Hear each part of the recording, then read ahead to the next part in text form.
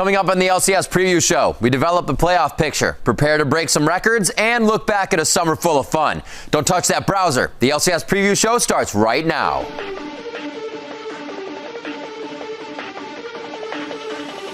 Selfie continues to split push off. Can he find? Oh, no one! There is the kill, and the Super Hawk can push through and pick up the win here. Bottom lane's gonna get hit now. No, double lift getting soloed out by Copier, putting down the authority. They just snuffed out Counter Logic Gaming. Get out. Go on them, go. Millennium are just dropping like flies here.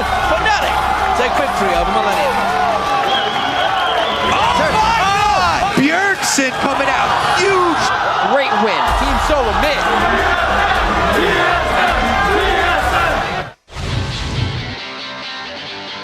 Hello, everyone, and welcome to the LCS preview show. I'm Rivington Bism III, and this week we've decided to emulate the roster changes we've seen all season in the LCS. So we're benching Jat and bringing in my fellow Smite on F caster Kobe in effort to grab some last-minute fantasy points. All right, well, I can't absolutely guarantee that I will buff your fantasy league. I will do my best. That's not good enough. Wait a minute. All right, can we still swap him out? What is that? Submitted paperwork.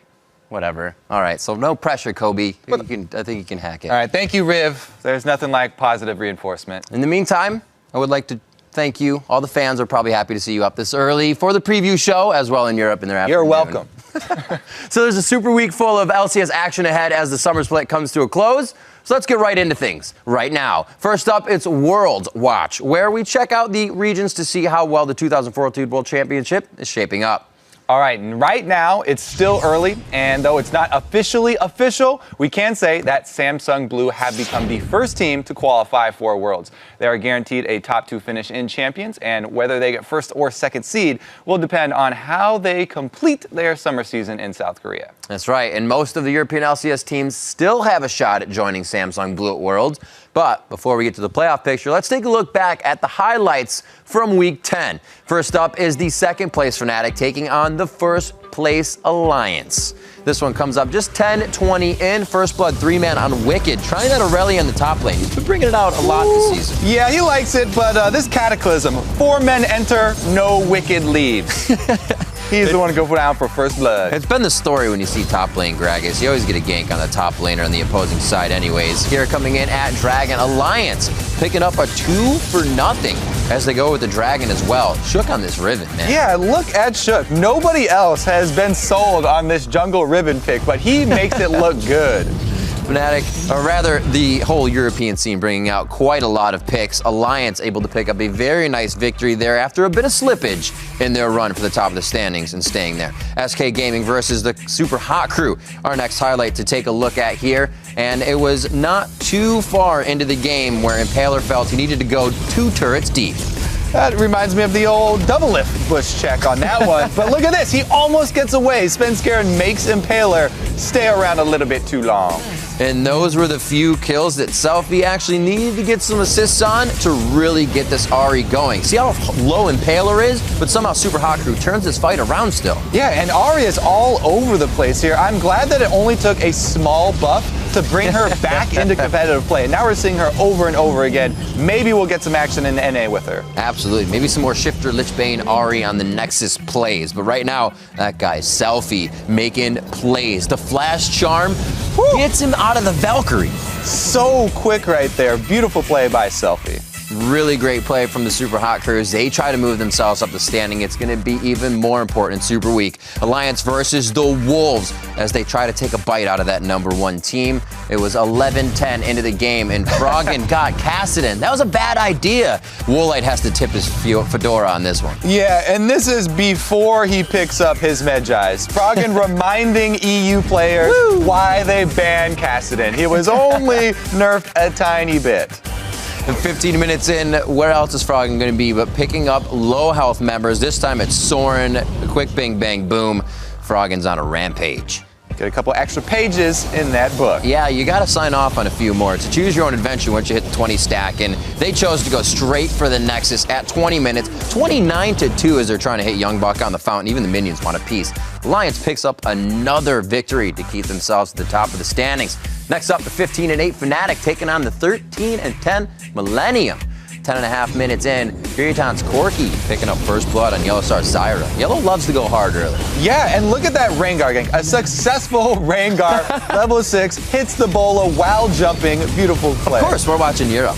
To see the box go down here, 33 minutes in, 15-14, a pretty bloody game for 30 minutes in, but they are just going too hard, and Reckless again on the late game carries comes up big. But 35.5 minutes in, you still got to be scared of the red side Gragas. Oh my god, yeah, the double barrel Gragas, bringing back nightmares for all the junglers. Whenever that happens, all you have to remember, never blame the jungler. It's Gragas' fault, not his. Okay, maybe they're running Smite on D. We'll have to find out. Coming up here at 44 minutes in, Fnatic get a huge fight. They lose no one on this, and they're able to completely cancel out Millennium to push themselves into a win here. Yeah, look at Cyanide. He wants vengeance on Kirk for stealing that Baron, but he doesn't even get it. Reckless is going to steal that one away. Fnatic coming up with a very nice win. 16-8 now in the standings. Not too bad as they make a run for that top. All the teams are. Here's how the table is set over in Europe as we head into the final week of the split. At the top is Alliance. They have commanded first place all split, and with 2 more wins this week, they will lock in the #1 seed in the playoffs. And then Fnatic is just 2 games out of the top spot. And Super Hot Crew, 2 games right behind them. Millennium and SK round out the teams that have locked in playoff spots, while Roccat and the Wolves are fighting for the 6th and final berth.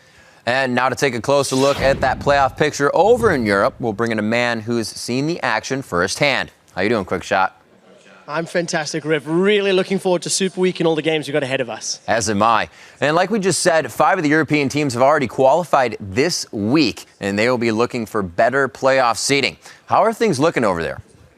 Okay, so this is going to be a little bit intense, so be sure to listen closely, and let's start with first things first, and I mean that quite literally, with Alliance. They are in total control. They are guaranteed a top 2 finish no matter what happens, and they can lock in first place if they manage to pick up 2 wins this week out of the next 4 games. They can actually finish in first and become the first European team in the LCS history to hold on to first for the entirety of a split. No one else in Europe has been able to do that.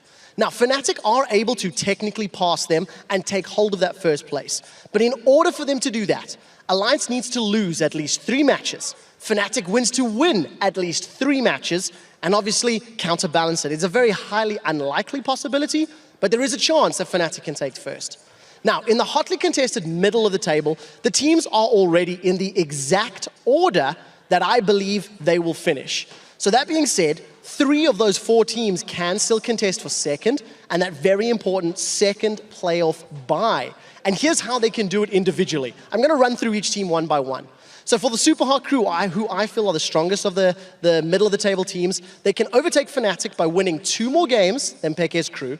They can force a tiebreaker, or they can win 3 more and take the spot completely outright, as long as they win as many games as Millennium. And on the topic of Millennium, they can also pass Fnatic. But for them to do so, they need to get 3 more games than defending champions and 1 more game than the Super Hot Crew. Or there's another scenario where they go 4-0, Fnatic goes 0-4, and Super Hot Crew goes 2-2 to win. Hopefully, we can try and make this a little simpler. But with all the different possibilities, I don't think that Millennium and Super Hot Crew will be challenging for second. I do believe that these are the 2 teams that'll be battling out for that 3rd place position at our playoffs at Gamescom. Now, lower down the table, SK Gaming, for them to earn that second playoff bye, it gets much tougher. They have to go 4-0. Fnatic have to go 0-4, and the Super Hot Crew have to lose 2 or more games. And that's what it takes just to get a tiebreaker. Truthfully, I don't really know if SK are performing well enough to do that, let alone win any tiebreaker scenarios, but keep in mind, potential is there. Now, final playoff chance in the top 6, Roccat. They can also finish second, can't finish second rather, but they can hope for 3rd. And in order for that to happen, they would need to win 3 more games in Super Hot Crew, 2 more games in Millennium, 1 more than SK Gaming. So we'll see if the stars can align for them. Now, unfortunately, in the bottom half of the table, it is dark times for the Wolves, because a single win by Roccat or a single loss by the Wolves means that the Copenhagen Wolves are out of playoffs altogether, and they will be looking at the promotion tournament along with Gambit.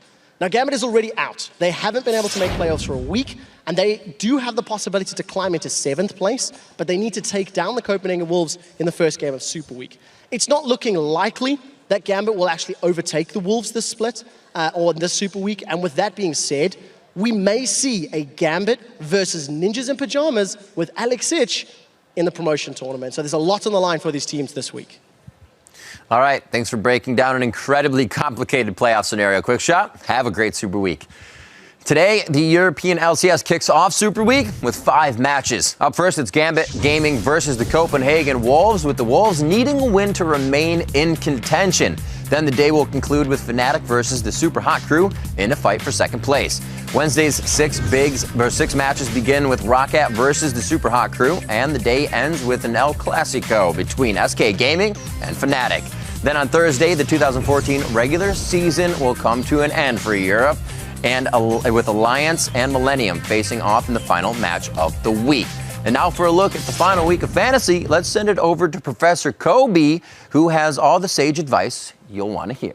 Thank you, Riv. All right, let's take a look at that fantasy. With 32 LCS games already over in the next 6 days, not already over, coming up in the next 6 days, this is going to be your last chance to grab huge fantasy points and secure a win in your league. But first, let's check out those standings. Yeah. All right, let's check out the studs who last week went above and beyond what we thought they were going to do. It looks like it's an all-European lineup here. Alliance in the mid lane here. Froggen pulled off 60.9 points while leading the team to a 2-0 week. Not to be outdone, Selfie also had a huge week for the Super Hot Crew with 59.4 points and 2 victories. Finally, Froggen's teammate Tabs carried himself to 55.9, and he also showed everybody what it's like to play like a man. Not only is this the last week of the fantasy for LCS, but it also your last chance to tell us who you think is going to secure the most fantasy points. Hit us up on Twitter at LOL Esports and use your stud finder to tell us which of these studs you think is going to be the super stud this week. So now I have to see which are the people who actually did not perform that well, the duds. So CLG, they dropped 2 games last week and their bottom lane suffered for it. Doublelift earned 9.2 points and Aphromoo only managed 3.7. Dignitas also had a rough week 10, and their top laner, Zion Spartan, scored 12.2 points, well off of his estimated 29. Now, for this week's sleepers, let's take a look at the players who should really perform this week and probably aren't in your lineup right now. First up, it's Lustboy for TSM.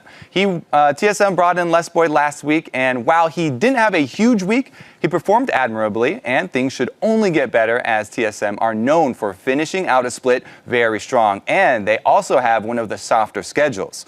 Last week, Pobelter was the highest scoring North American mid laner, despite the Evo Geniuses dropping a match to TSM. And this week is a daunting schedule for EG, but look for him to continue to put up big numbers. Then there's Jay Ree. Millennium has been on a tear this split. They have a lot on the line as their next 4 games. They really hope to make that second place. So look for even more from their support, Selfie. All right, now we're going to have to sound off one more time. There we go. This is going to be the alerts for the following 3 players. Seraph on CLG. He's a top laner out of the starting lineup this week, and as a result, he won't be earning any fantasy points, so you need to yank him as quickly as possible. Don't pull a Jat and leave him in like he did with TSM support. Dexter for CLG in the jungle has not only been performing poorly for the last 3 weeks, but he also is going to be playing without his normal top laner, so that could very well affect his results as well, and he might drop even further. Finally, we have Shifter, Team Dignitas mid laner. He has also been underperforming, and in the last 7 of 10 games, he has gotten less than his estimated points. With a tough week ahead, consider benching him for someone else if you've got more options. All right, we really do hope that you had a great time playing fantasy this split, and we've certainly enjoyed bringing you the fantasy advice we hope is not court admissible. And if it is, remember, Jat said it, not me. So hashtag Kobe's always right. Now let's activate the listening devices hidden around the LCS stages and eavesdrop on our teams. Yep, it's time for all chat. You said that you could be the next cutie player of you. Yeah, I think I'm gonna pass. You're gonna pass? Have fun. Key, don't get hit by mine. God bless. TSM, TSM, TSM, 3SM. Wait, shield there. We can win. Helios. I'm coming here. Pobelter, ultimate. Pobelter. Laser. Fine, what can we do? Can we burn? Laser. Nasher. Nice. Good job. Okay, good calls, Lust. Good calls. It's GG. Like they're throwing. They're throwing. I'm in there. They're throwing the game. You can see the buff timers. Yeah. Oh, I forgot about that. I never used it. How long, Dragon? 125. It's pressed goddamn tab. Oh yeah, kurva. I have not used that still. I have like 500 AP with this build. You have 400. How can we not try? Yeah, just try. If you want. They stopped. Nice! Oh, nice. And you escaped! I'm with it. It's fine. If I decide to do something and it's a mistake, then it's a mistake, not a decision. No, it's a misdecision. Tabs, can you please explain this to me? No, Because I'm gonna stay out of this one. Somebody told me that shadows help with depth perception. Yeah, it does. So it's better to play with shadows on for hitting skill shots. Shadows are on. We won. Are you dead? Am I gonna die? Yep, you're dead. Yep. Are you dead? Yeah, I'm probably dead. If they just jump on you, you're dead. You're dead. So. Rip Lust.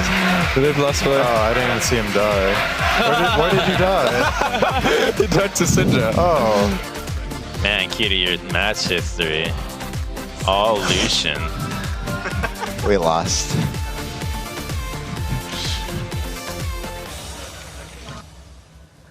I think the biggest thing I took out of this all chat is shadows equal win. Must try when I get home. If you want to listen in on extended versions of all chat, just head over to LOL Esports YouTube channel. There's a lot of bonus material there just waiting for your ears. Now heading into the final week of the season, we combed through the LCS books and found that there were a couple of achievements that were within reach for some of the LCS pros. Let's take a look at the records that were made to be broken. First up, the record for least deaths in a split. Meteos currently holds that record, dying only 29 times in the total, or in his total games of 2013 so far. That's an average of only 1.04 deaths per game. Right now, two players are threatening that nearly immortal performance, however. Currently, Shifter has only 23 deaths and Reckless 24. If they can keep the Grim Reaper at bay over the next 4 matches, we'll have a new record holder. Shifting from least deaths to most kills, ManCloud is the man with the bloodiest jersey from last summer's North American split, if you remember, with 167 kills, or just under 6 per game. Reckless is currently the closest player to that record right now with 140 kills this split. He would need to average 7 kills per game to best ManCloud. And while that might sound like a lot, he does average just about the same amount that ManCloud was getting, 5.8, just under 6 per game right now. So it is within reach, and if he has another performance on Vayne like he did in Week 9, he could just pull it out in the final hour. Now, from records to LCS milestones, it also looks like we have the honor of dropping the velvet rope to the 1,000 club again, because Xpecial just got a dance partner. Last week, Nif eclipsed 1,000 assists in his 108th regular season game, so we've embossed his membership card into the club. Congratulations, Nif. It looks like you and Xpecial will have the place to yourselves until 2015, because Yellow Star is next on the waiting list, and he still needs 72 assists to get in. So now that we have to address one other club, I should say. That's the Penta Club. Last week, we limited membership to regular season Pentas. But after some discussion, #ClaykyD was right again. And we've decided to let those pros who scored their Pentas in the postseason into the club. So make room, Pentakillers. Doublelift and Genja are moving in. Not only that, but Bjergsen had a playoff pentakill as well, meaning he is the only LCS player in the Penta Club to score 2 pentakills. And not only that, but he has one in both regions. I suppose that means his card is double platinum imbued, graphite, or something like that. I don't know, Zanya's maybe. Anyhow, congratulations to those Penta Club members. We'll see if anyone joins you this week. It'd be pretty awesome for the Super Week. Last week, we saw 3 new champions take the Rift as our players began to mix it up a bit in the lanes. That means it's time to check the champion countdown. Looking at that, Zillion was the first to see the light of the summer split as Kerp picked up the Chrono Keeper in the mid lane versus the Copenhagen Wolves. We also saw Jace for the first time in the split when Ackerman picked him up against Cloud9. And we saw our first Shen in months when Quas picked up the Ninja versus Evil Geniuses. Then made everybody hold their breaths as the ref checked for the bug. Luckily, it was a false alarm, but even with Shen hitting the rift, we're still 16 champions off pace from the 88 last split at this time. And so we have about as much of a chance of seeing 16 new champions this week as Gambit does of making it to the playoffs. So right now, it's time to show a little bit of love right here. The people who not only pick Zilean as the next champ we would see, but also name the player who would pick him. Both at Callum Moses and Jaderu13 paired the Z-Man and the Trackball King together, and we think you're both the Time Bomb. Even more of you out there used your heightened learning to pick out Zilean, and we would like to salute you as well. We'd like to hit rewind and thank the 15 of you individually, if only time permitted. Now, with 1 week left in the regular season, that means you only have one more chance to correctly guess which new champ will make their first summer appearance this week. Hit us up at LOL Esports, use the hashtag LCS Preview, pick them before the pros do, and you can see your name on next week's show. Haha, but now let's bring things over to North American shores. We take a look back at the highlights from the teams in Week 10. Our first matchup features a struggling Team Dignitas looking to pick up a win against the rising Cloud9, one and the other. It's going to be tough. Here they go. This is the Dragonfly. High doesn't get to do anything here. Dies before Shockwave is able to complete, so doesn't do any damage. And look at Scar's tweets. He thinks, hey, we got one fight, we won the game. We won the game. Let's keep track of those tweets, though, as the game progresses, because it gets a little worse. They're not done yet. Crumbs gets caught out. You know, it seems like NA Rengars don't have 9 lives. It doesn't factor out that way. They don't have the best performances, let's see. There he goes down once again. Cloud9 really grabbing a foothold with those few kills. A pivotal in the jungle kill 2 times on Rengar, and it led them right into Dignitas' base. And it looks like Skara is singing a new tune. Yeah. At the end of this one. That one came out quite quick. The handshakes and camaraderie as Cloud9 continue to move up the standings.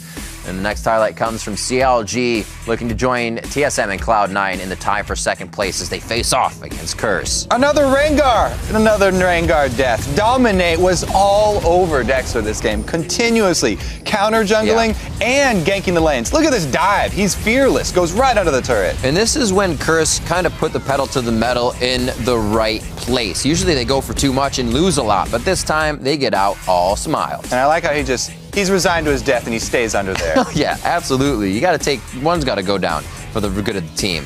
Here we see Cop and Doublelift. Cop just throws down the authority. He knew from the instant they started that fight, it was his. Yeah, he was trying to dodge off some of the rockets there, Doublelift, but not able to do so. And it looks like Curse are on their way to victory. And double AD composition working for him once again. In our next highlight, the Spring Split champions Cloud9 look to pick up a win against first place LMQ. All right, this one is just a little bit of a misstep by LMQ, but really strong play by Cloud9. They let High charge up his own knockup and then walk right up to them for the initiate. Really well played by High, and LMQ got a bit too close a couple times. How about doing your own initiation twice in a row, just becoming a menace and completely controlling the game? Balls gets his solo lane to himself on Rise again, and Cloud9 is back on track. TSM versus Counterlogic Gaming in our next highlight. Loco Doco giving Bjergsen the business so he can deliver it to both Afromu and Doublelift. Yeah, Bjergsen's not just done with Afromu here. He wants the whole rush hour, and he jumps over to knock Doublelift out of the rocket jump, just obliterating him. And Doublelift also tries to flash the kick there from Amazing, but they're too quick with the follow-up CC. Way too quick. 22-15 and Bjergsen takes down Seraph on Shiv. Wild Turtle was real close here, but they get him out safe with how far they were ahead. Yeah, Bjergsen Syndra, not just to be feared in EU, but also over in NA. Doublelift gets another taste. He didn't even have time to blink. No Doublelift hand tricks there. And there's a 15-9 team solo mid moving up the rankings. And now here are the NA standings as the teams head into the final week of the split. LMQ have been in sole control of first place for the last 2 weeks, but they are just 1 game ahead of Cloud9 and Team Solo Mid. Meanwhile, CLG have slid from 2nd down to 4th, but Dignitas have fallen even harder, all the way from 1st into 5th place. But those standings could dramatically change over the final 4 games of the summer split, as right now, every North American squad still has a chance to reach the playoffs, and 5 teams still have a shot at first. So let's take a quick look at what it will take for each team to finish as high as they can this split. All right, LMQ currently hold the first place position, and they can keep it into the playoffs if they win 1 more game than Cloud9 over the next week, or if they tie with CLG and or TSM, as they own the tiebreaker for both of those teams. We'll have to see if Xiao Xiao and crew can overcome the management issues that have arisen, and they can pull off a top 2 finish to lock down one of the incredibly important playoff buys. In order for the suddenly red-hot Cloud9, they are only going to have to win 1 more game than LMQ over the next week, since they own the tiebreaker for that matchup. And they also need to simultaneously win 1 more game than TSM or beat TSM in their final head-to-head. And going even with Reggie's team of stars, Cloud9, they have to be feeling pretty good about their chances right now. With Balls playing like a monster in the top lane and High making great calls, in general, the team is all around looking much better, like they found their chemistry. And remember, that formula led them to 2 straight championships. And Team Solo Mid is the 3rd NA team that can finish as high as first place. Although for that to happen, they will need to finish with 2 more wins on the week than LMQ and go even in wins with Cloud9. But Team Solo Mid is used to this kind of pressure. They've gone 10-4 over the final weeks of a split, and with Lustboy providing some veteran leadership and support, a top 2 finish doesn't seem too out of the picture. Counterlogic Gaming is the 4th team that can reach the top spot, but they should probably aim a little lower, as they would need to go 4-0. LMQ would have to lose at least 3 games, while TSM and Cloud9 would have to lose 2 or more during Superweek. And with a substitute in for Seraph, this becomes increasingly more difficult. And hey, even Dignitas can still reach first place. But for that to happen, hold on to your socks, they are first going to need to go 4-0, while LMQ and Cloud9 both go 0-4, and TSM loses at least 3 games. But based off of Dig's last 8 games, they've lost 7 of those, so they should really be concentrating on simply securing their playoff spot, as that's not even guaranteed right now. Currently sitting in 6th place and in control of their own playoff destiny is Curse, who could finish as high as, surprise, 4th place. If they go 4-0, CLG goes 1-3 or worse, and Dignitas goes 2-2 or worse, then Curse finishes 4th once again. But just like Dignitas, they haven't locked down a playoff spot yet, so that should definitely be their first priority. And Complexity's highest hopes are for 5th place, but it's a distant dream, as they would need to go 4-0 themselves, have Dignitas go 0-4, and Curse wind up 2-2. But to take 6th and earn a spot in the playoffs, Complexity just have to win 2 more games than Curse this week, which is a lot more likely. Finally, there's Evil Geniuses. They can still haul themselves out of possible relegation this week by winning 3 more games than Curse and 1 more game than Complexity over the next week. Not impossible, but also not likely at this point. While that can all seem complicated, now you can head into this week armed with some knowledge, and that never hurt anybody. Did it? No. And if it did, they were smart enough not to say anything about it.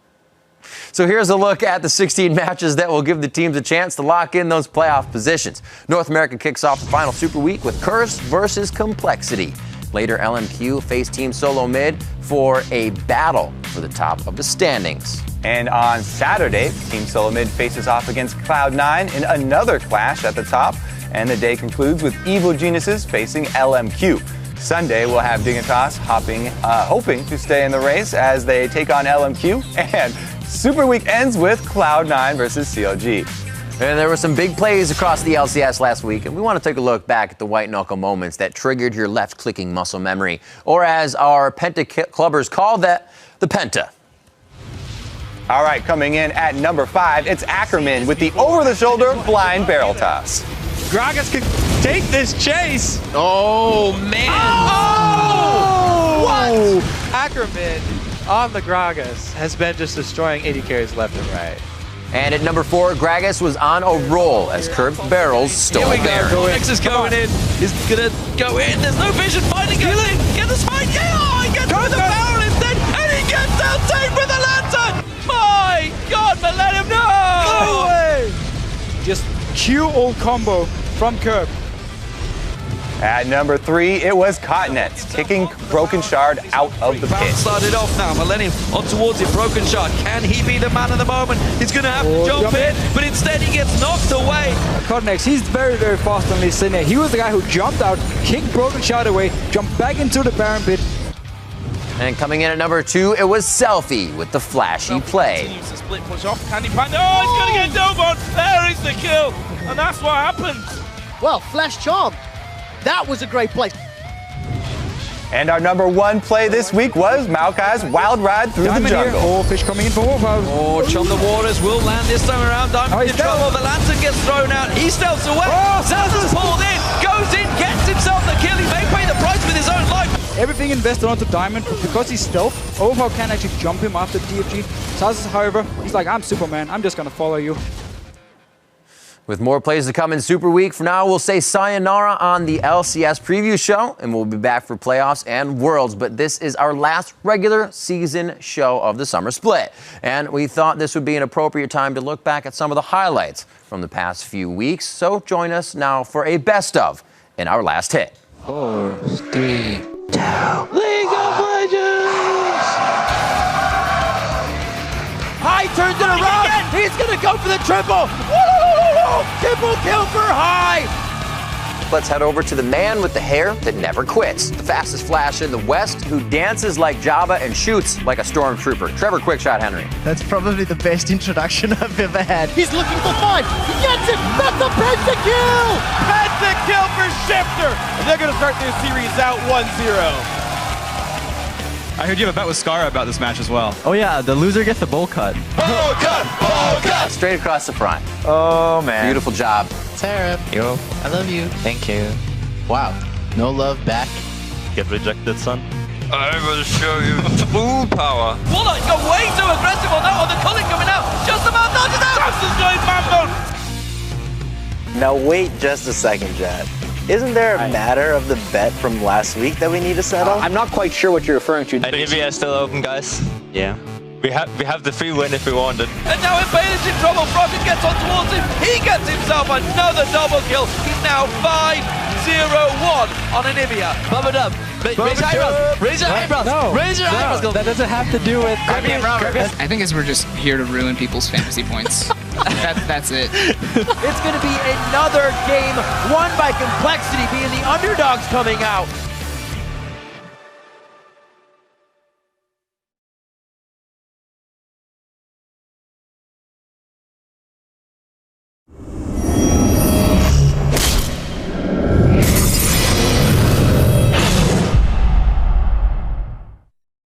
Superweek is about seeds. I think we have a chance to get top 2. We need to get top 2. The Superweek is really important for us. Oh, Chum the Waters will land this time around. Diamond in trouble. The lantern gets thrown out. He stealths away. Salazar's pulled in. Our main goal is pretty much 4th place. Taylor actually throwing another flag in there. We'll see that one. Here comes Selfie from this time. He blows up Candy Panda. We really want to challenge that 2nd place. Is he going to try and start something else? Stealth's run out now. He wants to try and pounce on the boost, but he just gets destroyed. I think we are well prepared for the Super Week. It's very amazing that we improved so much during one split. Froggen and Wicked getting onto Broken Shard. He goes down. Now Unlimited gets locked up. It is all snowballing out of control. What we are looking forward to do is show them how strong we are, so the teams will fear as the games come.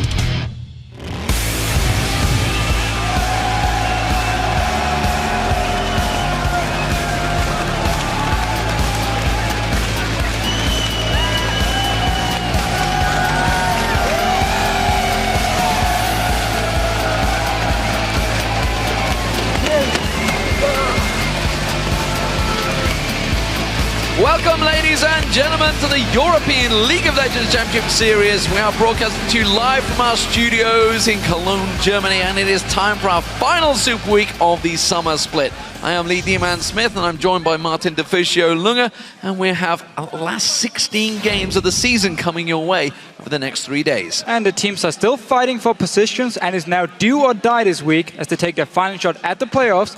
and possibly Worlds. Yeah, the playoffs picture has really come into focus over the last few weeks. So let's take a look at the current standings. Alliance, Fnatic, Super Hot Crew, Millennium, and SK Gaming have all secured themselves a spot in the playoffs. Alliance is guaranteed a top 2 finish as they own the tiebreakers and own the only 2 teams who can catch them, which is Fnatic and the Super Hot Crew. And in the middle of the table, it will be very, very close this week, as those teams, they look to finish as strong as possible to guarantee a spot against a lower ranked opponent in the quarterfinals. And now, in the bottom of the table, the Copenhagen Wolves' only hope is now to catch up to Rocket and force a tiebreaker for 6th place, although doing so means they have to win every single match, while Rocket will lose every match. Yeah, so many times the unthinkable has happened here in Europe. Here's a quick overview, though, of how the playoffs will break down, as we have changed things a little bit for this split. Each of the matches will be a best of 5, and the top 3 teams will be heading to the playoffs once again for the World Championships to represent Europe. The quarterfinals will begin next Thursday right here in the Cologne studio on August 7th, as the number 3 seed will go up against the number 6 seed, and then on Friday the number 4 seed will face the number 5 seed. And our semi-finals will take place at Gamescom on Friday, August 15, when the winners of the quarterfinals face the number 1 and number 2 seeds respectively. And the losing teams from those matches will then face off for 3rd place and the last spot at Worlds on Saturday. Then on Sunday, the top 2 teams will battle it out to decide who will become the Summer Split champions and the number 1 European seed for the 2014 World Championship group stages. Yeah, massive, massive games ahead of us. It has all come around so fast. So, on to this week's matches. The final Super Week kicks off with a critical match down at the bottom half of the table. It is between Gambit and the Copenhagen Wolves. And we'll round out today's games with Fnatic versus Super Hot Crew. And this game is huge, as it could clinch 2nd place for Fnatic if they win. Stay tuned following those matches for the European Challenger Series Summer 2 3rd place match between H2K Gaming and Gamers2 in a best of 3. Big match there. Remember that you can always head over to LOL Esports for the stats, odds, articles, and much more, as well as schedules for all of the matches. That's where you can let us know who you think will win today's games. Give us a thumbs up to each team that you predict will win. And we'll check before each match to see how you actually voted. You can always click on the tickets tab for information about how to join us live for our playoff games. The quarterfinals, they begin next Thursday, and seats are still available. Yeah, they're going to be big games, best of 5. It's a classic. So now, if you would like to join the conversation over on Twitter, today we'd like to know which European LCS team do you think will come away with a 3rd place spot this Super Week? So the big question is SK Gaming back now? They won last week. We don't really know. They've lost 5 games in a row before they actually picked up a win. 4-0, I believe. Yeah, they have to really step it up here. Otherwise, Millennium and Super Crew are the 2 teams looking at the 3rd spot. Unless, of course, they can overtake Fnatic and push them down. They've not done well in Super Weeks in the past. There's a chance. Who knows? Let's hear your answers. Just tweet them to us at LOL Esports along with the hashtag LCS, and we'll read our favorite responses later in the show. Now, ladies and gentlemen, it is time to get the final European LCS Super Week of 2014 underway. There are 16 games ahead of us, and we'll be starting things out with a crucial battle between Gambit Gaming and the Copenhagen Wolves. The once dominant Gambit is a team with a lot of pride, but in the face of becoming the last place team in Europe, they're looking to rebuild after this split and hope to return stronger next season.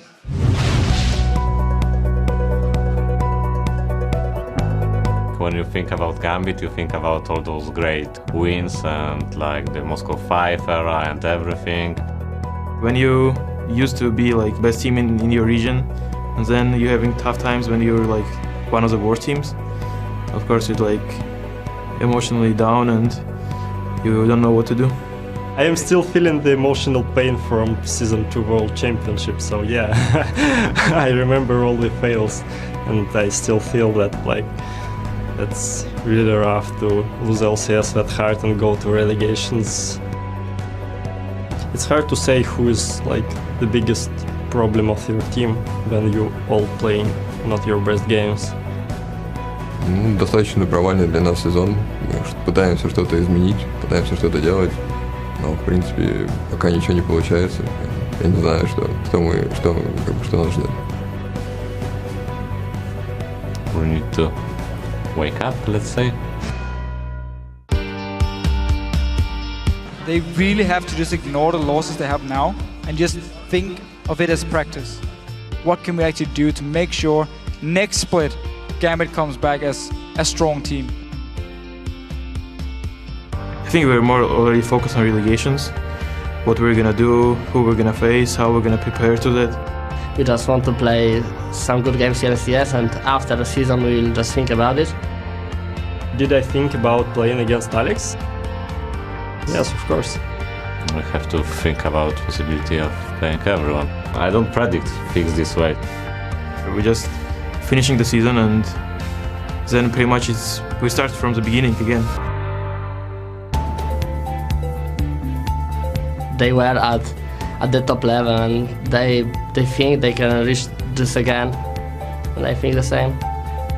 For me, there is no chance to go more deeper than we are now. The more we train, then it will obviously transit to the better play at relegations. Sometimes in life you should be in the bad position and then get out of it. I will try to get back to the LCS, I would say. Then maybe in the next season we will make the better team out of ourselves. Well, no doubt about it. There's some tough times ahead for Gambit, of course. NIP, H2K, Gamers 2. Challenger Series has never looked stronger, honestly, and they're the people that they would be facing. Yeah, I really respect the fact they ignore all the losses and just look towards relegation now, and they know, okay, we just prepare well enough, we can actually beat these teams and re-qualify. Well, the Wolves lead the head-to-head 2-1, which could indeed be vital should the teams be tied at the end of this week. While the Wolves, of course, can still technically reach 6th place, Gambit will be throwing everything into this matchup to try and reach that 7th spot. Why is that important? So, well, let me explain to you. 7th spot will have the choice of opponent in the promotion series, whereas last place will not, which usually means, of course, they end up with the highest seeded team that everybody else wants to avoid. Now, nobody wants to end in last place, least of all these Gambit players, of course, that have the experience, the glory days of the past. They did look a little bit better last week, though. We've got to give them some credit on that one, but they will really need to step it up this week if they are to get some victories. Yeah, I agree. They looked slightly better last week compared to what we've seen in the past weeks from this Gambit lineup here. They did actually manage to pick up 4 Dragons in Week 10, which is not a lot in 2 games, but it's still an improvement for Gambit, actually. They haven't gotten 4 Dragons in a regular week since Week 6, but they also won the last game they played, so funny enough, Dragons are really important for this team. It was always Diamond talking about how Dragon respawns, we just need to take it every single time, we will stay in the game because we get all this global gold. It's not been working for them lately, still need to step it up here. And if they do beat Copenhagen Wolves and have 1 additional win over them, they will actually be able to get the 7th spot and therefore get to choose their opponent.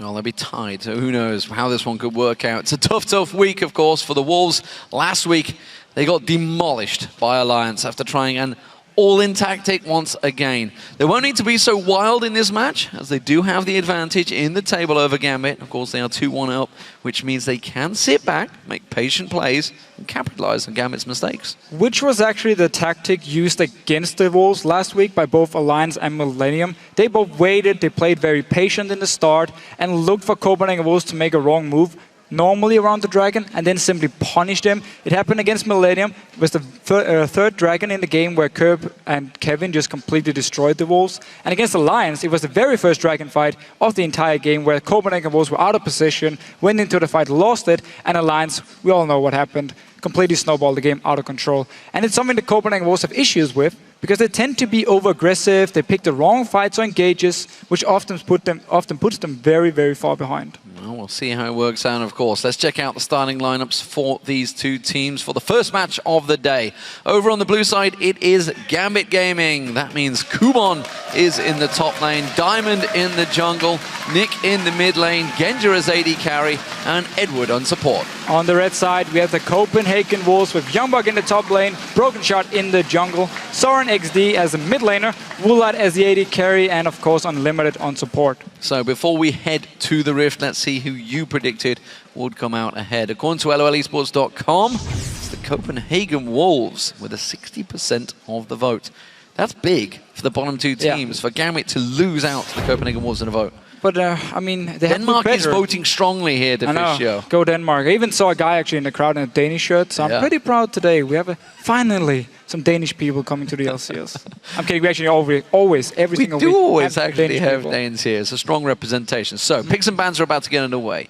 What are we expecting? Are we going to see anything different? Are we going to see Genja play anything other than Caitlyn? So, I would love to say yes, he's going to pick something else here, but I have no idea when it comes down to Genja. He really seems to prefer Caitlyn as like this safe AD carry, and there's a lot of options. I mean, we've seen him play Corki as well in the past. Not sure why he doesn't pick it now. Gambit needs some mid-game power to actually make sure they get past the mid-game and then try and win the game, because normally they pick full late game and just lose beforehand. And the thing is, we've seen Corki be so good for so many people. It's amazing he hasn't switched back to it. So, picks and bans coming through. Braum and Twitch being taken out by Gambit, and of course, Kassadin and Evelyn being removed by the Wolves. What will Gambit go with? Will it be another jungler? It will be Lee Sin taken away. I wonder if Elise is going to be the focus here for Gambit's first pick.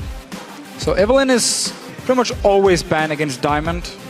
He's been one of his main junglers, but yeah, Elise would be an option. He also played Rengar. I mean, there's let's not forget, options. I mean, Gragas could be a big option in there. There's a Maokai ban. Okay. Interesting. Should be Gragas here, though. Gragas for Kuban, where he can really dominate the lane, be very, very strong for the entire of the game, because Gragas is probably the best top lane pick if you ask the European top laners at the moment. He is the rabble rouser. That's a very English name for Gragas, of course. So, Youngbuck and Broken Shard. What is he going to do to react to this one? Broken Shard's not been afraid to go with Jarvan a number of times, so he may go towards that. Or will they try and lock in an AD carry and disrupt Genja, or maybe go for one of those big supports? So maybe actually the bans backfired a little bit from the Copenhagen Wolves. They were probably hoping Gambit would first pick Elise with the 2 jungle bans here, with Maokai being banned away.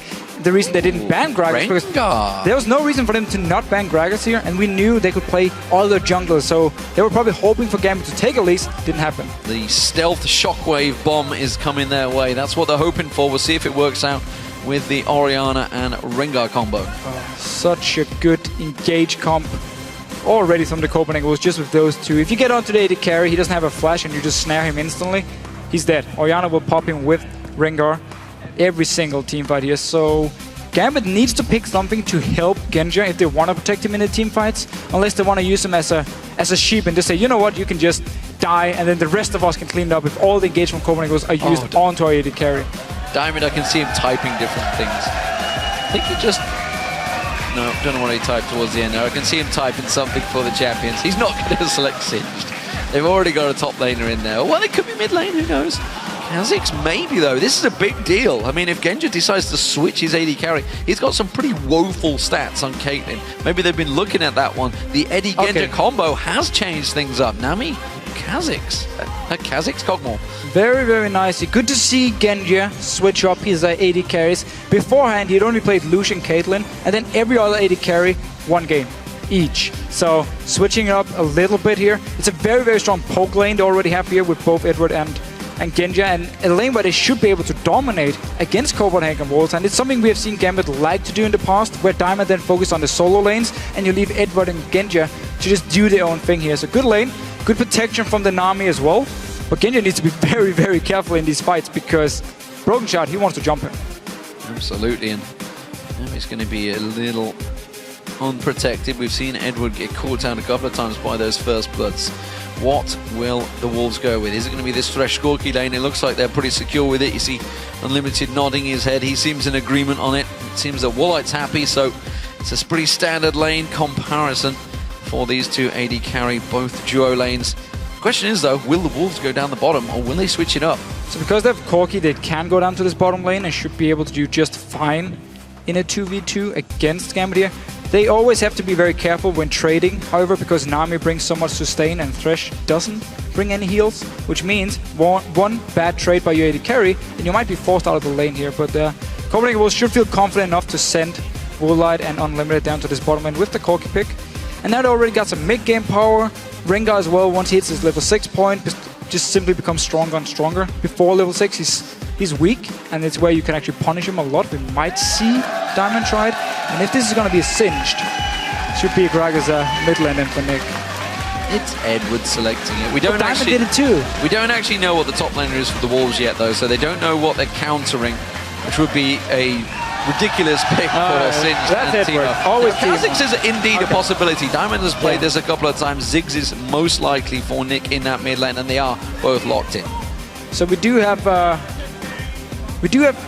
once again Diamond and Kha'Zix. Last time he actually involved his W at level 6, and he focused on poking and slowing down and just kiting. They can do the same thing here now.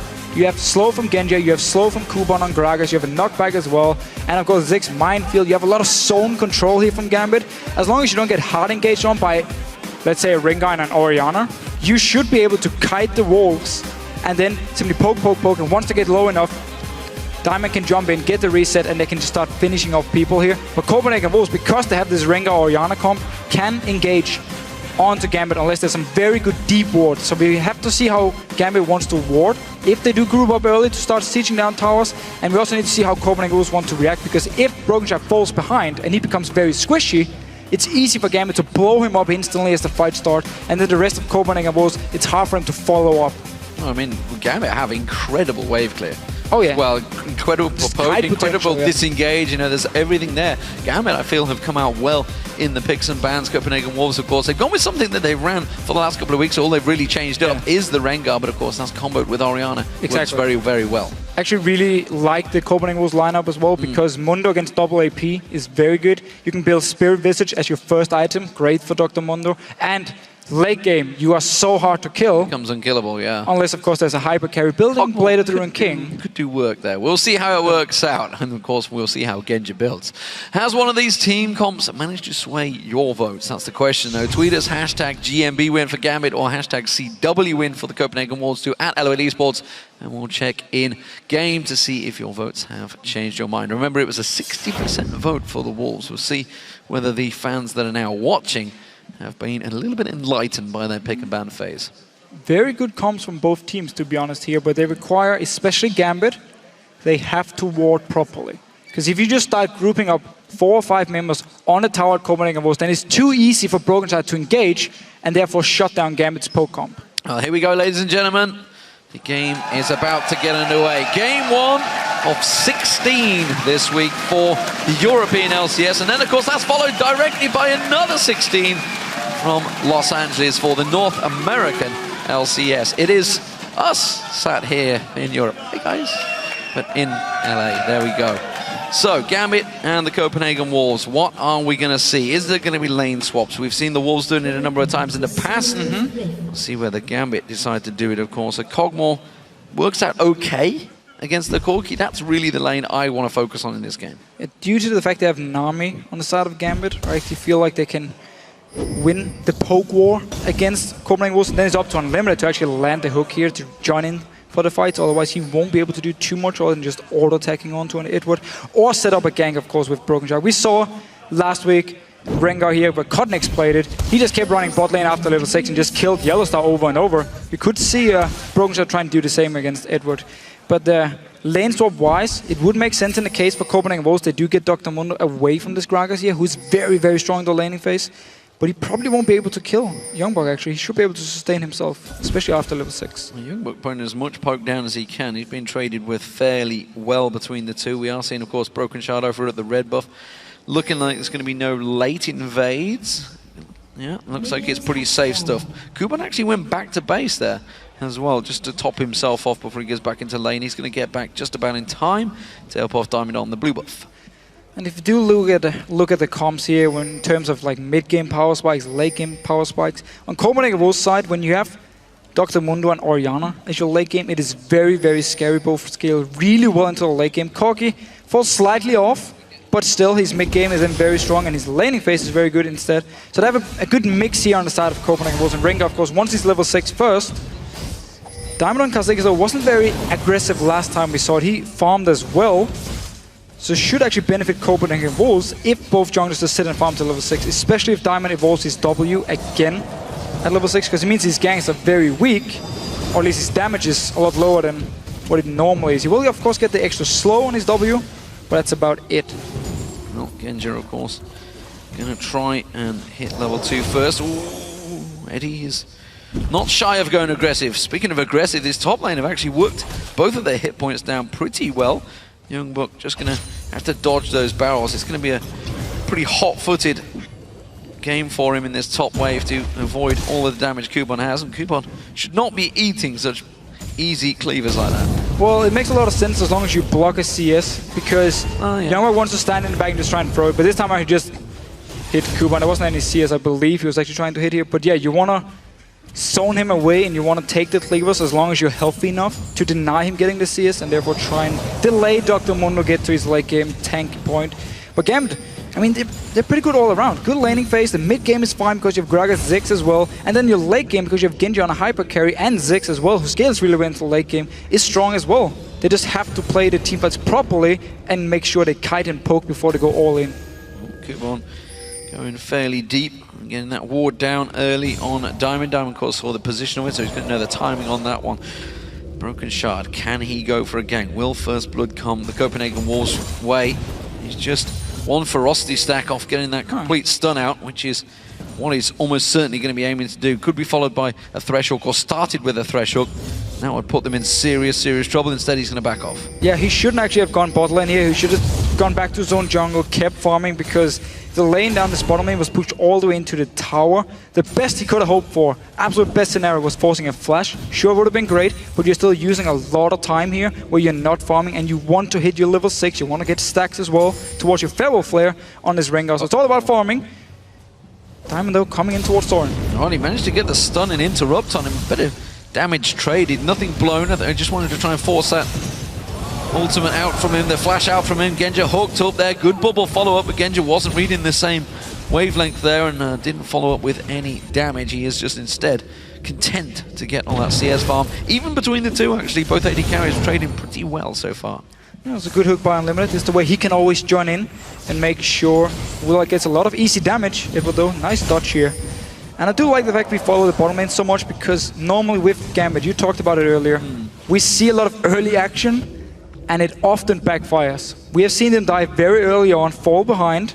Now it's all about the top lane, however. Diamond once again looking for a gank. Well, Kubon does manage to get the belly slam on him. Good flash burn out from Youngbuck. Have they got the damage to follow it through? He's going to get slowed down in this one. Diamond flash for it. Kubon flash for it. First Blood could come in. It's the belly slam from Kubon that will get it. Unlimited now. He gets caught out. Aqua Prison. Eddie should be getting away from this one. Wallet's going to follow through. Wallet, in fact, gets the kill on there. It's Unlimited with the Ignite that got the kill. They traded so well. Genja falls back and Unlimited lived.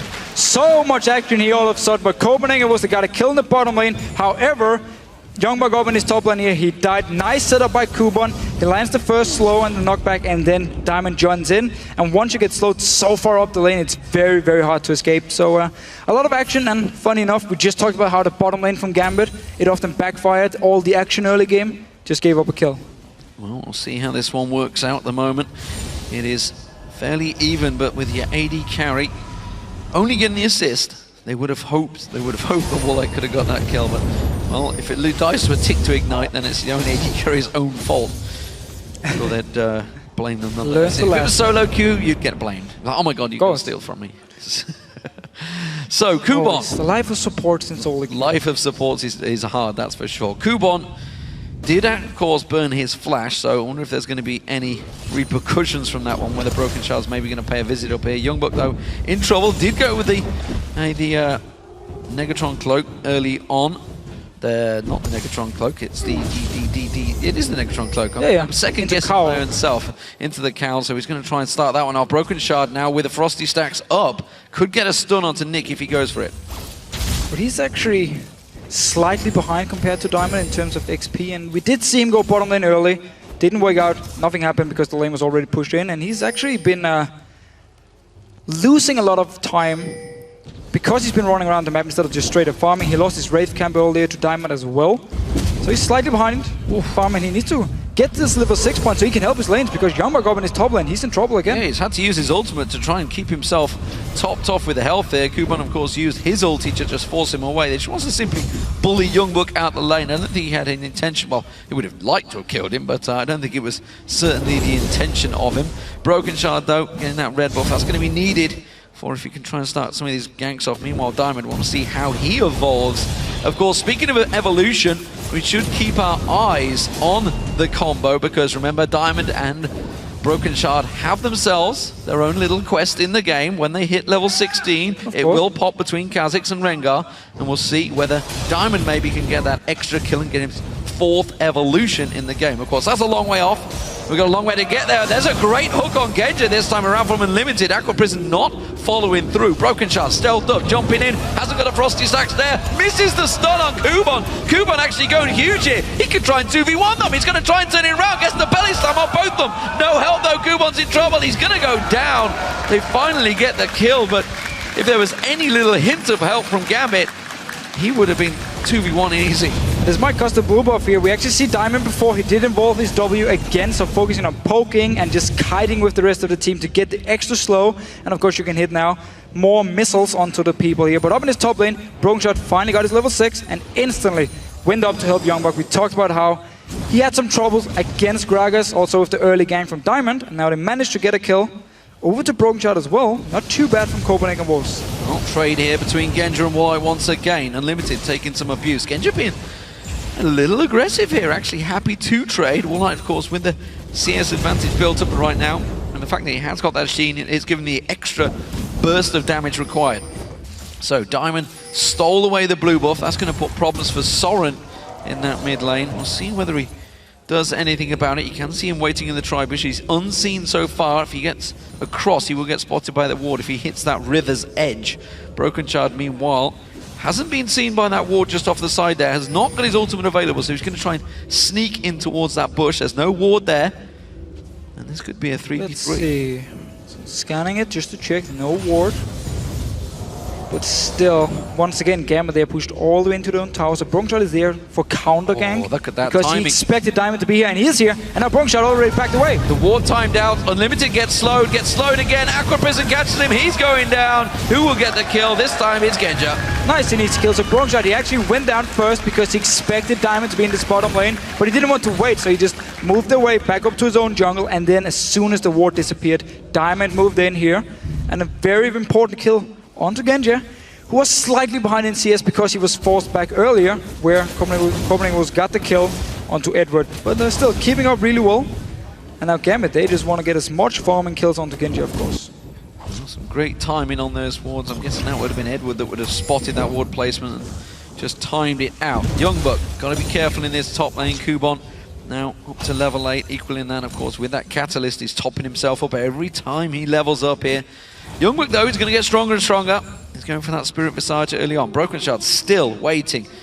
He missed his chance early on, and he's going to miss his chance again because you can see the bottom lane is backing off. So he is just wasting a lot of experience while he hangs around. And of course, Diamond, he's farming up a storm and heading Could be to Dragon, the top. however. Could be Dragon for Copenhagen was because the bottom lane from Gambit just recalled. Even in the mid lane, Nick wants to recall at this point here. Soren is low on mana, but they don't really need him to take it, and everyone from Gambit now recalled. So easy Dragon for Copenhagen Wolves. Nice turnaround. That's going to give them the gold advantage. Should. And they turn this one back in. There we go. Gold advantage goes their way. It's only a tiny one, but it's what counts, and it's the first big objective of the game for the Wolves. Alright, so just going back now to standard lane still. Broken Shard wants to get as many stacks as possible. With Diamond now, he's actually been pretty active on Kha'Zix. Gank up in the top lane, been down to this bottom lane as well.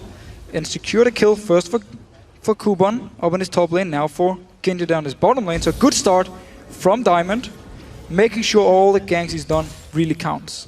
Well, there's a bit of a difference in builds right now between the two AD carries, and that's simply there's a little bit of extra CS, and of course that global gold from the Dragon. It's give Warlight a bit of a lead in items. You can see he's got that full Sheen item completed. Teleport comes out. Youngbuck, he goes back to buy, gets the Spirit Visage complete, and he should be fairly safe now farming against Kuban, who himself has just been back to complete the Rod of Ages. Okay, so early Rod of Ages here from Kuban to make sure he can now get his stacked as early as possible. I wonder if he wants to build full AP after the Rod of Ages, like we sometimes or normally see on Gragas, especially in poke comps. But we have seen a lot of different build styles. I mean, we've seen full tank Gragas, we've seen Iceborne Gauntlet after the Rod of Ages, and you just become this like chase machine. Every time you hit someone, you just slow them, and you can just keep chasing, which is also very strong. However, against the Dr. Mundo, you don't really need the armor. It's more about the magic resist. How about some of the damage from his cleavers? Nick looking like he wants to start causing some problems on Soren there. Tried to burst down the wave as quick as possible to get this blue buff. Don't look like there's going to be any interruptions from the Wolves. Remember, Diamond stole away the blue buff last time around, so we'll see whether he goes back around there for the timings. There is a pink ward on it currently from the Wolves, so they will see it coming. TP. Teleport for Kuban coming around the backside. It's Warlight he was looking for, but instead he's going to take an easy kill off Unlimited. That will go to Genja. Alright, so 2 kills on Genja now. There's no dragon, however. So Kuban couldn't actually follow up after his teleport, but it was all about getting a second kill onto Genja here. See if they can force Wulat out of the lane as well, because he's farming really well. They need someone to go up here and clear. Diamond is already moving towards his top lane here, so we actually finally see some synergy on the side of Gambit here. So we make a move in the bot lane, and we already know the next step is Diamond, you run straight to top lane to make sure Youngbuck won't be able to damage our tower, and we constantly plan what's the next step. And it's been working out for Gambit here, at least in terms of kills. They still lose the dragon, but he's looking good here. And two early kills on Genja is not bad. Blue buff has spawned. It looks like Soren's going to get this one fairly easily. No mistakes made this time around. So, bottom lane, back down there, of course. Genja yet to go back and spend some of that gold that he's been accruing. He's up to 1,200 now. He's trying to get towards that Trinity Force as quick as possible. And of course, Dragon will be the next focus target for both of these teams. We'll see whether they can get that Triforce complete before it spawns. There's a full 2 minutes, so it's possible both could be ready for that one. Top lane, we do see Kuban having a little poke around. Ward will get replaced. Youngbuck, though, still happy to just keep on farming, and he's keeping up good record, of course. While he didn't join in that party down the bottom lane, he has been fairly successful with his own teleport, getting that assist, and got himself a slight CS lead. Of course, Kuban getting that kill will slightly be ahead in goal. So he hit the point we mentioned earlier where Dr. Mundo simply becomes unkillable for Gragas, especially because you build Spirit Visage as your first item on Dr. Mundo here. So the only thing Kuban can actually do in the lane is just clear it and then use his teleport to get a dragon or make a play in this bottom lane and just constantly push the lane in. They need to send more members up if they want to stop Youngbuck from farming. And if he just gets to stand here by himself, farm for the next 10-15 minutes, then he will become very hard to deal with. Speaking of items, check out Broken Shard right now. He's going a little unorthodox in his build, switching across. Got the Lucidity boots in there early. And of course that Negatron Cloak. He is up against a lot of magic damage, so no surprises he needs to get that Negatron Cloak in. But he's got in fairly early here, looking to be the assist. He's already popped his ultimate. Didn't really need it around there, as Genji's going to be the focus target. Didn't have the Frosty stacks available, so he didn't get the stun. Eddie was caught out instead to kill nonetheless, but they would have much preferred Genja. Such a good setup here, and you can do it over and over on Ringer. Land a snare, easy hook for Unlimited, and someone is just chain CC'd and they will die. The only way to avoid it for Gambit is if they move into the jungle of Copenhagen Wolves and get some deep ward to spot Broken Shard and move in before his stealth. As soon as he pops the stealth, it's very hard to react here. Woolite looking for the dive, possibly onto Genja, but Diamond showed himself down this bottom lane, and Dragon, still 1 minute, so yes, another kill now for Copenhagen Wolves, but still no Dragon they can actually take from it. So both teams, with the junglers, just been trading kills back and forth. Trying to steal away the red buff, not going to work out. Lantern was thrown out by Unlimited, and they know full well that Broken Shard is in air. Unfortunately, Nick didn't land their mines in the correct position. We'll just throw them out to protect that pink ward. 4 members of the Wolves now in the jungle of Gambit. Gambit are going to react. They've got 4 of their own in there, but they are a little lower on health. They have to back off. Remember that dragon up in 40 seconds time. That's what everybody is posturing for right now. Teleport will not be available for Kuban when this dragon spawns. It's a very big deal. He needs to push out the top lane and then just move down towards the dragon if Gambit actually wants to fight. But there's a lot of good wards here from Copenhagen Wolves in the jungle of Gambit to spot, okay, how many members are here? Is anyone moving away from the dragon and then possibly started? It also sets up a nice engage for Broken Shard, because if he can see Gambit standing behind the dragon pit and know exactly where they are in their own jungle, the rest of the Copenhagen Wolves can follow him in stealth and just try and surprise Gambit, because there's only 1 ward in the river from Gambit's side, so they won't be able to see when Broken Shard actually starts his stealth, and then it might be too late to react. So there's the dragon, just spawned up. Of course, we did see Kuban. He's been back to base and he's heading straight to the mid lane. He wants to come and join in for this dragon, gets himself a Negatron Cloak and Source Boots now completed. Meanwhile, Youngbuck still in that top lane, clearing that wave, has got teleport. Sunfire Cape not quite ready though. Broken Shard wants to set up another kill in this bottom lane so they can take the dragon afterwards, so he went straight down, sat ready to stealth up once again, and possibly go for Edward or Genji. There's no flash on Genji's side. Gambit, however, they're just starting this dragon, and Copenhagen Wolves, they need to TP now. If yeah, they've not reacted quick enough. That's going to go down. Diamond secures that one with the smite. He's now a little bit out of position. Has to pop his own stealth. He's going to come around. Broken Shard using that stun. The Frosty stacks. The death sentence is indeed does what it says on the tin. Locks him down. Now coming down. Youngbuck teleports in. Gets straight on towards Edward. Explosive cast. Not enough to force him away. Belly slam comes out from Kubon. Just destroys him. Soren now running away. Unlimited caught out. Genji pulling the damage down. He flashes in towards the pit. Eddie's having to kite around. Youngbuck catches him out. Nick with next to no mana though. He's in trouble here. They're trying to chase on towards Youngbuck, but he's such a tanky foe. Genji may have enough to try and shred him down, but there's the Lantern pulling him to safety. It's a 2 for 2, and the Dragon goes to Gambit. Dragon went to Gambit here. There was no ward for Youngbuck to actually teleport on. We talked about how there was some good deep ward from Copenhagen Wolves. They just didn't have any ward in the river for Youngbuck to actually join straight in on the fight, and he was standing at Baron, waiting for someone to place a ward so he could join him, but it was too late. Dragon was gone, and Gambit now putting some pressure on this mid lane. They may be able to force this one out. I don't think defensive duties should be enough here. Copenhagen Wolves will clear them out there. So, everybody backs away. Check this out. So notice it broke that he's going towards Genji because there's no flash, but he won't be able to reach him in time, and simply says, okay, Diamond, you're next to me, snare him. Easy kill for Copenhagen Wolves. Youngbuck, he was forced to teleport so far behind the members of Gambit, he couldn't be there for the first engage, joined in afterwards. And then he's actually chasing Edward instead of staying with the rest of the team.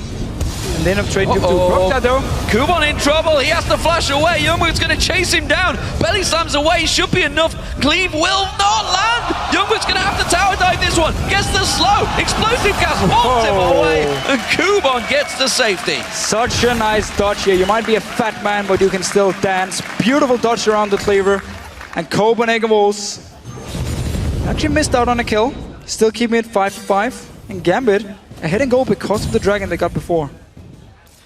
Well, this game is certainly starting to open up. 5-5 in kills, just 1,000 gold separating them. Dragon apiece. Absolutely everything on the line here. Remember Gambit, they need to go 4-0, and the Wolves themselves need to go 4-0 if they're to chase down Roccat. So both teams desperate for a win in this opening game of Super Week. It would be a big telling difference. The Wolves trying to shut out Gambit. Gambit, of course, desperately not wanting to finish last in the league. Blue Wolf goes to Soren. He's going to come across. Let's have a look at these, actually. We haven't really talked about the mid lanes because it's been a fairly passive affair, and they're actually both up to, what, level 14 now. They've been sticking around in that lane phase. It's a very long laning phase, actually, 20 minutes into this game. Some very standard builds. It looks like Soren might actually go for Hourglass as his second item in the game here. Against all the poke from Gambit, I wouldn't actually say it's the best item here. Sure, you can use it against the Zigzag, but there's so much magic damage as well on the side of Gambit and Hourglass. Might not be the best option. We could see him just build Death Cap instead. On the side of Gambit, however, I wouldn't be surprised to see an Hourglass from Nick after he completes his Death Cap and his Void Staff to make sure if Broken Shot jumps him, pop it instantly, avoid all the burst and all the engage from the Wolves, and then you start kiting afterwards. Now, of course, these junglers, we can see aggressive build coming out of Diamond now, completed that Brutalize along with the Elder Lizard. The boots of mobility, wants to speed himself around the map. Meanwhile, Iron Locket has been completed by Broken Shard, who is once again going to be joining this 3-on-3 action in the bottom half of the map. There's a very good ping ward here by Unlimited to make sure Broken Shard can go all the way into the bush, and then he can set it up. Both junglers, however, are down this bottom side. Let's see, they're going for it. Get your flashed away. Death Sentence didn't catch. Look at the damage on Wallite there, actually. I think that was simply Genji trading with him, and they forced him away. They are both very low. Broken Shard still hanging around, hasn't backed off yet, so he may well try and run interference here. Unlimited caught out with the Acropis, and here comes Broken Shard, pounces in, thinking straight up back on towards him. Doesn't manage to land the switch. Oh, he's got the stun available. Diamond comes in, Lancer comes around there. Explosive cast forces it back in towards him. Belly slap cast down, 6 bomb comes in. Kill. And Nick gets himself the kill. Now Unlimited, he goes down. Genji gets that kill, and Gambit come out 2 for 0. And we have often talked about Kuba not performing well enough up in this top lane here, but this game, he's doing really well. Nice TP in, and as soon as the Lantern was taken by Broken Shard, Kuba was like, nope, you're not gonna get away. Throws both of them back towards Gambit here. We're just gonna see it again. First engage, pop onto Unlimited. Genji actually going aggressive. It's the call time now for Broken Shard. Jumps in, misses the E, hits the minion right in front of him, so it doesn't get a slow on to Genji, but it's all about the TP. Beautiful ult by Kuban. Knocks both Broken Shard and Unlimited back here. and then Diamond, the rest of Gambit as well, can just finish up the kills. Very nice setup here. And again, Gambit playing as a team, setting up a very nice TP here, knew exactly when to do it. And yes, they lost the top tower, but still, they keep getting kills onto Genja. Yeah, two great Aqua Prisons as well, setting everything up there. So Diamond, as you mentioned, Youngbook, sorry, taking that top tower while that all happened. So you could argue 2 kills for a tower, maybe okay, especially when it goes to your AD carry, who is now 3-0-3 on that Kog'Maw, and you can see already how aggressive he's actually playing. This is something we've been asking so many times from Genja. Once he plays aggressive, it actually works out. Well, sometimes not always works out when he goes a little too ham, but Edward alongside him has worked wonders. And now at 3-0-3 with over 90% of the kills happening in this bottom lane, looks like, looking at the map, it may well happen again. And it's the first time in many, many games from Gambit where we see Diamond and the rest of the team put a lot of focus on helping Genja and Edward down this bottom lane, because they know they are often the target for ganks, they're often the target for aggressive trades. So if you join in with TP or your jungler, you can often pick up some kills, and it's been working for them. Now going towards this dragon, Youngbook does have teleport. There's a ward from Copenhagen Wolves. Actually, no, it's the green ward, so now he can finally TP in and join. But first, he can just push the wave all the way into the tower in this top lane. Oh, Unlimited caught out of position, has to flash away from that one. Youngbook, meanwhile, holding in the top lane, not teleporting in just yet. The rest of Gambit move back into position at the dragon. Keep your eyes on Youngbook, of course. See when he joins. Here it comes. Teleport comes around the side. Unlimited already executed off the side there. Diamond jumps in, gets a mass slow on all of them. Explosive cast forces Soren back into the team. Belly slam on him. Ziggs bomb comes bouncing through, and he is just annihilated where he stands. Now, Broken Shard. He's running away. The rest of Gambit can chase as they please, and it's another 2-0. Dragon's still alive though, hasn't gone down, and the Wolves simply trying to run interference. I don't think they can prevent this one though. Broken Shard is alive. It'll have to be a death sentence of a smite if he wants to go for it. Youngbook, he's got to be careful. He's Aqua Prison down. The rest of Gambit may try and chase back onto him. Instead, it looks like he will be safe. And what Gambit is once again doing really well here on the dragon, they did the same thing on the last dragon, is they make sure they group in the river very fast, put up a few wards, and then they start poking. They simply start poking onto Copenhagen Wolves. The Wolves, they keep delaying the teleport from Youngbook. They want to make sure he can push the wave all the way down, and once Gambit start the dragon, he will TP in. But by that time, Gambit has had so many options to land the poke onto Copenhagen Wolves.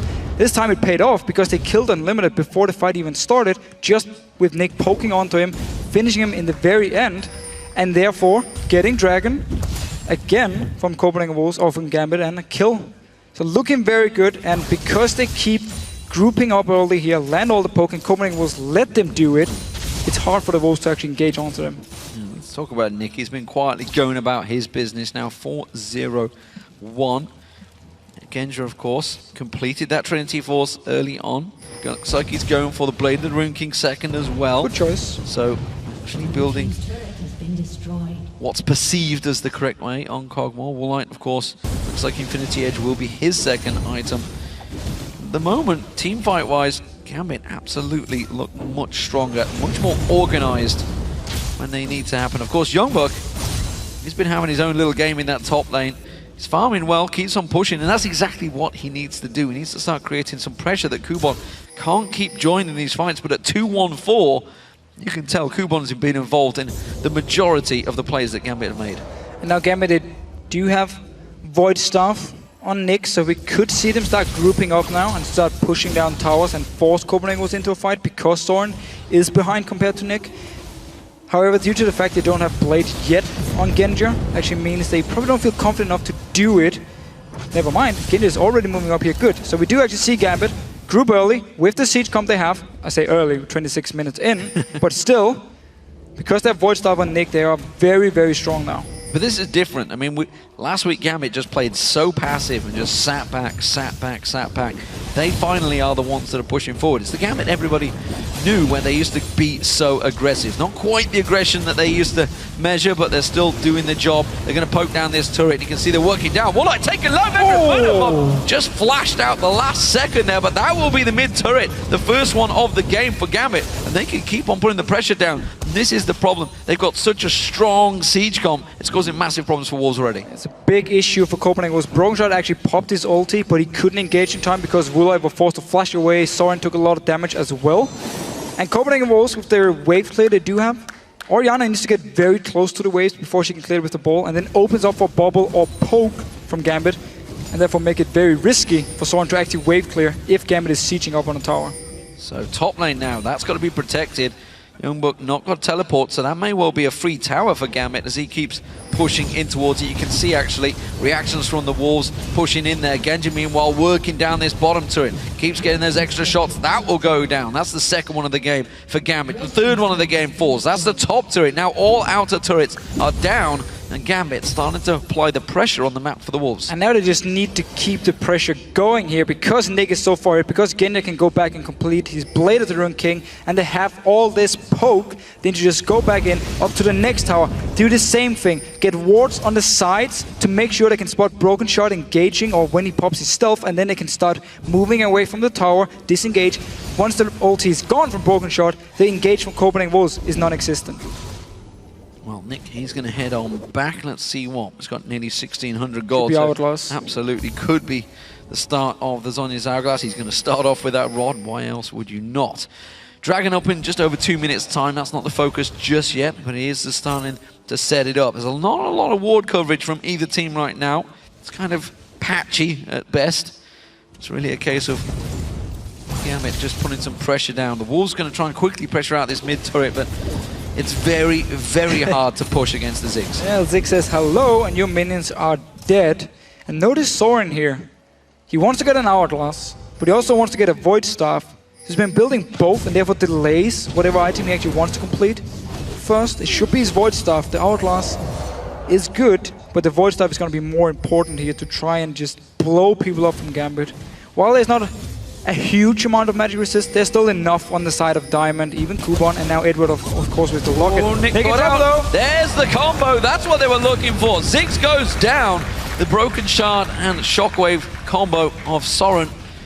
Maybe, just maybe done enough. They're going to push in. This mid turret taken low. That's going to be the ultimate down. That's one tower down. They can keep on pushing here. But you see teleport coming in. Kubon now joins the fight, and he can clear waves just as well. Aqua Prison landing perfectly on Woolite there. Was followed up by the explosive gas. Diamond just waiting off the side there. Does throw out his rocket. The wave comes riding on through, not really putting the damage down. Diamond looking to pounce on this one. Will they follow through? Youngwood's taking low. Pounced off the side. The ultimate comes out of Unlimited to help them disengage, and they should get away free. But 20 seconds is on the Dragon timer, and Gambit will have positional advantage. They're all backing off, everybody going back to base, everybody topping off their health, but there was a lot of ultimates used from both sides before this Dragon fight. Also about time now for Nick to get back alive, and once again, Gambit instantly moving in. You just talked about how they now have a better position to get up the wards, to already have a few, to spot everything Copenhagen Wolves will do or can do to move into this river here and just land a poke. Notice Youngbuck, however, he just teleported down behind. Place the ward on the Dragon. Let's see. Oh, they might be dropped. There's only 3 members from Gambit here. Bad pounce from Diamond. Oh, Youngbuck completely, as you mentioned, comes in solo. He's delaying them as best he can as the rest of the Wolves minute. Shockwave just came out of cooldown. Eddie going to get caught out. Doesn't have his wave. He's going to get dropped down. Now Kubon trying to catch on towards Broken Shot. He's low. Mega Inferno Bomb. Not enough to finish him off. Diamond flashes in and gets that one down. He's going to have to reset. There's a giant wave on the bottom lane. Of course, that's going to cause problems for the inner turret. Look at Nick and Genja waiting for this one. Youngbuck still at full health though, but Genja should be able to tank it down fairly well. The rest of Copenhagen Wolves trying to bully them away from the Dragon. And Gambit, well, they're going to have to back off for now, and the Wolves have to deal with this side wave. But this is still going to be the issue for Gambit. Youngbuck at the moment is very, very tanky, and he's just going to get even tankier going into the late game as well, going to the real late game points. He just went straight into 3 members of Gambit, tanked everyone, got back to full health with his own ulti, and unless Genja is there to actually kill him, nobody from Gambit can take him down. Gambit moving for the Dragon. Side wave has been dealt with. The rest of the Wolves are going to collapse around them. There's 3 on 3, but the Smite is not available for the Wolves, so it should be easily secured by Gambit. They're defensively in the corner, but you don't fight a backed up Gambit, that's for sure. The Russians will come out for a fight. Woolite turns around, tries to get the aggression back down. Now Woolite, Youngbuck getting caught out with the Aquabris, and Gambit will disengage. But now that Kubon's joining the party, they may fancy this fight. Unlimited forefront, he's going to take a lot of damage. The Mega Inferno Bomb doesn't really be effective, and Gambit still back away. The Wolves, they may try and push the mid turret from this one. They should do it here, but Gambit, they do have time to recall. The minion wave is still in the middle here, and once again, Dragon for Gambit. Now picked up, I believe, was it the 4th Dragon for Gambit now? third, I believe. Third, okay. So one more, and they've actually tied what they got last week in both games. So looking good for Gambit, at least in terms of Dragon. Control, now Copenhagen Wolves decided they couldn't actually push the mid wave. The minion wave wasn't there, and just recalls. And once again, we reset. See what's going to happen next. Well, they all walked over that ping ward, which gave Gambit full vision, exactly knowing that the Wolves are backed off, so they are completely safe in their jungle right now. So Nick gets himself his own blue buff. We'll see how it works out. Zonya Zaglas was picked up a while back for Soren as well. Trinity Force and Infinity Edge, of course, was completed by Walleye. Looks like it's going towards the Bloodthirster, maybe next item for him. So let's have a look across the board. Nothing unusual, or too unusual, coming out from any item builds just yet. Pinkwood finally found out. That will get discovered and cleared. Diamond, now with his Banshee's Veil, will be a little bit more secure when he starts pouncing in and should not get caught out too much by Soren. Him and Kuban are the two tanks here, but they are still fairly squishy in terms of tankiness. Brokenshire though going in. Well, used his ultimate and he has to bait himself to get in there. Quickly gets caught out straight with the Acropism. That ultimate is now down on cooldown. Youngbuck taking a lot of damage, but the Lantern pulls him to safety. His Sadism topping off his health. That was 2 ultimates burned by the Wolves trying to chase that one out. Meanwhile, Diamond still hangs on to his Banshee's Veil. Nothing really used from Gambit. They can push forward. That's what they can do, as long as they avoid the very first engage from Copenhagen Wolves and get completely destroyed by a good shockwave from Soren. They can just keep kiting back again and again and then slowly move forward, land some poke, and now if they do get in a bad situation, because the ulti from Brokenshot is already gone, they can just go back to their own base, heal up, and start doing the same thing again here. It's all about the engages from Brokenshot. Very good ward by Edward up here. You can just see it in the top of your screen on the right side where Brokenshot is standing. Just make sure they can spot him and see if he starts his stealth now.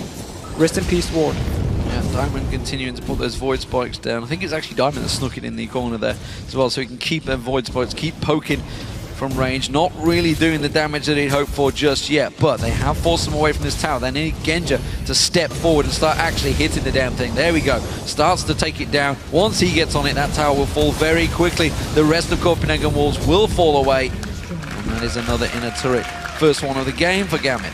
Once again, Gambit just grouping up 5 members.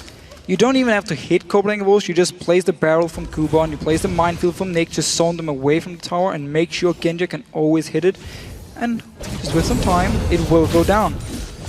Now let's see here. Once again, we do see some good wards from Gambit to try and spot Brokenshot when he moves around and looks for the engages. Was the reason also before they could actually disengage, because they knew he was coming towards them.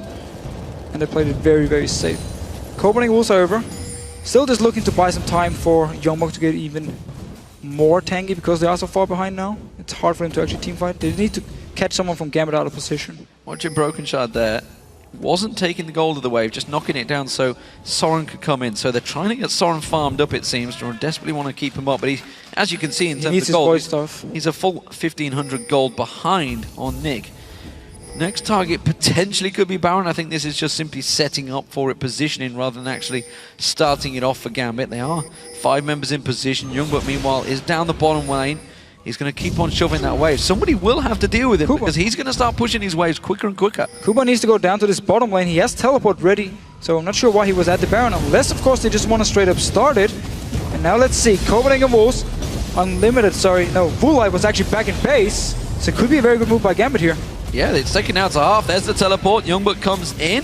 I think they're just going to throw down some mines, and the Baron will turn onto Youngbuck, and they will peel off. Diamond caught out of position here, singled out, and he's in trouble. He's taking all the damage. Can he kite it around though? Stealths up, gets a heal. Brokenshot baited in and taken down. Now Soren gets blown in there. Sonya's Hourglass used, but he's going to simply get pounced on, and that will be a double for Nick. Now the rest of the Wolves, you can see Unlimited having to use his ultimate to keep them away, but Gambit just moved back into position and start the Baron off. So Gambit, they started the Baron to force the teleport out of Youngbuck, and as soon as he ported in, they just backed away from Baron. He took a lot of damage. They're going in again. Diamond pounces in. Unlimited catches a death sentence on Kuban, not the fat man he was looking for. Youngbuck now focused on Eddie, manages to get the heal finally off. Nick chases down and kills out the AD carry of Walleye. And Copenhagen Wolves, we said they just had to be passive. They just had to sit back and watch the game play out and try and make the decisions based on that. But instead, they went aggressive. They tried to force a move out, and Gambit happily capitalized with the Baron. And again, the engage from Broken Shot is onto Diamond. He was all alone. He didn't get onto a squishy member. Diamond almost went down, but as soon as he jumped away, the rest of Gambit joined in. And now, again, engage is gone from Copenhagen Wolves. They get blown up instantly, and Gambit takes the fight here. So actually a nice setup because Kuban was caught up at the Baron with the rest of Gambit. You just started, forced the TP from Youngbuck so he couldn't keep pushing down his bottom lane. And now, got a perfect fight, got the Baron. And this is the best we've seen Gambit in many, many weeks. Yeah, I think Diamond's Hex Drinker was pretty much the MVP of that last fight. Saved him at the start of the fight. The little heal that came out from Edward kept him alive, and of course that trained everything off. Diamond, though, got to be cautious here. The rest of the 3 members of the Wolves coming around on this Dragon. Gambit have got 3 of these. Wolves just the 1. They want to go on and keep hold of it. Remember, they have got that Baron buff on them. And now the rest of Gambit do react, move into position. Still a 4-on-1. Here's a 5. And that is Gambit securing themselves the 4th Dragon of the game. Looking very good. Nick's really been picking up some kills here in the team fights. Kuban got a lot of kills early, together with Genja. But then Nick, as soon as we got to this 5v5, he's gone in, taking every single kill since. And very, very strong performance on the Ziggs. Just very good poke and zoning potential from all of Gambit. Yeah, Walleye out of position there. Copenhagen Wolves couldn't defend that one. That's another inner turret going down. So Gambit pushing up. Big wave with them as well, honestly. Moving in towards this one. Soren has to catch it with the ball. There we go. Quick dissonance takes down the majority of the wave. Gambit, of course, do have that Baron buff on them still. And Unlimited, got to be careful when he gets taken so low. Walleye also, he could get bounced with the explosive cask over that wall. We'll see whether Kuban decides to go for it, but instead he simply gets poked out of it. He has to go to the fountain. Gambit could capitalize in this. Will they push through? Someone needs to tank it. It's Diamond that's going to go for it. They're going to get the damage down. Genja working down that turret. Half the hit points will get shredded off, but Diamond, he can't sit around for too long. Broken Shot, stealthed up, going to look towards Pouncing. Nick separated from the team. He's going to pounce towards him. Hasn't got the Frosty stacks. Now he should be able to stun him up. Oh, he wasted it. Nick managed to pull the Zhonya's. He will go down, though. That's going to get caught out. Didn't get his ultimate off in time. Youngbuck's going to try and pounce away. Diamond hasn't quite got the damage to finish him off. Aqua Prison catches on towards him. That's a one-on-one trade. Mid laner for top laner. I think Gambit may back away, and honestly, I think the Wolves have done a good job defending because that's a bound-up Gambit that they've managed to face. And this is what they need to do. Nick was out of position compared to the rest of the Gambit team, so Broken Shot, he jumped him. They managed to get his Hourglass and then collapsed onto him, killed him. Did end up trading for Youngbuck, but still, they make sure Gambit now waste some of the time on the Baron buff, get them back to their own side of the map, and just wait for the Baron to run out, and then you try again. Single out someone from Gambit, get onto him, instant kill the target, and you can still win, or at least go even in fights if you are Copenhagen Wolves. Speaking of singling someone out, Walleye, he's having to Valkyrie away from this one. Should be clear, and he's home dry. He managed to shove that top wave out mid lane also. So all waves clear for Unlimited, for the Copenhagen Wolves, sorry. So Gambit back to the start. They have themselves a gigantic lead, remember, 13,000 gold. So no doubt about it, Gambit definitely in the driving seat for this game, and that Baron buff timer will be gone by the time they get close to these turrets. I think the top inner may well be the next focus target for them after the blue for Nick. Well, they can at least try and do the same thing. Make sure they do have some wards at least on the side. You can really ward in the base of Copenhagen Wolves, so it's hard to avoid every single engage opportunity from Broken Shot, but at least put him on the side to make sure he's forced to run towards you, spot him, move away from the tower, and try and just instant kill him, because he has no full tank, but you have so much damage on the side of Gambit here. If he jumps in by himself, he will get blown up instantly. As long as Gambit is standing together as a team and not eating a 5-man shockwave. Diamond is at level 17. He's going to go on Broken Shard. This may actually give him his evolution. He's got that quest available if he can get the damage down. Instead, the stun from Broken Shard had that Frosty stacks, and that stopped him. I think he could have been a dead man. 4th evolution for Diamond was just ahead of him. There is only Broken Shard only at 15, but Diamond is 17, remember. So, as it stands, Gambit are pressuring Copenhagen Wolves down and still chasing. This is going to keep the hopes alive for Gambit. You know, we did talk about if they lost this game, then they are simply playing spoiler for the rest of the league. And it seems for Gambit that they just, now that the pressure's off them almost, that they can't get the playoffs, they're playing better. And also just more time to practice, more time to get some team synergy. They did spend the whole weekend here as well. Yeah. They didn't go back this time. And this is exactly what they need, also looking towards relegation. Just use every single week you have to practice, improve your team synergy, your communication. It's looked a lot better in this game here. If they can keep improving it, they might be able to re-qualify. Youngblood getting poked. Unlimited looking to land that death sentence. Diamond continuing. Actually pretty low on mana here, so this Void Spikes are going to have to slow down a little bit. He's not going to be able to poke so much. They really want this bottom inhibitor turret. They've worked it down to half their hit points already, and they're ignoring the fact that they could go for that top inner. Oh, Broken Home Guard Charge, engage. stealthed up, Home Guard in, Pounce is in there, hasn't got the Shockwave. What's the ball on him. Shockwave? Now it's on him, but it's not close enough. Instead, the Shockwave finally pulls in, he catches out Diamond and Edwin, but it doesn't matter. The Mega Inferno Bomb turns around from Nick. Belly Slam not landing from Kuban. It was only a 1 death, but it's enough to take the inhibitor turret. So Bronxshot, he jumped into Gambit. There was no ball on him from Soren, so they didn't get an instant shockwave. The rest of Cobra Eagles couldn't collapse onto Gambit in time, and therefore Gambit got to disengage at first and then turn the fight around. Once again, get a kill. Youngbuck, however, looking to chase. That's a risky chase to do. He will catch down towards Nick, but look at Genja just waiting off the side. Diamond's nearby. Copenhagen Wolves continue to chase. They're trying to force Gambit not to back off. They have good stacks actually in the top and the mid wave, but that is about all they can go. Dragon's up in 40 seconds, Baron up in 40 seconds. They're continuing to pressure Gambit, who are happy to just throw out the mines and walk away. Walk away once again. Really been there. The story in this game, Gambit, every single time they set something up, they land a lot of Pokemon to Copenhagen Wolves, and once the Wolves try to engage, Gambit backs away. Broken Shot stealthing. He's looking for kills. He's not going to find them, it seems. His ultimate's run out, but he will keep chasing. Catches on towards Edwin and Genja. Youngbuck comes around the side now, though. Mega Inferno Bomb enough. Genja takes him down. Kuban comes around the side. Youngbuck taken very low from this one. Explosive gas forces him back in. Genja just shreds down his health. Nick picks up the final kill, and the Wolves trying to chase on. The Baron up in 4 seconds. Now it spawns, and the Wolves are just dropping like flies. Diamond just going to claw his way through this one. Shockwave not going to land. It's going to be the game. And Genja gets the kill. They could indeed push up and finish the game right here. 50-second death timers. Minions in the mid lane here. Super Minions coming in the bottom side as well. A long time before the members from Copenhagen respawn. At least should be Inhibitor and the Baron if they don't want to go for the finish. But do they have time? That turret is going down fast. That's going to be one down. They're going to push on through. That's going to be the inhibitor. Super Minions continuing to push the bottom wave. Doesn't matter. They're going to tank this one through. Nexus turret is next. That's going to get focused out. Unlimited gets caught out. He gets poked. Walleye also caught out. Sonya's out. That's from Kuban. That's a Genja kill on the fountain. Genja very low on health though. Walleye almost shredded him down. One Nexus turret will fall. The second will go. And Gambit's hopes stay alive. But the Wolves can no longer make promotion as Gambit take victory over the Wolves. Such a good performance here. We've seen this kind of siege or poke comp from Gambit before, where they just fell behind early and couldn't actually do anything. This game, however, they got the Dragons, they got the goal lead, some very nice TPs by Kuban as well in the early game to make sure they got kills onto Genja, and they used it, took control of the Dragon, poked down Copenhagen Wolves, and just looked so good. Fantastic performance. Gambit, pressure off, but suddenly they're playing well. And would you believe it? Now the pressure is back. Plays something other than Caitlyn and goes 7-0-9 on Cogmore.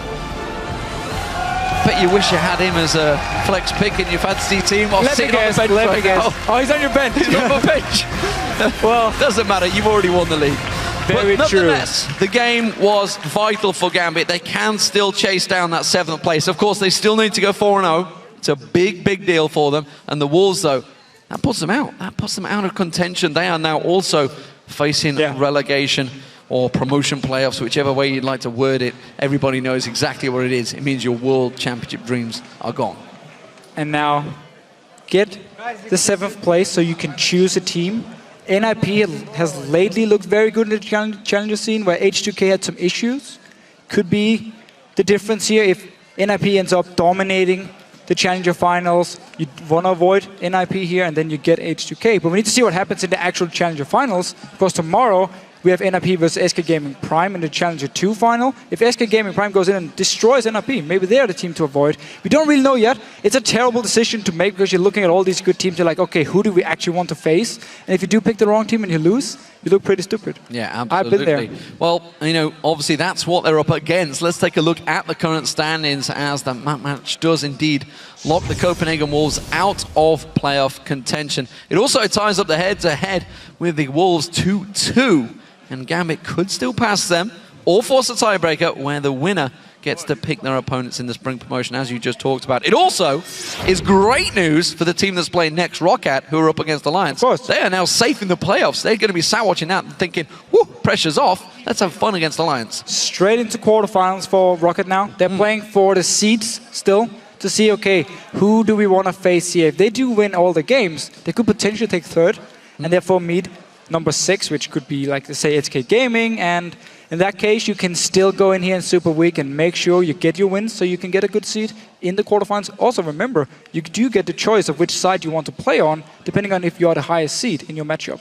Which is important, and actually, should point out, that was Gambit's first win in the summer on the blue side.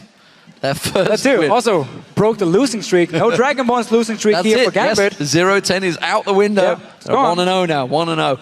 I want to point out Diamond. Diamond's been under a lot of pressure over the last few weeks. You know, we've all seen the pictures of him. We've all seen the tragic images of him hugging his keyboard and everybody feeling sorry for him. 1-1-13 in that match on Kha'Zix. He's been trying to make it work so much. This time it finally paid off. Yeah, and it simply works so well in the comp because it's just full poke focus. When you involve your W as your first thing, you don't really focus on going and gang and killing people by yourself. You just want to poke with the rest of the team, and it just worked for Gambit because that's Zix, because that Gragas as well. Kuban synergy. They were teleporting in, making ganks down Kuban looked so good in the game here. It was nice teleports. On the side of Copenhagen Wolves, they clearly still have some issues to work on before promotions. I wonder if it's a big thing, whether he gets Gragas, he feels comfortable, suddenly makes plays. Who knows? Let's send things over to Shox, who is standing by with Edward and Diamond after Gambit finally snapped their losing streak. Thank you very much, Demon. I'm Eva Shox, supporter, indeed joined by Edward and Diamond after being victorious versus the Wolves. Let's quickly touch on the match. Maybe Diamond first. You're going for that Kha'Zix once again. Last time versus Roccat. Not the most convincing performance, but here it really worked out. So talk us through your game. Okay, Kha'Zix picks is like all about vision control. If your team has vision control, you can always slow your opponents and poke them up, and Kha'Zix is like the best jungler for doing that. And you always can keep chasing or keep like moving back when you're slowing your opponents with your W all the time. So Kha'Zix is a pretty good pick, but he's not the best. I would not say that he is the best. Well, in this game, it certainly worked out. You were able to help out the bottom lane as well. And Edward, wow, what a performance from your lane partner Genja on Kog'Maw, not on Caitlyn this time around. Talk us through your lane matchup in your game. Yeah, Genja used to play like tons of Caitlyn. Like, we practice, Genja, what are you going to play? He doesn't answer, install Caitlyn. Now we like install Kog'Maw. So the Kog'Maw Nami is like most hard and like OP lane. If you survive early game, you just, you know, most OP champion to like carry the game. Like if you defend the Kog'Maw, he's like unkillable and one-shotting everyone. Yeah, we saw that in this game as well. It does seem, I don't know if you guys felt it in the game as well, but to the viewers, it definitely seemed that there's like a new level of synergy in the team coming out of this game. Diamond, is there something special you guys have done last week in training? What do you think it is that it seems to be gluing better this week?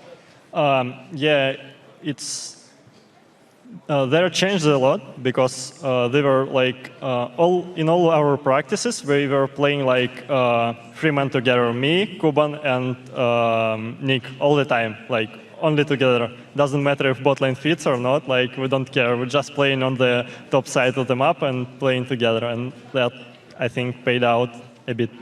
Well, Edward, didn't you feel a little bit in trouble then when you say he only plays on the top side of the map? Yeah, we're like 2 people bottom lane, they're coming 4 people bot and killing us all the time. And Diamond like 10-0 on top lane, so I'm fine with it. Well, you guys absolutely did well here. Edward, I mean, you were saying in the video, you guys were saying before, it's not easy to say what is going wrong when the entire team wasn't doing very well, but we see that you guys have been in the scene for so long, and a lot of players have. Do you feel that it has been a little bit harder to keep up with the other players, and how are you working on that to get back on top as we go into the rest here of the season? I think we can't really get to the top right now, at least this split, because like it's pretty much over. But we have enough time to get like so much synergy with these guys we have in the team. So next split, we definitely gonna do so much better. So Edward is mentioning the next split already. Diamond, does that mean that you guys are incredibly secure going into what can be promotion? We're going to practice really, really hard for the relegation matches, and we will play our best there. And there is no chance we will lose it, I hope. All right, well, thank you very much and good luck. We need to ride a Thresh Lantern out, but when we come back, Roccat tries to slow down the steamrolling alliance. Don't touch your browser. All this LCS money can get to my head, because if I let it do that, I'll die to red. Oh! That was smart one. Explosive Camp forces it back in towards him. Belly's now comes no. Six bomb comes in. And Nick gets himself the kill. Diamond caught out of position here. Singled out, and he's in trouble. He's taking all the damage. Can he kite it around though? Stealths up, gets a heal. Broken shot, baited in and taken down. Hasn't got the shockwave. What's the shockwave? Now it's on him, but it's not close enough. Instead, the shockwave finally pulls in. He catches out Diamond and Edwin, but it doesn't matter. The Mega Inferno Bomb turns around from Nick.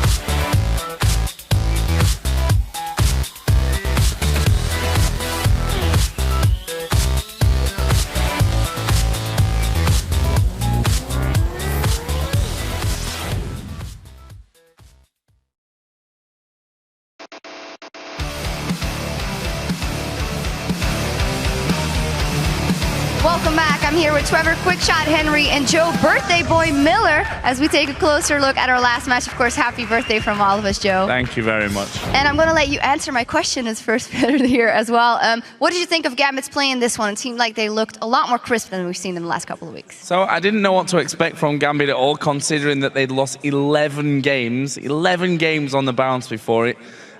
Okay, their hopes of promotion are gone, and I actually said this last week that I think now that that's happened, I think it alleviates some stress from Gambit, and that seems to have happened. We talked to Edward and Diamond, and they both seem like happier people compared to what we saw last week, and I think for them that's a really positive sign considering their push to the playoffs, to promotion, sorry. Yeah, I actually completely agree. And I think it was a difficult game for both teams because it determines, first of all, Copenhagen Wolves are no longer in playoffs. With that loss, they can't chase Roccat. Second to that, they're now tied with Gambit in head-to-head.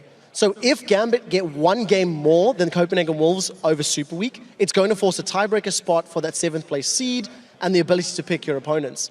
But I don't know if this was a match of Gambit playing very well or if there was an element of Copenhagen Wolves not playing particularly well. You always have to measure those up, and we will find out later because there's 3 more games for both of these teams to play. Absolutely, and as you mentioned, it is close, and it is actually reflected in one of the Dragon fights that we're going to show here as a replay. Let's get that up on the screen, where it's eventually a 2-for-2, but Gambit get their beloved Dragon. Yeah, so first and foremost, 18 minutes into the game, no towers are falling. Gambit have actually done better in the laning phase, and I really want to highlight the fact that Diamond has been very proactive. He had ganked multiple times, and he'd actually given Gambit a little bit of a lead in this situation. Roll this clip out, and the most important thing to note is just how split up the Copenhagen Wolves are. Take a look at the teleport from Youngbuck. He's coming in the tri-bush from behind Gambit. The rest of Wolves were fairly tightly knit, but they've taken so much damage from Nick and from the rest of the Gambit squad that now as they continue to chase through the jungle, they instantly start flashing, get popped, and they split up all over the place. So this was the first team fight where Copenhagen Wolves overcommitted, and while they come away, trading 2-for-2 in terms of kills, the Dragon was already gone. They'd invested a whole bunch of summoner spells, and from here on out, Gambit began to cement their control in the game. Yeah, and as we go further in the game, Diamond was mentioning it as well, it just felt better for us, and you can see that reflected in counter ganks and team play as a whole, and we're actually going to take a look at another replay because the Copenhagen Wolves did try to make it happen. Broken Shot tried to make something happen, but too little too late. Yeah, again, moving into this bottom lane, and if we run the clip here, you see that Broken Shot coming down from his top side, and the fact is that Kubon today, I thought, and Deficio said it as well, played things really, really well. If we run the clip, we see that in a second, as Broken Shard starts to move down, we see jumping in there. As soon as he starts to come in, that teleport is popped straight away on top of the Canyon minion, and that automatically gives them an advantage. If you look at Walleye, he's at less than half HP already. If you look as well at Youngbuck, he had no teleport available, and really good call here from Gambit to actually pull it through. Some nice work with the bubbles as well from Edward. If we just let this one run out, you'll see there they managed to lock up those final couple of kills. Really, really well played. This is not a Gambit that would have lost 11 games in a row if they'd have done this on more than, any semi-regular basis. Yeah, this is the best that we've seen Gambit in 5 weeks. The last time they picked up a win was in week 6, and I think a lot of it stems from confident plays, but confident plays that they pulled off. Because there was ganks, there was movement, there was transitions between lanes, and Gambit pulled it off, and they managed to pick up their first win in a very long time. And we'll see if they can carry that confidence through the rest of the week. Yeah, absolutely. As you see, all the games here in Super Week will tell the tale. And now let's send it back over to Demon and Deficio for Game 2. Thank you very much, Shox, and welcome back, everyone. So, before we get into our next match, we do have a quick announcement about today's Challenger Series. H2 Gaming have informed Riot that they will be forfeiting those matches, of course, that were happening tonight, giving victory to Gamers 2. Robin Jedhammer, the H2K manager, has said, due to some internal team issues, we've decided to forfeit today's game in order to come back as a stronger, united team for playoffs. I would like to apologize on behalf of H2 Gaming and everyone who was looking forward to the 3rd and 4th place spot, and of course to Gamers 2 and Riot Games. So, interesting stuff. And before we do get into our next match, it is going to be between Roccat, who will be facing top of the table Alliance. Big, big game here. But, as we've just seen, Roccat are now safe. Currently, of course, Alliance do lead 2-1 in their head-to-head. That is not really what Rocket care about. It's all about wins for them now. This is all for seeding, as because Gambit did just record a victory over the Wolves, they're now secured in the playoffs. Weight lifted off their shoulders, I think that's for sure. Last week, of course, Rocket picked a win over Gambit with a steady, controlled victory.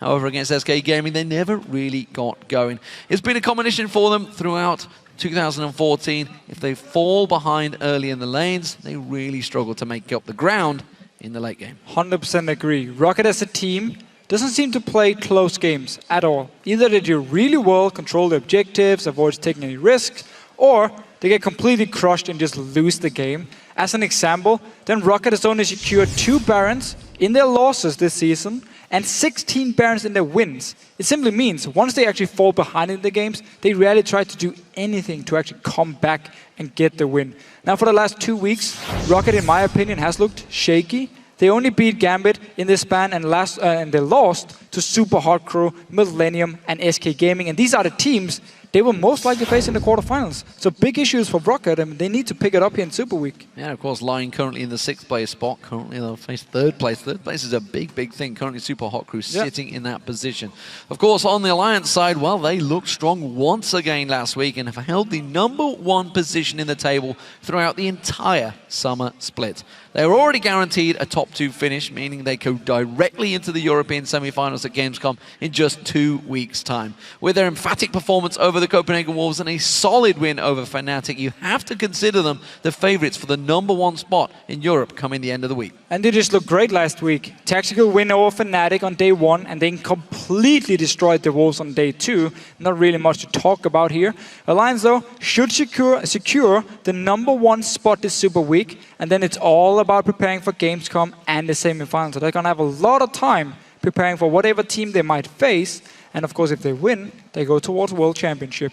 Froggen, he's a guy we need to talk about. He has the least depth, most assists, and highest KDA in the mid lane in Europe. He just keeps performing really well. And if you ask me, probably you as well, he's the best mid laner in Europe at the moment. I think he's the best player in Europe at the moment. Best player, works too. Of course. One man that isn't looking forward to facing Froggen in the mid lane is, of course, Overpow. While Alliance doesn't really underestimate that Rockout will come into this match with extra preparation and will be on their guard.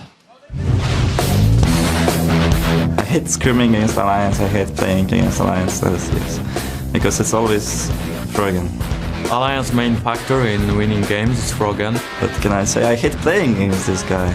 I know they're definitely afraid. We've been out talking, and we're the team they fear the most, so I wouldn't underestimate them because of that, because if they fear us the most, they're going to practice the most for us, and they want to beat us. I actually usually like to play against Rocket, because they're usually afraid to actually play the game.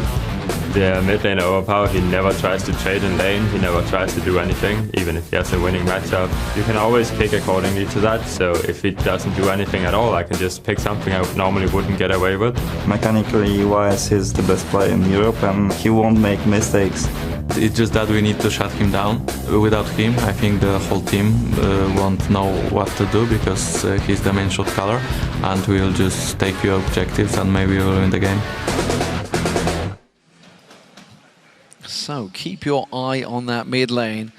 Big words from Jankos. We're going to shut him down. The rest of the team won't know what to do.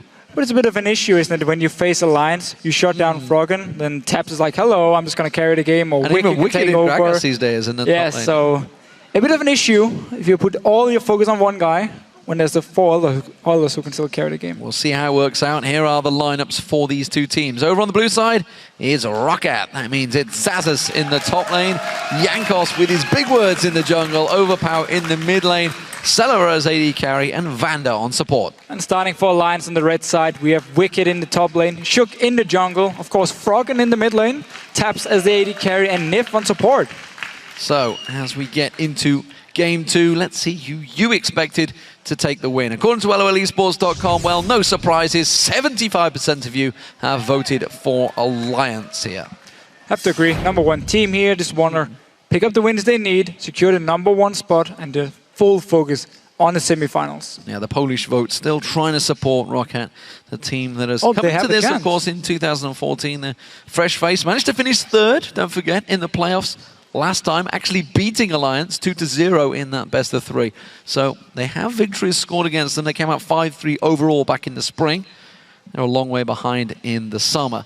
So what are we expecting? Pick and bans, important phase. They talk about shutting down Froggen. We've been looking at some important picks and keeping our eyes on some new champions. Of course, we saw the likes of Zilean last week from Kerp in that mid lane. Riven in the jungle from coming out from Shook. There's a lot of differences that could come out in this pick and ban phase. We could see them focus a lot of bans on Froggen, like take away Orianna, Twisted Fate maybe could be an option as well. And possibly Riven. Oh, I just got the first 2 here. I'm very sorry for spoiling the first 2 bans. Well, we kind of knew what was coming. It's expected from the video. Let's shut down Froggen. Bit of research works. Orianna and Twisted Fate taken away. Froggen not too worried. Remember, Anivia's still open. We heard him earlier on in the show saying, hey, it's free win if it's available. Kassadin, though, of course, taken away. This time by Alliance. Froggen managed to get hold of that. I don't think we're going to be seeing 80 stacks coming out of Alliance in this matchup. Who knows, though.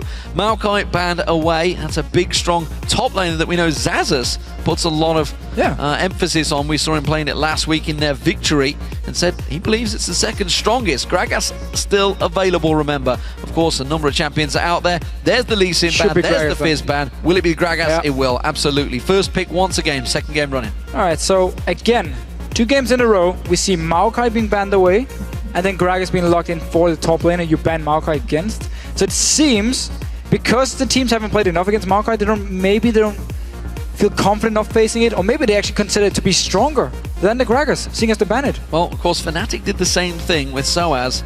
Alliance picked Aurelia for Wicked, his signature champion, who ended up coming out much stronger. Morgana and Kog'Maw, though, locked in. So Alliance putting a lot of money in that bottom lane pairing. You talked about Froggen being locked down. I think we're probably going to see him having the last pick of champions. Yeah, and instantly response to the Gragas here. Not going to take any chances where Xaxus can knock taps into the rest of Rocket and kill him instantly now. You have Black Shield, you have a hyper carry for the late game. A decent good lane as well with this Morgana as the support. Not the same as an army, you don't bring the same amount of poke or sustain, but now you have, of course, the binding and the Black Shield, which is the important one. Get out of the laning phase, Black Shield is so crucial here. And I'm still surprised. We see so many Maokai bans, and they give Gragas over to the other team. Still very surprising. Maokai must be like the #1, according to everyone here. Well, it does seem that we're going to get Elise. So Jankos, it's a big champion for him. Elise, he's got a lot of first bloods, remember. I think he's still sitting at one of the most as a jungler. Oh, 100%. And Rocket, of course, themselves have got most first bloods, I believe, in the whole of the LCS. They do, and Jankos, as a player, got the most of all players. And it's often on Elise. We see time and time again, early pressure. He loves to gank. He really puts so much focus on ganking lanes instead of like moving into the enemy jungle, try and find the enemy jungler, or just sit back on like a farm jungler. No. It is ganks early on, level 2, level 3. I'm going in, man. I'm going to try and get a kill. If it works, he can snowball his lanes. Well, Corki was also picked up. We did see Riven just being hovered over, but it seems that... Just do it. You want to do it. The thing is, Evelyn is available, and Evelyn is a strong one for him. There is Aurelia. We expected that one from Wicked. Yeah.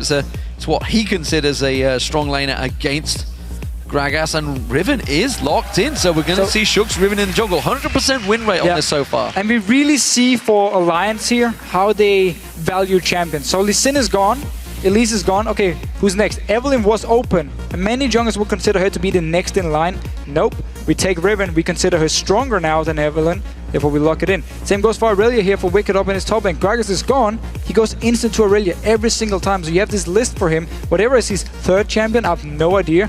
Maybe Teemo, we will probably never see it, because Aurelia is open again, locked in for him. He played it last week as well. In both the games actually Alliance played, Aurelia both games. Ooh. Now, well, we saw Alistair last week. Didn't work out so well for Unlimited. Whether it's going to be the roaming Speedy Cow, will it be the Zyra in there? Zilean still being sat on. Kerr played it to great effect after Faker played it, of course. And let's not forget Zitai back in China was the man that started it all off for that Zilean in the mid lane. Okay, good. I like the fact they lock in Nami here and actually move away from whatever Blitzcrank or they were looking at before, because I really like Nami against Morgana. As long as you dodge around the bindings, you will be able to control the lane because of your sustain. Very nice poke as well. And the fact you can break the Black Shield with your own W and then land the bubble afterwards. So good, very, very aggressive bottom lane. in terms of trading from Rocket here against Alliance. And then, of course, the Zillion, becoming more of a standard pick. He was also bad last week. It actually opens up for Rocket to mid-game make a lot of plays, but late game wise, they might be in trouble here because there's so much focus on mid game. You have Corki, Gragas, and Zillion, all of them power spike straight in the mid game. So what's Froggen gonna go with? Xerath, maybe an option. He's up against a Zillion. Zillion's gonna be getting in his face, but he's gonna select it anyway.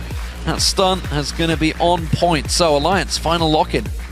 So I asked some of the mid laners here in Europe why you take Xerath over Ziggs, for instance, and it's simply because your laning phase is kind of the same, but Xerath late game, you can easily hit all your combos, or at least most of them. Maybe not your ulti is hard one, but the rest of the abilities are very fast, where the bouncing bomb from Ziggs can be hard to hit, the ulti people can run out of it. The main abilities from Xerath is like instant boom, damage, land a stun as well, and he just works so well in these late game team fights. And Alliance looking for the late game points, Rocket looking to finish in the mid game. I want to see how it works out between these two teams. Rocket, of course, chasing out the positions really in the standings. They are only one game behind SK Gaming, so it's not beyond the realms of possibilities that they could be picking up a win. They have 4 games this Super Week. Of course, Alliance happy at the top of the table, just need to secure a couple more wins and they are safe. So which team do you believe has ended up with the better champion picks? Tweet us #RockWin for Rockat or #AllWin for Alliance to @LOL Esports. And we'll see if the lineups have affected your vote. 75% of you for Alliance, of course, early on. No surprises, top of the table, and looking like they want to take this one late, as you say. Yeah, I do wonder if they want to lane swap early. That's around the very strong lanes here from Rocket, because every lane from Rocket is very, very good, especially also Gragas in the top lane. We've seen it time and time again. Aurelia, of course, knows his Aurelia, should be able to handle it, but still, we could see Alliance swap here, get some farm, get some levels, and then go back to standard lanes once they feel confident. I want to see how Zazas builds this Gragas as well as we get into the game. Remember, Soaz went tanky. Froggen, big words, said pretty much useless at the end of the game. We'll see how it works out for them. Here we go, ladies and gentlemen. Game 2 of Super Week. The final week in the season here in 2014. Playoffs looming, quarterfinals. Rocket are in those quarterfinals. Last spring, I should say, they faced Alliance in those playoffs. Took them down in that 3rd, 4th place match. Alliance, though, they've come so much stronger in this summer split. Dominated the league, honestly, and stayed top for all 10 weeks so far. Can they hold it for the entire season? So we do see Flask on Wicked again. Did it last week against Gragas. Simply because it's all about just farming, sustaining himself in the lane. With all the poke from Gragas. Already jumping to Sauces here. The rest of Alliance joining in. Blade Surge, though, coming out of Wicked. Level 1, dashing on towards him. Not sure he would have wanted that one as his first level 1 skill, but this is a heavy, heavy invade coming out of Alliance. Rocket will react to it. I think they're just going to go straight down and counter and steal away their own blue. Yeah, so we actually saw Selver instantly move up to Alliance blue buff, place a ward to check, okay, where they're actually starting. And now everyone recalling, so Alliance just wanted some deep wards to try and spot where Rocket is sending their lanes. Ooh, taps just got interrupted here. But still, this is purely Alliance placing all the deep wards to make sure they can see where Rocket is moving with their dual lane or with their top laner, and then try and dodge around it. So full focus on getting the lane swap. Both Wicked and Tabs moving back. It does seem that we are going to have a lane swap around. So 2v1s all around. We'll see how it works out for them. Salva and Vander make their way down towards the bottom part of the map. They're going to be up against Wicked. Meanwhile, no, I tell a lie. Alliance are coming back. They want more, but they've walked past a ward which has given Rocket the view of this one. They really want this blue buff. They're investing a lot in towards it, and it's going to be dangerous. They're in a 5-on-3 situation. They're actually coming around the back of them. Yanko's so separated, he's caught out. Where's he going to be able to get away from this one? Zazas now turns around, but the rest of Rocket moving. Oh, Aqua Prison flashed out just in time. Overpower tries to catch on towards this one. Froggen's putting the damage down in the back there. There's the exhaust going down from Nif, and that will keep them away. A lot of summoner spells burned out from both sides. But it's Alliance that actually came out worse, I feel, there. Okay, so because Alliance invaded onto the blue buff due to the fact that their dual lane up in the top side, it actually meant Rocket didn't go down with their dual lane to the bottom side and just said, fine, we do a lane swap. They came back up here, and now we do have standard lanes, even though it really looked like we had the lane swap beforehand. So a lot of aggression early here, a lot of flashes burned as well. I wonder if that's like a reaction to, remember back to the Fnatic game last week where Shook on Riven was put so far behind early on by that invade that Fnatic took. I wonder if they realized we need to put some pressure on here. We need to cause some problems. Remember, Shook wasn't involved in any of that. He was taking the red buff. He carried on about his journey. You can see he's already on that blue. But Jankos on Elise, fast wave clearer in the jungle, and will keep up. We also saw both top laners instantly just teleport down to this bottom side. I believe Wicked maybe arrived a few seconds before. Got a few minions, so we do actually see him push the wave in here because Sus arrived slightly later. But still. Back to standard lanes, even though we've just swapped them around. Which means no dual lane for the Dragon. We could see one of the dual lanes up here, especially Rockets, because they have the pressure. Push the lane in to Alliance Tower, recall, and go straight for Dragon later on.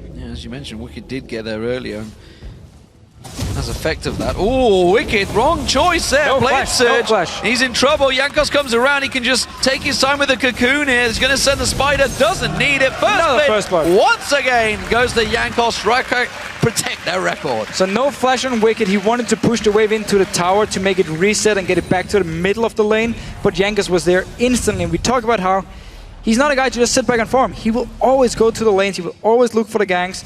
And it was a bit too easy to get a kill on Wicked here. And also forced him to buy a very early pink ward. And it's a risky play because he had to know the timings of that jungle. Oh, he had to know that he'd started off at blue. They invested so much in that blue. They had to know that they were taking the blue, coming down to the red, and they knew that Jankos would be in that lower half of the jungle. Honestly, just cocky play from Wicked here. Saying, you know, I don't care if he's showing up. I can escape. Nope. Not a single chance. Shook wasn't there to help him, so it wasn't a bait either. Just overextend his lane. Overpower, however, taking a lot of damage in his lane. Good combo from Froggen there. Throw out the stun at the same time, catching on towards him. Vander trying to turn some of the aggression back on Nif, who was getting that poke on. Both, of course, with the Spell Thief's Edge, so both looking to score themselves some gold every time they do land those hits on the champions. Meanwhile, they are keeping fairly trim in terms of CS. Selavar has got himself the advantage because Tabs had to back off early. And now Jankos once again on the prowl, looking to score some points in his top lane. It's going to be a hard gang to pull off, however, because Tabs and Nif was playing so defensive and staying so far back in the lane. But it's just Rocket taking control of this lane here. Got the kill on Wicked down his bottom lane as well, which is something Sauces needs to use to capitalize and extend his own lead. Oh, Nif in trouble. Hasn't got that black shield this time around. Can he get caught out? Is it enough? Yes, it is. Selavar gets himself the kill and another assist for Jankos. So while it was a hard gank, they managed to pull it off here. Jankos, he stayed around, moved in as soon as Alliance sent their dual lane a bit up in the lane. Instantly moved in, killed him. And Shook, he's just been farming meanwhile. Well, let's not forget, while the top 2 spot is confirmed for Alliance, they are by no means safe in that top. Fnatic would love to chase him down on that one after that loss last week. Tabs in a little bit precarious position here. Jankos comes around the side. Hasn't used that cocoon yet. Now it does. There it is. Jankos gets himself the second of the game. Such a good setup again. Really just using the fact that Rocket is dominating the lane. Push it in. Tab stayed. Once again, no flash. They were both used at the blue buff invade by Alliance at level 1. Cost him 2 deaths now. Good start for Roccat so far. We talked about how they need to get that early game going for them. They need to get ahead and get that lead down, and it's working out wonders for them. The question is, can they make use of it as this game progresses? Wicked back down in the bottom lane. He's going to be up against a very tanky Gragas soon. You can see that Rod of Ages already well underway with the Catalyst being picked up. He himself is looking, he went for boots early on actually, looking to probably go for Triforce early on. Again, we'll see whether he decides to variate from that, whether he needs to get that Negatron cloak in to his build early. So it would be an issue for him at least if he delays the Trinity Force, because Aurelia is all about getting early Trinity Force and then you have your mid-game power spike yourself. If you do delay it, we do actually tend to see Aurelius become a non-factor because you don't get your power spike and the rest of the members from the other team becomes tanky enough or get high enough levels to actually deal with you in these 1-on-1s or 2v2s in the fights. But let's see what Wicked decides to do. Normally it is Trinity Force and then full tank afterwards. Unless he wants to try and split push, which I wouldn't expect him to do. Well, we haven't had a chance to look too much towards the mid lane. There is a bit of a CS differential building. You'd expect that to start evening itself out. Now their overpower start to get those bombs a little bit stronger. Froggen is, remember, holding the record in Europe for the fastest CS. That's a lie. Peke did steal it away from him, didn't it? But both of those records were against this man, Overpower. He's one of the most passive laners. And if you do look at the numbers, he's actually, I believe only Nick is above him in terms of how much CS the enemy mid laner gets at 10 minutes, at 20 minutes. Nick is number 1, or we could say number 8, the worst mid laner in that case. Overpower just above him. Which means, as Froggen talked about, you can pick pretty much whatever into Overpower and do well in the laning phase. And right here, he's actually dominating the lane early on against the Cillian, who's so strong in the laning phase normally. As it is, he's being very cautious. Doesn't want to get Shook going, of course, who we haven't seen a great deal of coming out of the jungle. He needs to start getting the levels before he starts looking for those ganks. But once he gets going, we've seen him already in the 3 games that he's played him so far this split. He really gets going. 40 CS for him. Meanwhile, he's going towards the Spirit of the Other Lizard. Yes, no, actually... It is. Yeah, it will be, it will be. Will be.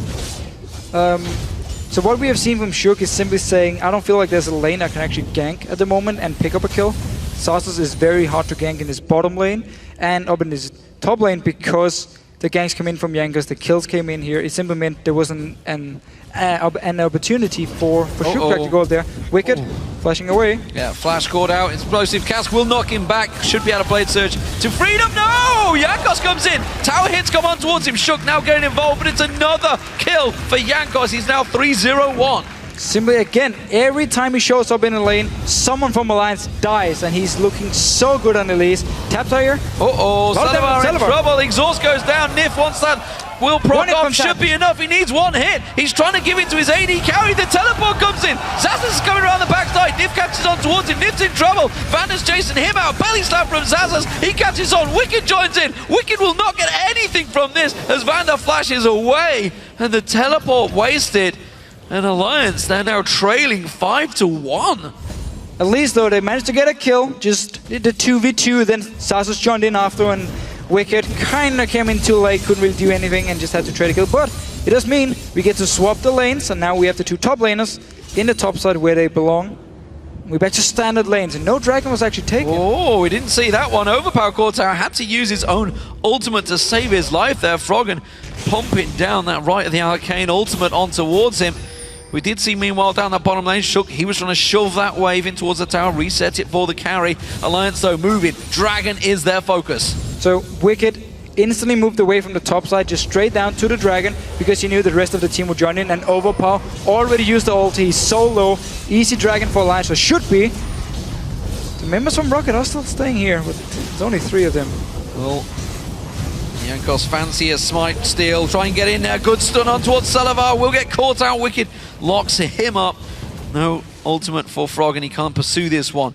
So, top tower, that's in trouble, remember. Teleport was used by Wicked to get back up here, and this may well be Xaxus getting himself a simple trade in objectives. So trading tower for Dragon, and of course Rocket weren't really in a position to fight because Overpower was so low in the mid lane. So actually this was pretty much the best they could get out of the situation, seeing as it wasn't already lost Dragon. Also the entire wave got actually killed here by the tower down to this bottom lane. Again, a lot of trading back and forth. Good combo there. Aqua Prison into Big Bomb from Salivar. Firing out. Oh, caught out. Didn't quite get the Valkyrie off like he planned there, and instead gets traded with a big chunk of damage back his way. So those phosphorus bombs starting to get some burst on. Of course, both of these AD carries they're going to be working towards.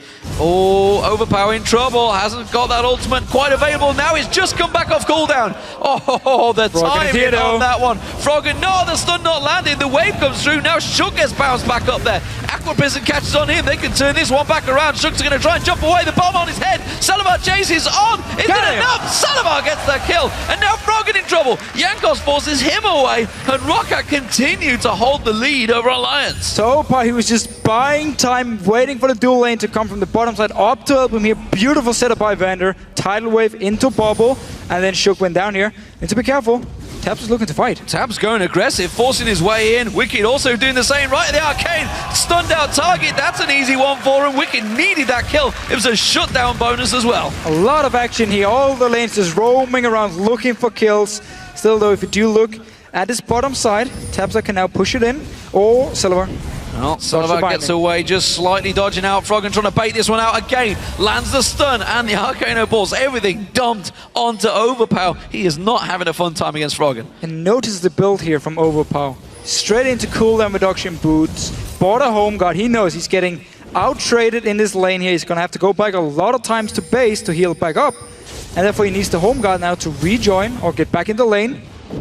Still a very early cooldown reduction. We could see him focus more like support style. We saw Kerb play it where he went straight into death cap, like first item, and just said, I'm going to look to kill people in the mid game. It seems Overpower is going to be a more supportive role. Meanwhile, Froggen gets himself a blue flask. He wants kills. He wants power right now. He's going to move back in. Athene's now completed. Looking to see whether he can finish off Overpower, who himself will be taking away that blue buff and moving back in towards this mid lane. Shook, meanwhile, he's been fairly passive in this game. The one time he does try and gank, he got a little unlucky there with Overpower's Chrono Shift ultimate coming back up just at the right time on the cooldown to keep him alive. Wicked been fighting out against Zazas, who has been a little bit more successful in those fights, but it's all about Jankos. He's been the man that's been making the plays for Roccat. But can he keep it up now as we move into the 15-minute mark? At least for the next dragon fight here, Roccat, because they have the mid-game comp, should look to take the dragon. They are heading gold. Jankos is very strong. If he lands the cocoon on someone, he can burst them down himself. We just got Trinity Force completed for Selva. He's hit his first mid-game power spike now, which simply means Roccat for the next dragon fight, they have to take it. They have to secure it. If they give it over to Alliance and let them go late game, Roccat might end up just losing the game.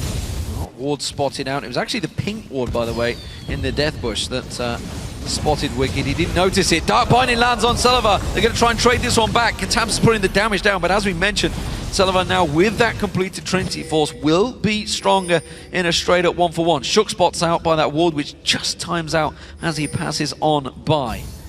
We constantly see Sasos and Gragas here moving towards the mid lane. One of it. A player, he pushes up the top lane, or pushes in towards Wicked and just moves away. Still, Roccat needs to get into this river and actually clear some of all these wards Alliance have put down, especially the pink wards are very important to get rid of, because they want to have control of this dragon area and make sure to win the fight. Dark Binding not going to land. Tam's quick black shield will prevent most of the damage, and if not caught out by that prison, and people will step back. Jankos spotted out. Look at the deep ward that Alliance had there around that red buff. They knew exactly that Jankos was down there, which is why we're seeing Shook just lingering off at the white. He's now coming into the tri-bush, ready and waiting if needed. Jankos is actually going to sneak himself in towards these bushes. No ward spotting him so far. Now he gets seen. Now they realize he's going to try and force out this turret. Yeah, he didn't even care. He just wanted to make sure Roccat could take down the tower, at least get some damage onto it, and just wait for Dragon as well. Nif still staying very close. He was actually looking to see if he can get in range for his ulti because Shook was waiting in the bush. However, wasn't close enough. And now Rocket's staying, keeping Jankos down his bottom lane. Push it in again. Go back and recall. Good timing here. 40 seconds for the dragon. You want to make sure you recall beforehand and get back for when the dragon actually spawns. Yeah, patient play, and that may be something that Tams needs to do. He hasn't got that Trinity Force, as we mentioned. Trinity Force is now completed, though, for Wicked. Rod of Ages, of course, was picked up by Zazas. Now also got the Sheen. So we'll keep our eyes on that one. I think that's going to be the gauntlets for Zazas, as it is. Wicked will shove this wave out. Both, of course, with teleport. Both able to interrupt one another if it was needed. Although when you start doing that at the start, look at that. Aggression from Wicked straight onto Zazas. Zazas taking a hell of a lot of damage there. He has to back away, forced to go back and buy. Dragon now live, but they don't have the timing on it perfectly. And Roccat are actually the ones who are in position. They're moving in now. They clear the pink wards, place their own wards. Could force a teleport out of Zazas because he lost the trade on his top side. Let's see if Wicked wants to join in here. Froggen is still in the mid lane, clearing the minions, so he's far away. That dragon is going and he's already taken down. Now Alliance have to back out quickly here. They're going to try and turn this one around. Force Flash comes out of Nif and Shook, and they do quickly evacuate. So Roccat get the dragon. But this is simply Alliance saying we're behind, we're against the mid-game comp, and we don't feel like we're in a proper position to actually fight, so we're just going to stay back. Shook went in, tried to steal it. Nobody else engaged. Froggen stayed in the mid lane to farm. Wicked stayed in the top lane. There was no teleport. It's a smart decision by Alliance, and something we often see in Europe. where the teams make the mistake and feel like, yeah, we're just gonna fight, don't care even if we are behind or have a weaker comp at this point. They still go for the fight, they lose it, and they're losing the game here. Alliance though, playing it smart, and I believe Sasos here actually wants to go towards Lichbane as a second item. So just looking to slime into people and smack them in the head. Makes him very squishy, however. So, second turret of the game taken by Roccat. Alliance still yet to get their own. They are pushing on towards the top, which is going to force Zazas to go and defend against Wicked, who will spot out that ping ward actually in the bush that Zazas had laid down there. So that's now cleared out. Zazas should be able to clear this wave out, keep that tower fairly safe. So, bottom lane pairings. Tabs now with that Trinity Force completed. Picked up the boots as well. Salva yet to go back and buy actually since having that Triforce for a while. So now with 1700 gold, he's heading off. And looks like though Alliance, they're grouping in numbers. 4 members hovering around this mid lane. Maybe going to try and create a play on this tower. So pretty hard to just push it down when you have the double bombs from Overpower to instant clear the waves. We did actually see Salva pick up a BF sword with all the gold. We'll be building into Infinity Edge. It's a very expensive first 2 items, but once you complete them, you are so strong. And again, awesome thing about Corki, you don't necessarily need... Oh, Froggen flashed it. Good flash. But the thing about Corki is you don't necessarily need a Last Whisper, especially not in the mid game, so you can focus on getting these expensive damage items and just be very strong at the mid game points. Important flash, and again, that was Zazas paying yet another visit to that middle lane. It's bought time for Wicked though to chunk down this tower. He may well try and finish it off here and then turn aggression onto Zazas, but look at Roccat, they're reacting. They knew this was possible, and Overpower already making his way up there. Speeds himself up. Zazas hasn't got that ultimate available, but with Overpower there, he's going to run straight towards him. Chrono Shift on towards him. He's not going to get away. The Ignite's there. No way out of it. Yeah, didn't want to flash because the bomb was on his head already. And again, Overpower's build here is actually going the same as Faker did when he played it in OGN, where you want to get your tier, well, normally you want to get your tier early so you get his stacking, but get his tier, upgrade it into Seraph Embrace late game as well, get Athenes, and you have a lot of cooldown reduction, a lot of mana regen, and you just spam away all your abilities, your bombs, your Ws, so your ulti has less cooldown as well. And it's basically all about long extended team fights because you have so much mana, you have so much cooldown reduction. If late game, perfect team fight for a Zillion, you get 2 ultis off because you just spam your W so often, and there's such a long cooldown, or such a low cooldown due to it.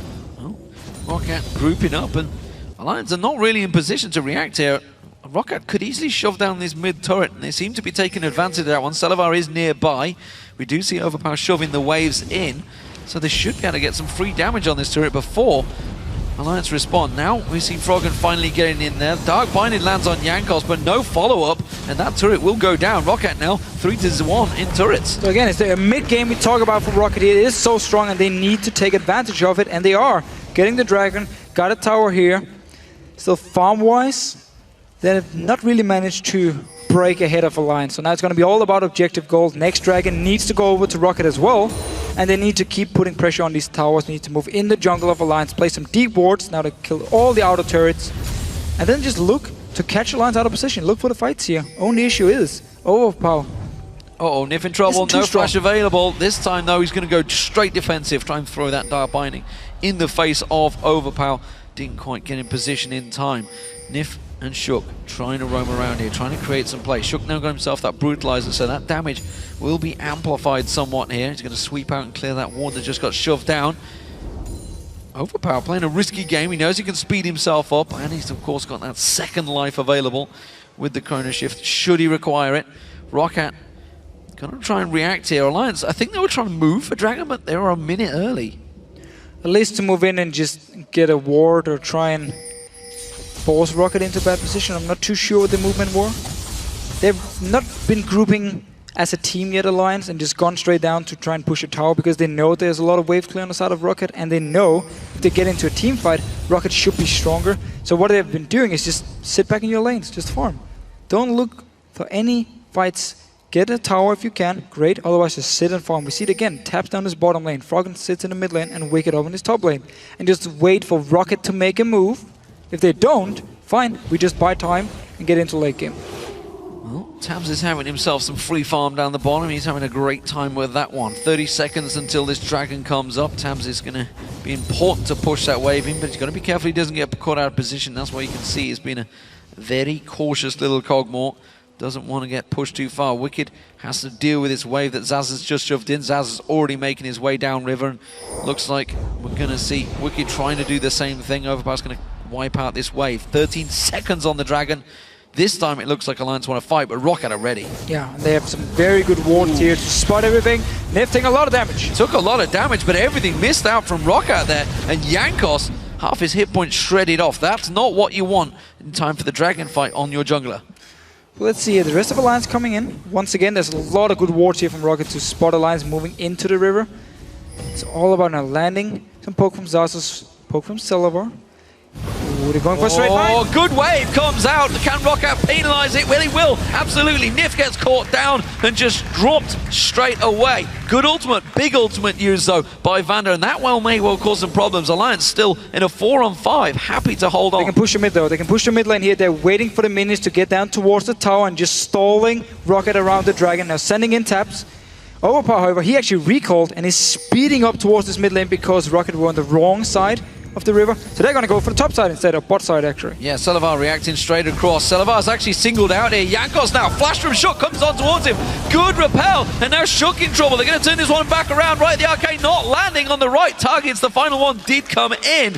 Tabs will move back towards that mid lane. The rest of the team back and forth. Rocket look like they're going to be wanting to back away from this one. Wicked chasing down on Zazas. Will be able to dash on towards him. Jankos has teleported away. Alliance move towards the Dragon. And Alliance, they managed to buy enough time now for Nif to return from the base, from his grave, joining in with the rest of the team. Shook, however, no flash, down to 50% HP. He needs to be very careful. And now it's Rocket stalling it out here, forcing Alliance away. And both teams is constantly pushing two lanes and making sure nobody takes the Dragon. Risky plays from both sides. Jankos now back, full health.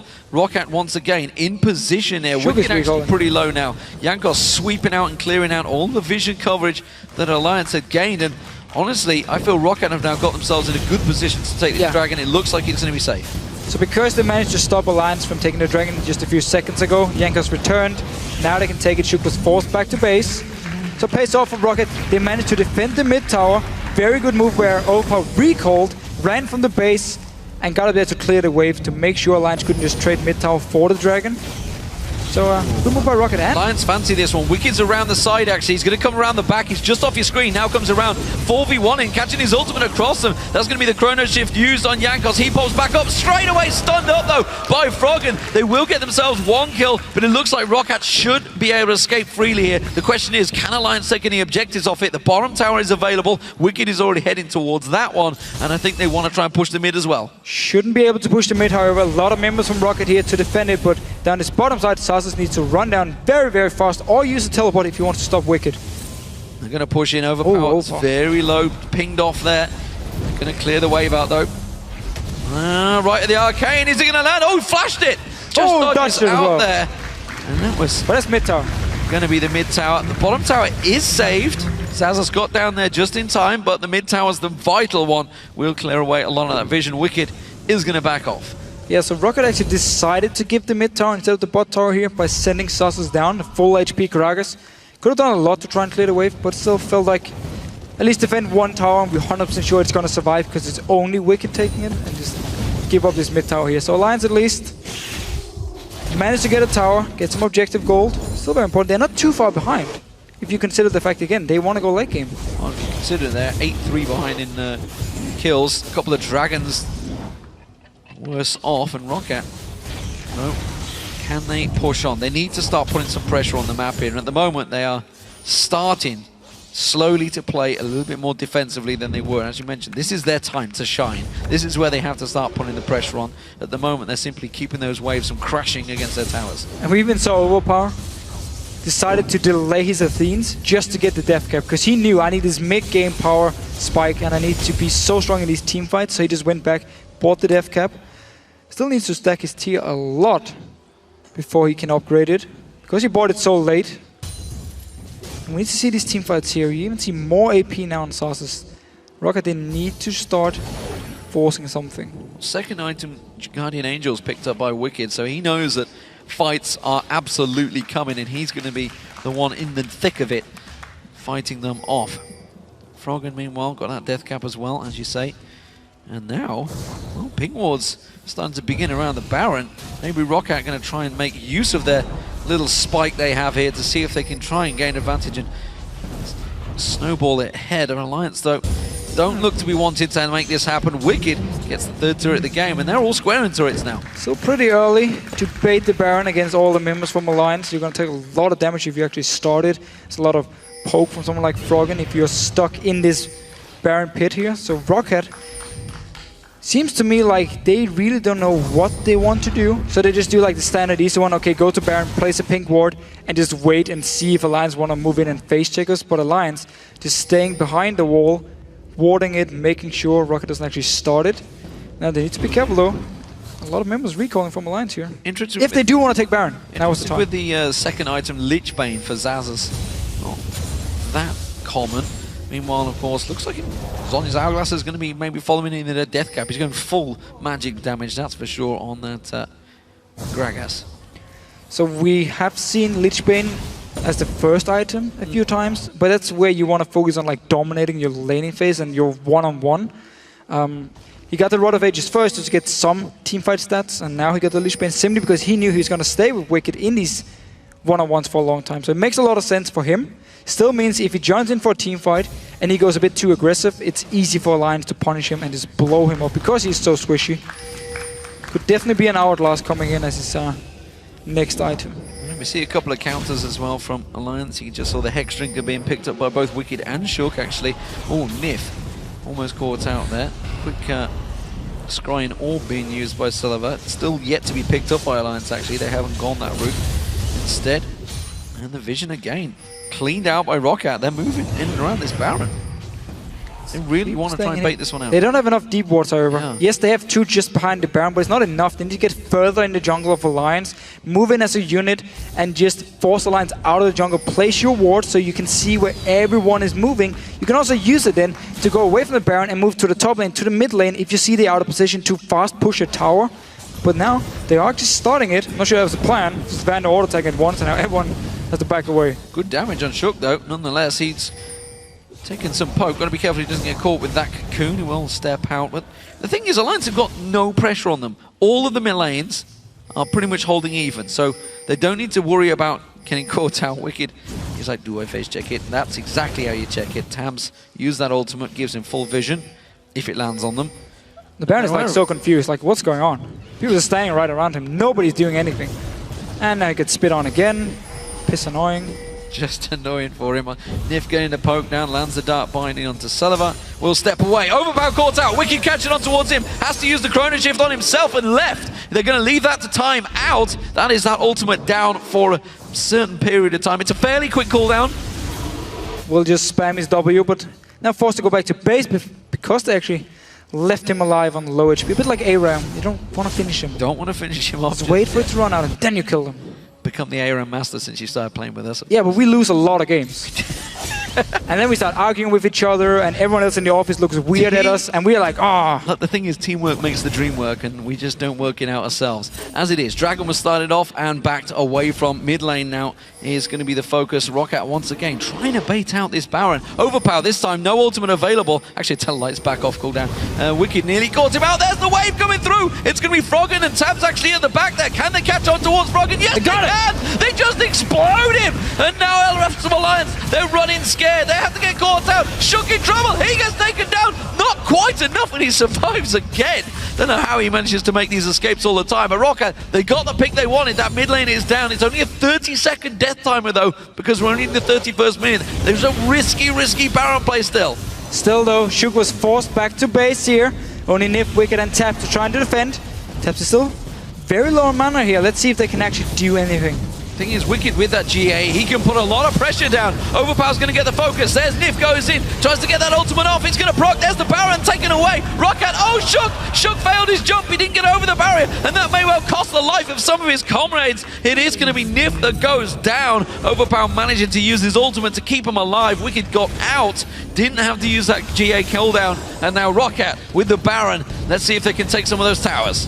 Finally, the Baron dance worked for Roccat here. Been there for quite some time, at least 5-6 minutes, but Alliance moved in. Good tidal wave coming in from Vander and Frog. Oh, let's see if there's a fight here actually. Vander, Yango's moving in. It's TP as well in the mid lane. Time to run away from this one. Vander, though, taking some serious abuse. Zazas is going to join them. That Dragon is not going to get taken by Alliance. And again, they have to step off. Tabs with next to no mana. He's going to have to go back.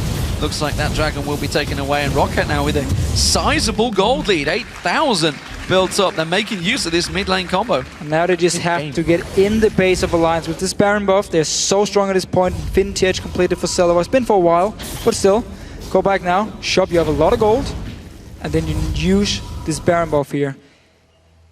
10 more minutes and Alliance are more than even with Rocket in terms of like late game scaling. Of course the gold is going to be a big difference still, which means it should be in favor of Rocket unless they really mess up the next 10 minutes. Well, we'll see how it works out as it stands. Alliance are trailing. Rocket, while being pressured very well in the team fights, have been holding their own. Overpower now with his Baron will wipe out this wave, no problem. And you can see all the lanes actually starting to slowly push in favour of Rocket. The question is, will they make a move on one of those inner turrets? Blue buff will get cleared out for Overpower. Absolutely required for him to keep those bombs ticking on members of Alliance. Pretty good.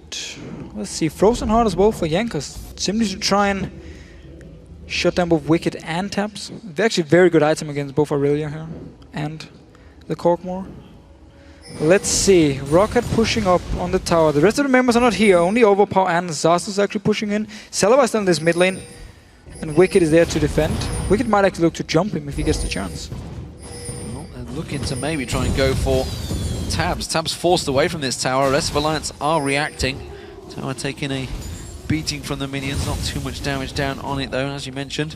Rocket rotating well around this jungle, keeping Alliance guessing as to where they're going. Absolutely do not want to get caught out in open play. And that Dragon, turret, sorry, is going to go down. First one of the game. The inner turret goes to Rocket. There's 2 more left here. There's a wave up on this top side. Everyone, however, from Rocket is moving down towards this bottom side for the next tower. And Alliance can send all 5 members down to try to defend it, but they need to react in time. They are actually sending now 4 members at least. No Taps, however. He won't be able to join in if Rocket wants to go for tower dive. Overpower clearing a double wave, pushing up. The rest of Rocket rotate and move in towards it, trying to shove in. Alliance are in position with 3 members. Should be enough to wave clear it. Of course, Froggen's Pulse can wipe the waves out from quite a distance.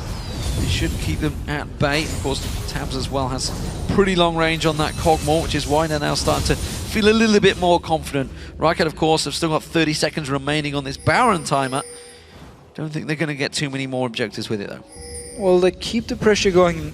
Vander was actually back in base. Aboard. But does have the mobility boost, so joining in again. Jankos taking a binding. Got out of tower range. Not going to follow though. Yeah, got out of tower range just in time. Top wave is now being chased. Alliance nowhere near this one. Overpower and Zazas have snuck around. They haven't got a wave of minions just yet. Zazas will join them. He'll probably tank out the first line of this one. Look at this. Alliance way too slow to respond, and that's going to be another inner turret being picked up by Rocket. Very nice move here. They kept 2 members in the mid lane, waiting to see where Alliance was sending the remaining members. They went down to the bottom side looking for a fight, and instantly Rocket said, okay, you guys move away, we go top, and now they're actually going back in. Jankos once again, the guy tanking tower. Yeah, 2 members trying to tank this one through. The rest of Alliance move around. Overpower's not backed away. He's still sticking around in that mid lane. Remember, they were known for their 1-3-1 push. That's what got them into the LCS back in 2013 against Ninjas in Pajamas. Of course, a long time ago, that one. But at the moment, they are starting to give Alliance a bit of a merry run-around. It's looking pretty good for Rocket. Used the mid game they had, waited around the Baron, managed to get the pick here. This should be running out soon, the Baron buff, and now we kinda... Everyone recalling, everyone going back. Resetting the whole game a little bit. So, pressure's on Alliance. Rocket has been playing the map now. Didn't manage to get into the base, however, so no inhibitor down. And they might just be waiting for the next Baron. Try and do the exact same thing they did before. Bait it out, hope Alliance moves in, look for the fight, then take the Baron, and then go towards the base. Well, Vander's going to find Shook in a moment if he keeps on pushing through this jungle. He was trying to get some vision coverage in there. Nif himself has barely got any wards out because they've all been swept out. A lot of pink wards from Rocket covering this map, making sure they have full coverage of that Baron. Notice they had one in the pit and one just outside it in case there was one snuck against that edge. It so often can be unseen. but Rocket have full vision. So waves are going to be pushed up, it seems, for Rocket, shoved in the top. You can see it's already pushing its way in. 4 members in that mid lane, while Overpower split pushes down on this bottom. Hasn't got teleport, so he has to rejoin his team. It should be Zazas that's down there doing that one. But with a minute for Baron, Rocket are very much getting ready to start this one off again. And if you just look at the game, it was all about Jankos in the start, getting the kills, every single gank he made.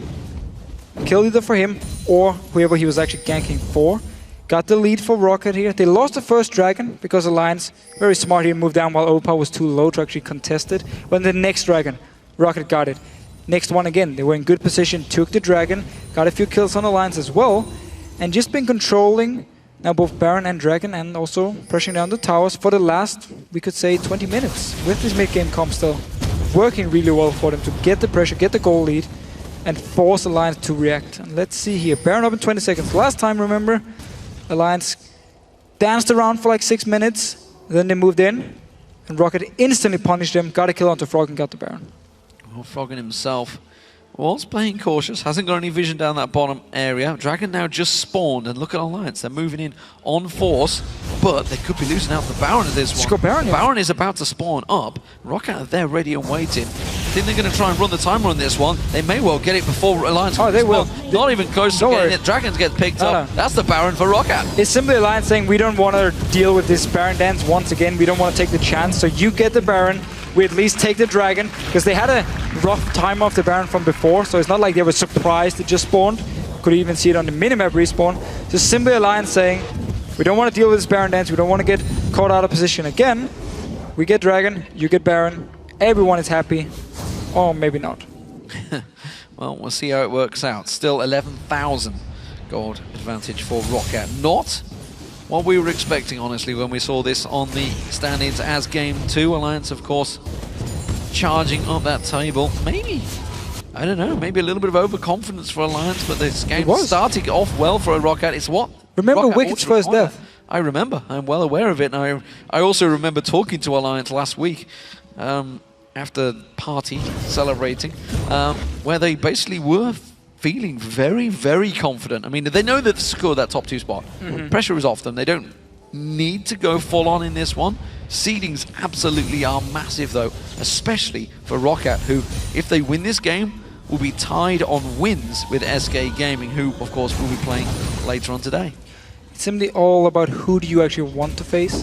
And I talk with Rocket, you talk with Alliance, I talk with Rocket here, we mix it up.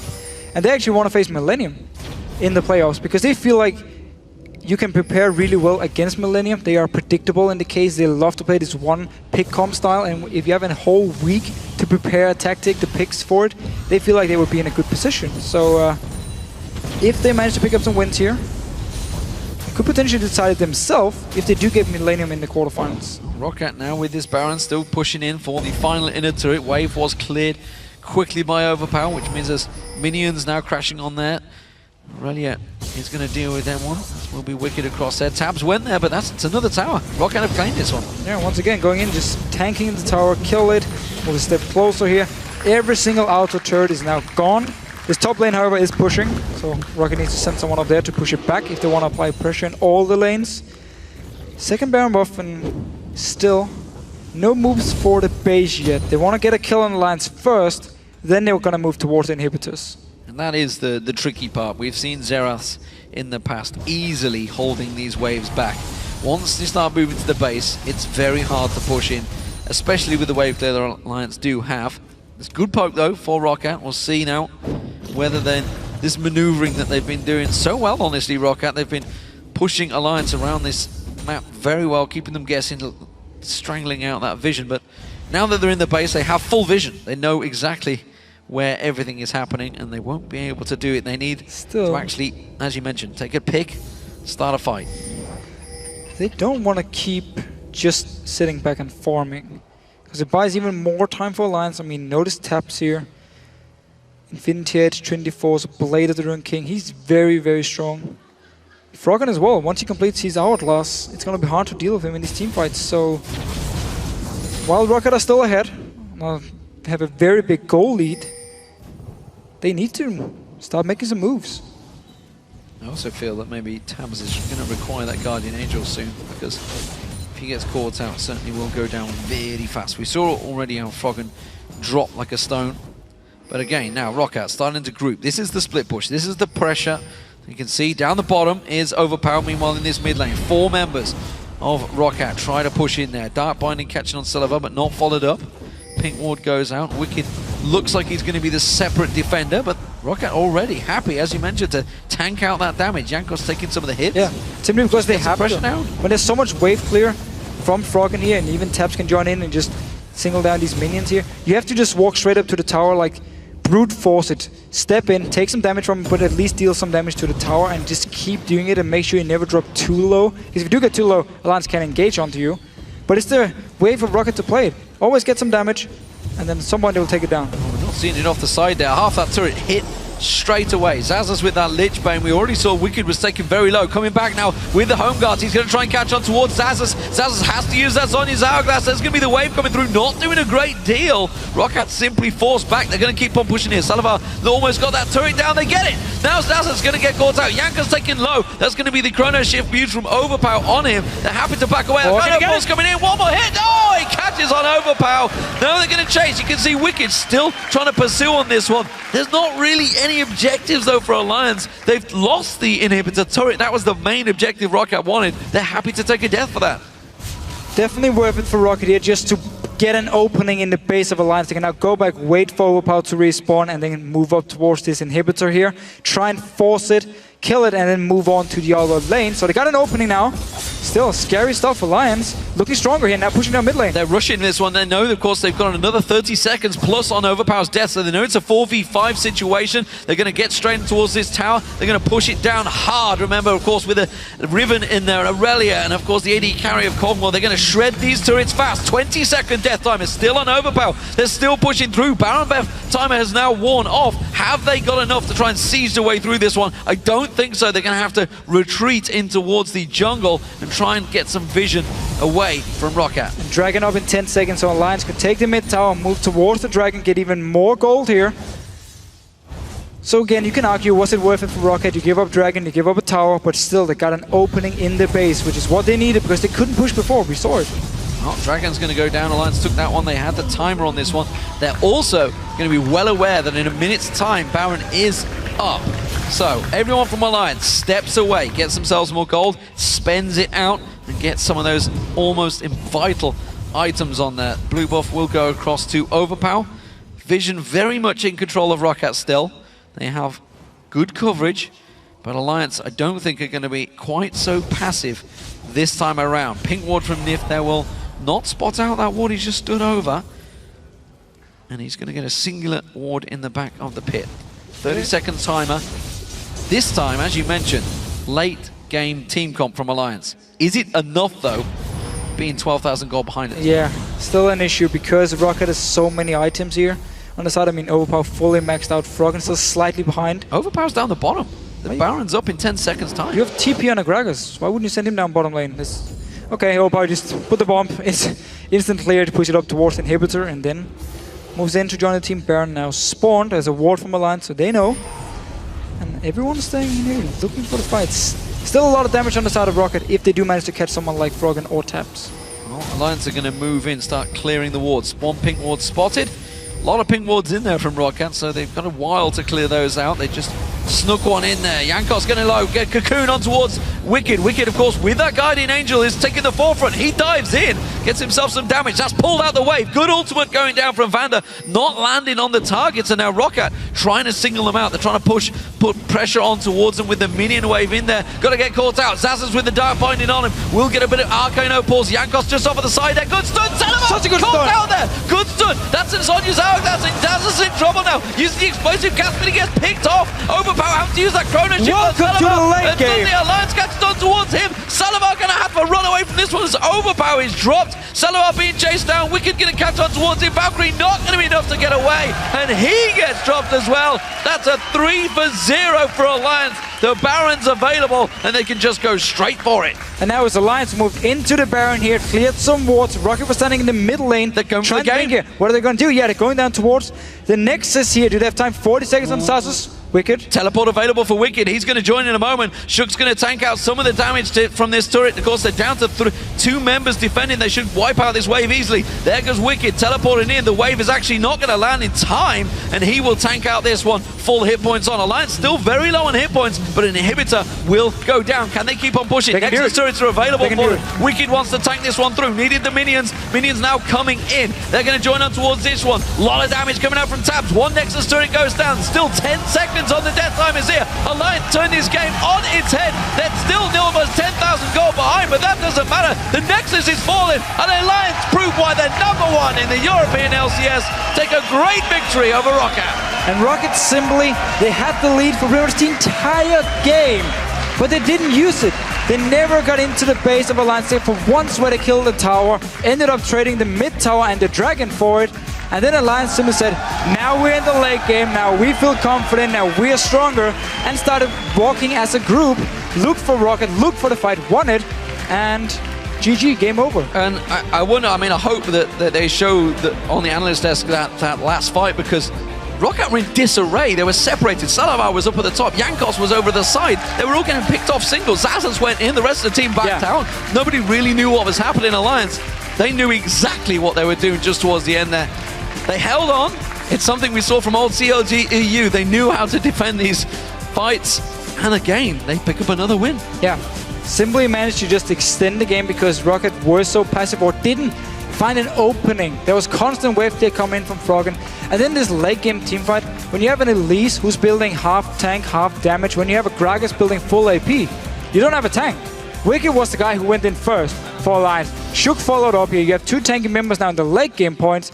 Simply meant there was nobody from Rocket who could deal or who could actually tank up the damage. And then as soon as they got locked down, Alliance just cleaned them up, got all the kills they needed, and we saw the difference between the late game and mid game. Oh, crazy, crazy stuff. Nearly a 14,000 gold advantage at one point for Rocket there. Turned it straight around. Let's take a quick look at the teams. Of course, they've both got another 3 games ahead of them. Rocket chasing now, but that loss is going to hamper them. They are currently sitting in 6th. They'll be facing, of course, 3rd place seed in the quarterfinals. Yep. You mentioned it may well they want Millennium. They may well get Millennium. Could get Millennium here. Could also be out of their hands, because if they're stuck now as number 6, it's all about Superweek, SK Gaming, and Millennium, who's going to take the 3rd spot here and then face Rocket. Because the way Rocket plays in these games here, there's been good moments, but they also seem to have some bad moments. Pretty much every single game, or some very slow games. Could be a team like Superweek who wants to play against them because they feel like, you know, we can prepare well enough, and now it's open because Rocket just lost. But they showed that they can play. They had it in them. The mid-game worked out very well for them. They had just one single core, one single fight worked out in their fight against them, sorry. We're going to go over to the stage. Shox is standing by with Wicked. Thank you very much, D-Man. A mix of Shox and Shook. I'll take it. Congratulations, Wicked. Very good game from you guys. And of course, it's easy to say at the end, well, they had a late game comp and they finished. But in the beginning, some hard times. Janko's going very strong on you, and especially on you guys in the bottom lane, the Aurelia versus Gragas matchup. So talk us through that. Our early game was pretty bad because I had to waste my flash, and I think Nerf had to waste his flash as well. So they had a huge advantage on us, and they managed to get a lot of kills on us in the early game on bot lane and top lane. And we only had middle actually winning, so it was very, very tough for us. Well, you are, of course, a super experienced Aurelia player, and even with all that happening, you did keep up in farmer, actually more than the Gragas on the other side. At what moment in the game did you guys feel that it was tipping in your favor, that you had to fight? Well, I think it tipped in our favor after we aced them in the last team fight, and then we won the game. But before that, they had the advantage at all times. Well played. Finally, of course, playoffs coming up in a couple of weeks. And last week when we interviewed Fnatic, they said, well, of course we're going to win the split. Xpeke said it at the end. What are your views on the playoffs? Is that after or before they lose? Well, good point. Thank you very much, Wicked, and congratulations. Thank you. All right, we're going to take a quick break, but when we come back, we're going to be breaking down this game, and the Copenhagen Wolves take on Fnatic. Don't go anywhere.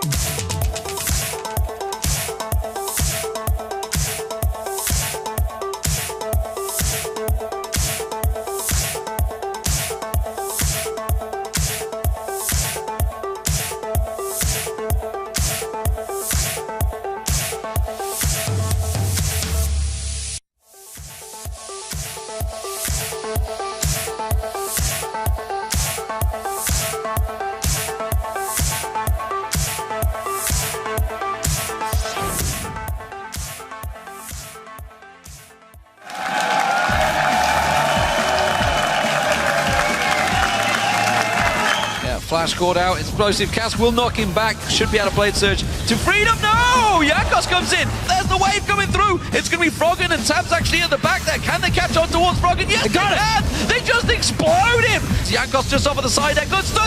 Such a good stun! stun. Out there! Good stun! That's in Sonya's out. That's in Daz's in trouble now. Using the explosive cast, but he gets picked off. Overpower having to use that chrono chip. Welcome to the late game. The Alliance gets done towards him.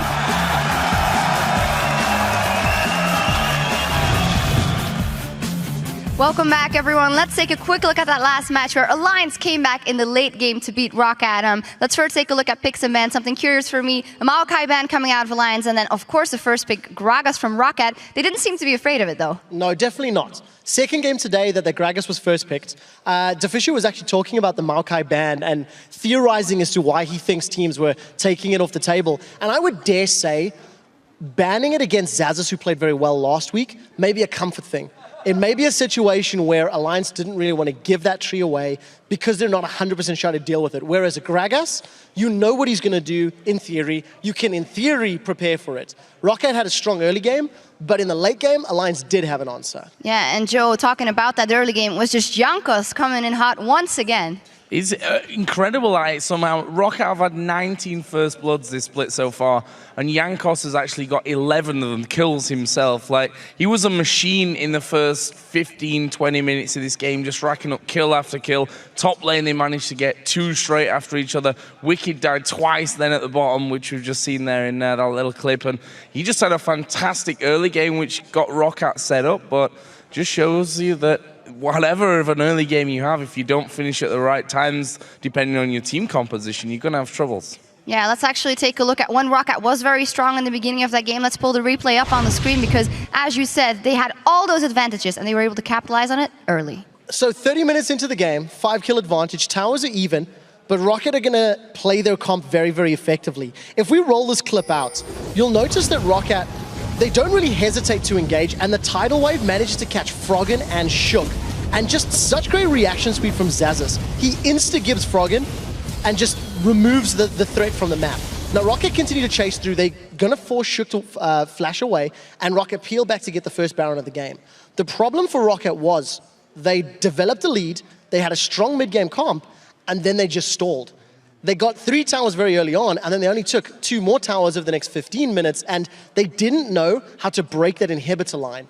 It is the most difficult objective to prove or to break, and Rocket again showing they are struggling in their late game, and that was the reason Alliance had all the time in the world to come back. And I think it's a confidence thing as well. We've heard them before say, when we get in the lead, we're scared of closing things out. And this game showed me exactly that once again from Rocket. We saw times where they'd go back and forth on a turret, and after 5, 6, 8 minutes, they just tank it up. Why didn't they do that 5, 6, 8 minutes before that and then move on to the next thing? And I think, as you said, they just took far too long and they were too undecisive about it. Yeah, absolutely. And let's actually take a look at a replay that shows what happens when you let a comp like Alliances go far and take the lead again. So the next replay, this is the game-winning team fight for Alliance. And the most important thing to note is Rocket's positioning on the map.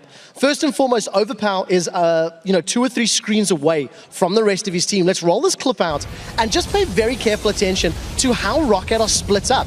They initially like to play aggressive, and Vanda does not get a very good tidal wave off. Most of Alliance managed to avoid it, and now that one of the massive threats for disengage is no longer available to Rocket, again, they're slightly split up, some in the lane, some going through the channel, and it's Alliance that just turn the aggression on. They jump onto Rocket and instantly catch Saliva as well as Xaxis out. Those are your 2 sort of damage carries. Xaxis was building Mage. He wasn't building tanky top Gragas. He was looking to burst people, and he just simply wasn't in a position to take advantage of that.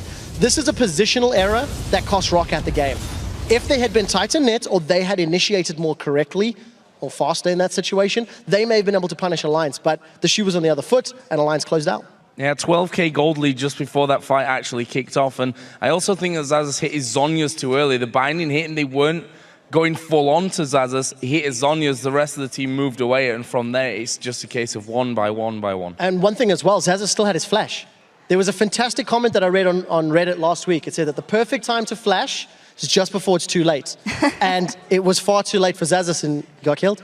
Reddit always knows best. Anyway, we're going to check out with you guys at home because earlier in the broadcast, we wanted to know which European LCS team do you think will come away with the third place spot this Super Week and why. The first answers from @CCTenchi. Millennium will make third place. Ever since their promotion series performance against NIP, they have shown consistently. And funnily enough, we've always said they were inconsistent, but it seems that it's turning out pretty well. Well, they're definitely leveling up as the weeks have gone on. In the preview show, I actually said that Superhot Crew or Millennium were my teams that I'm anticipating to take third. We need to see how they handle themselves this week, though. But they are definitely on the up and up. They split pushed effectively 2 weeks ago, something we didn't see them do at the beginning of the split. The second one is from @J1Lee. Fnatic, the Super Hot Crew. With Selfie's explosive plays and Mr. Raleigh being so consistent, I believe the Super Hot Crew can overtake Fnatic. So Fnatic, actually, in the end. Oh, yeah. I actually disagree with that. I think that Fnatic have shown us in the last few weeks that they're consistently better. I think they have shown us that they're a top 2 team. I don't see them losing it out to it in Super Week, honestly. Fnatic have done well in Super Weeks previously, and I think they'll continue that form. The last one is from @PattyZex. Remember last split playoffs, Roccat managed to surprise everyone and clinch third place. This time will be the same. So that's an interesting one as well, because of course, it's 3 plays 6, 4 plays 5, and then, of course, you go into the third place decider. So we'll need to see how they work out in the playoffs. But for the regular season, with that loss, I think it's looking more unlikely for Rocket to take it in the regular season, maybe in playoffs. Need to work on their confidence on closing games out. We always love to hear from you, so remember to follow us @LL Esports and use the hashtag LCS to join in on the conversation. Now, before we send things back over to Demon and the Fisho, the Copenhagen Wolves' Unlimited hopes that with a little luck, they can send Fnatic back on a losing streak. Fnatic are super strong right now. It will definitely be really hard to beat them. They're on a huge winning streak, but they've shown before that they have winning streak and then there is a losing streak following up, so maybe if we're lucky, then it will be their losing streak. I think that's a little bit of confidence, Yeah. maybe hopeful, but I think Unlimited needs reminding that the last game they played, they won Fnatic. So they took down Millennium, so let's see if they're on the win streak once again. Let's get these things going. It is the Copenhagen Wolves. They are going to be taking on Fnatic, and this is a tough game for the Wolves as they are yet to record a victory over Fnatic so far this season. Earlier today, of course, they were knocked out of playoff contention as well by Gambit. And Copenhagen Wolves actually had a fine start to the game. They got the very first dragon. But then once again, like we've seen before with the Copenhagen Wolves, they engage in a wrong dragon fight, they lose it, and end up just falling so far behind. They tried to catch Diamond, he escaped, the rest of Gambit came in and just destroyed the Wolves. And once you fall behind to such an insane siege comp that Gambit had, there's nothing the Wolves could actually do. And we have to talk about Broken Shot. He played Rengar. The first time he plays at the end of the EUCS, didn't play too many games yet. And the curse of Rengar in Europe is still here. The Rengar players, man, they can't win games. They just keep losing, and it's so hard to play him correctly, and we just see time and time again. That's the big thing. It's so hard to play him correctly because, you know, if you pounce in a little bit too early, the rest of the team's not in the same wave, then you're dead. You're not getting out. And we actually saw some miscommunication between Soren and Broken Shot in some of the late game team fights where Soren should have put the Orianna ball onto Rengar, onto Broken Shot when he jumped in. I think he went too far away. Maybe he did. I'm not sure what happened, but we never really got to see it. We never really got to see the combo. I think he outranged him. I think that's what the problem was. Well, last week, of course, Fnatic's hope of breaking their own win streak was shut down by Alliance. However, they bounced back strong and faced a tough Millennium in the next game and picked up the win. Against the Wolves, well, they have some pretty insane KDA stats in their 3 wins so far this season. If we look at the mid lane, well, you know what Peke is like. Soren has a big problem ahead of him because Peke is 11-1 and 28. That's a 39 KDA against the Wolves alone this split. It gets worse though. Look at Reckless. He is currently on a 34-1-25. That is a 59 KDA just against the Wolves in those 3 games. They are currently big favorites coming into this game. I'm not sure what happened to Reckless here, but looks pretty weird compared to what we normally see. Anyway, Fnatic as a team also dominates Copenhagen Wolves on the map. I mean, they've only lost two dragons and 3 towers in all the games against Copenhagen Wolves this split here. So really heavily in favor of Fnatic here. I do, however, want to talk about Cyanide and his champion pool. I don't know if it's an issue for them, but if you look back to last week, he first picked Evelynn over Gragas against Millennium, and he does have great stats on Evelynn and Elise together, where he has 8.5 KDA, which is great for him. But if you then look at his other junglers, he's not able to perform at the same level. He only has 1.9 KDA in 8 games as other junglers than Evelynn and Elise. So coming into playoffs, we might see teams target towards him and try and punish him for what seems to be a small champion pool. We don't actually know if he has something saved in case he needs it. Now, of course, if Fnatic win this game, it's going to help them secure the number 2 spot and potentially chase Alliance for the number 1 spot. But the important thing is get into the semi-final for Fnatic and dodge Alliance. Make sure you can only face them in a potential grand final where you already are secured going to Worlds. Absolutely, they are the big team right now, as you just saw. Crazy turnaround for them. Let's check out the lineups for these two teams. I'm sure you know them by now. Over on the blue side, it is the Copenhagen Wolves. In the top lane is Youngbuck, Broken Shark in the jungle, Soren in the mid lane, Woolite as the AD carry, and Unlimited and support. And on the red side, we have Fnatic with Source in the top lane, Cyanide in the jungle, Expected in the mid lane, Reckless with his new hairstyle as the AD carry, and Yellowstar on support. Just switching things up, you know, he likes to try it out a little bit different. So, we're going to be getting the game underway in a moment for the picks and bans. Let's see who you guys have voted on to win this match. Not too surprised. It's a 92% vote for Fnatic. Kind of expected a pretty big one there. We'd also like to remind you guys, of course, that you can still grab tickets to join us for the upcoming playoff games just next week. Get over to lolesports.com, click on the tickets for all of the details. Remember, 3rd place, 6th currently is Super Hot Crew versus Rocket. Of course, 4th place, 5th, which will be on the Friday, is currently, I remember, this could all change over the Super Week, Millennium versus SK. Keep your eyes on that standings as we move throughout Super Week. So, pick and bans. What are we thinking? Are we going to see Rengar again coming out of Broken Shard? I mean, we're going to see something change. So, Fnatic actually last week banned Lee Sin in both their games.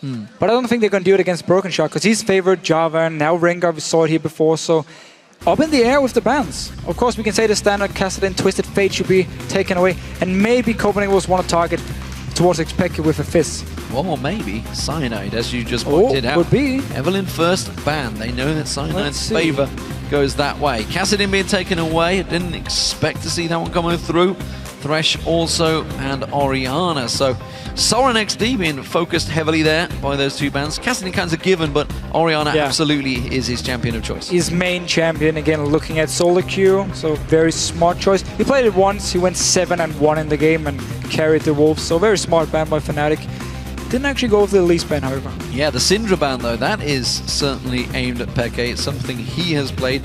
Not too many have played Syndra here in Europe. Of course, we saw Bjergsen going big on it last week. So far, it's not actually a champion that, as we mentioned last week, he likes to play against Kerp because he can shut down. He basically picks it if he wants to shut down that mid laner. Twisted Fate also banned out, so a lot of mid lane ban focus here. What are the Wolves going to take? Is it going to be Gragas in the top lane for Youngbuck? So Lee Sin and Gragas could be the 2 top picks here, but again, we've seen Broken Shard play Java, and he likes to play it against Lee Sin even, so I don't expect Copenhagen to take an early jungler here. Should be the Gragas if Youngbuck wants to play it up in the top lane. Otherwise, Lulu is open, even though she's fallen out of favor here in Europe. We don't really see her very often anymore, even though the other regions still love to play her. For some reason, we don't like Lulu anymore. I'm not sure if it's because she's a Yordle or what it is. We like big fat Gragas instead. Well, big fat Gragas looks like he may well get locked in again. If he is, that's the first 3 games running he will be first picked in, and there we go again. So Gragas, definitely the flavor of the month right now. Whoa! Whoa, okay. Instant lock for Fnatic there, for both Tristana and Rengar. So, you call out Cyanide for something else, he pulls it out. Well, let's see how he performs, because Rengar so far in Europe and in NA, it's not been working out. Every single time we see it, yes, you can have some good early ganks after you hit your level 6 point, but then once it comes to team fights, it's very hard to set up. You need a lot of synergy to actually pull off a Rengar combo with the engage, and we need to see if Fnatic can do it. They can definitely be a team with the teamwork to pull it off, but let's see. Orianna is banned, so they can't do the Orianna Rengar here, but Tristana, actually a champion, Reckless has been spamming in solo queue. had a look at him because he used to play Lucian all the time. Now he's, of course, disabled. Picked up a new champion, and just a champion we have seen all around the world now. Very good laning phase, mid-game a bit meh, but in the late game you're an absolute beast. And of course it does allow Lee Sin to be available for Broken Shard, who locks that in. And Braum, first time today we get to see him for Unlimited. Okay, so actually a support he loves to play, and he loves to roam around, make plays early. I believe he's actually his most played champion here in the summer split. So we could see Unlimited look to roam around and make some plays, and I just talked about Lulu not being an option here in Europe anymore. I forgot we had Soaz in the game. Soaz in the game, but more importantly, Peke in the game on Fizz. Fizz is a champion that has been banned a lot. Certainly last week banned out so heavily, but now, again, picked back in that mid lane. What will Soren use to counter that? I actually expected Copenhagen was to ban the Fizz here against Expected because it's been a champion Fnatic, or not a champion, but the playstyle Fnatic loves to use, where they just pick off people left and right. Who fits in? Fizz, of course. Get a few kills early on and you just start rolling. You become an absolute split pushing monster. You're good in teamfights as well because you can dodge around abilities. You have your hourglass. And when you already have a Rengar, it's so easy kills to set up for Fnatic here if Copenhagen Wolves are out of position. So unless they run as a unit 5 together, there will be an opening where Fizz should be able to get a kill. Yeah, if Cyanide sneaks in and stuns, then I was about to say, Ziggs in that mid lane is in desperate trouble. Walleye himself is in trouble, but it's going to be a Ryze in the mid lane instead for Soren. So Ryze could also actually be Ryze top lane and Gragas mid lane here, but I would expect Youngblood to play the Gragas at top. So Unlimited, he will have the same issue where if Cyanide comes into the lane, especially after level 6, it's very easy to lock him down. But he's now looking to get a Rod of Ages, get some tanky items, and try and survive all the burst coming in from Fnatic. Now switching support, it's going to be Morgana for Yellow Star. Fantastic performance over the last few weeks. Of course, broke 1,000 assists last week. Yellow Star, actually tell a lie, Yellow Star didn't nift it, but Yellow Star is very close. Yeah. And remember that record also counts him as an AD carry. So what do we make of these two picks? What do we make of everything on the board? So actually, if you do look at the comps here, we have the mid laner and the AD carry for both teams scaling really well into the late game here. We also have the top laners, very good all around, good laning phase, good mid game. Late game wise, they're not looking to be the big carries who just blows up people unless Gragas gets really far ahead. They're going to bring a lot of utility instead to the table. And then we have the two junglers actually, looking to make picks, looking to set up fights. So very similar picks in terms of what they can do scaling wise on the side here for both teams. And then it's going to be all about the execution because Copenhagen Wolves, they want a team fight. But Fnatic, sorry, they want to use the Fizz and Rengar to catch up people. I fear a little bit for Kog'Maw's life. Walleye is going to have to be on his defense, that's for sure. Which team comp do you think will emerge victorious? Tweet hashtag CWWin for the Copenhagen Wolves or hashtag FNCWin for Fnatic to LOL Esports. And of course, we'll see if your champion selectors manage to change your minds at all. 92% of you think Fnatic will take this one. Don't expect it's going to change too much. So double teleport for Fnatic here. Expect and Fizz in the mid lane to teleport as well. Same thing we've seen overpowered you, and Fnatic did it as well. The last time they played Fizz, get a kill early, and you just split push all game long, and nobody can deal with you. Yeah, and this is a serious problem for them. We'll see how it works out, ladies and gentlemen. Game 3 about to get underway. The Copenhagen Wolves, they are now into the relegation zone, but the question is, can they take down Fnatic and cause them headaches? Fnatic themselves chasing that #1 spot. They have to win every single game, and they need Alliance to actually lose a couple of games as well. But second place, that's what they really want to make sure they're secure. Get themselves by straight into the semi-finals, secure themselves a best-of-5 chance at making the Worlds. And remember, while Copenhagen Wolves can make playoffs, they're still playing to secure the #7 spot in the league, and therefore a chance to choose an opponent in the Challenger or in the promotion tournament, which is very important for the teams here. So Copenhagen Wolves definitely look to take a win and push Gambit back down towards the bottom of the tables here. But Fnatic for now, looking like they want to go in and get some deep wards. Yeah, we saw, of course, Alliance in the previous matchup going heavy on the aggression in the start. Ward getting cleared out quickly by Fnatic. They're going to get their own wards in there. And the Wolves reacting well. They're going straight in to do their own thing in the red buff area of Wolves. Wallite. Oh, look down here. Cautious. Behind him, no. Managed to get away safely. We did actually see a ward from Fnatic on their own red buff before Copenhagen placed their ward, so they knew, okay, 2 members were sent in, they got some deep wards.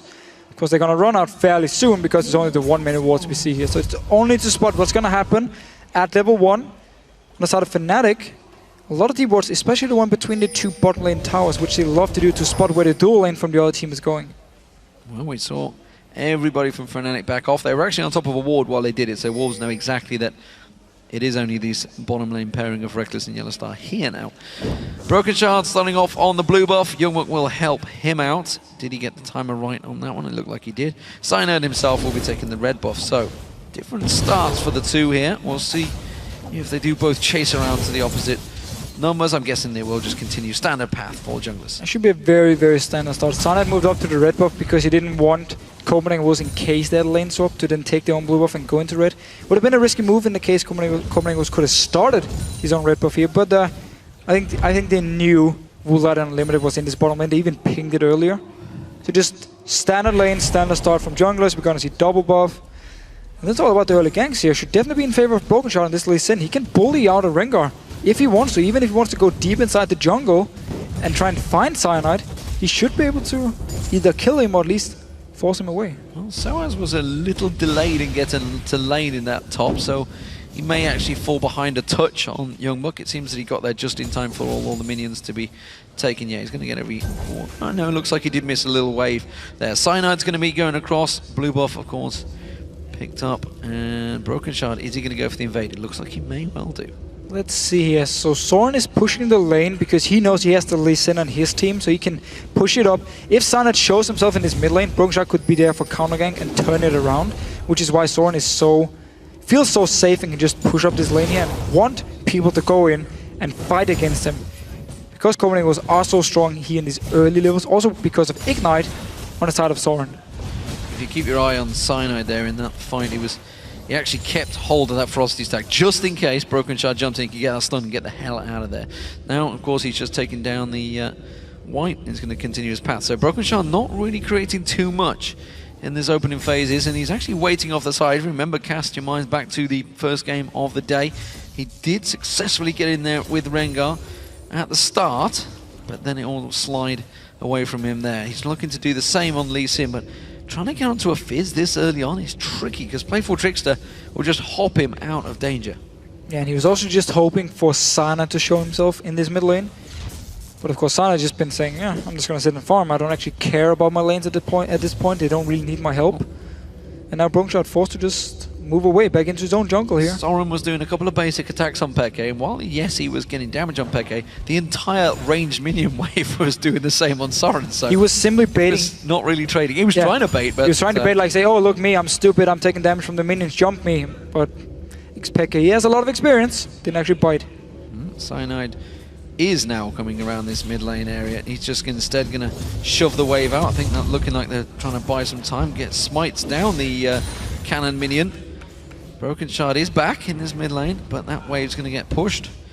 And it seems they're going to back away. No, sticking around. What are you doing, Cyanide? So they didn't actually manage to get the wave into the tower, so it didn't reset, and therefore Cyanide forced to stay. Now Broken Shard is coming in. That's what he wanted. The Ignite goes down. Broken Shard flashes for it. Doesn't get it, though. Now Cyanide's in trouble. He's going to get focused on. He can try and turn this one back around. Peke is safe. Flash was used, though. Yeah, so Cyanide, he was there. They wanted to just push out the wave, so Peke could recall, reset the whole lane. Didn't happen, and then Broken Shard actually came in, forced away the flash, and now put some pressure, but then it's going back to farming, and this is where teleport is very huge for Fizz, because instant back to the lane, farming. Ryze needs to run from base now. Unlimited taking some poke down in this bottom lane area. They're both hitting level 40 duo lanes. Reckless, of course, with that explosive shot will clear this wave out fairly quickly. Woolite putting some good trade on Reckless, though. Keeps using that vision of the bush to take him away from the basic ranged attack that Woolite has. He manages to put another bit of damage down. In terms of farm, Woolite has the advantage right now over Reckless. So Fnatic are also slightly behind here, but Tristana is a very strong laner, and we often see Morgana picked into Braum because of a black shield to deny his stun from the passive. And it only works for the Morgana here, but Fnatic just slightly behind at the moment. Woolite doing a very good job trading with Reckless every single time. I mean, both of them are essentially hyper carries, I guess you could say. Peke getting some poke onto Soren. Both are going to have some incredible long range. Remember, of course, Tristana's range will get longer and longer as she levels up throughout the game. Woolite, of course, can just hit W and hit you from range from the very beginning. Could definitely be their difference in the lane here early due to the longer range you just mentioned. Therefore, Woolite can take the trades, but the E from Tristana really hurts early on. I believe it's like 110 damage at level 1, which is pretty insane for trading. But for now, at least, everyone back to farming. Brokenshot once again around his mid lane. He's still on a ward. Peke is well aware, and he's actually going to bait it out. It doesn't matter. It doesn't matter. It's pressure. Mind pressure. Pressure. Peke is not really that worried, it seems. Chugging down that crystalline flask. Now, of course, Cyanide has come around to counter this one. Blue buff will be spawning shortly, as well with the red for Cyanide.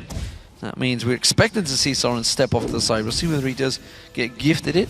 Young Buck, meanwhile, in this top lane, up against Soaz. We haven't seen this one a great deal, but Soaz, we've seen him on Lulu many times before, and he's very confident in this lane matchup. Yeah, and just very even. Both of them are very good laners. Look at the champions also, the players, of course. Good Let's block just as see. well. Yeah. Nothing happening, though. Rick is just trading in to the Shield of Unlimited.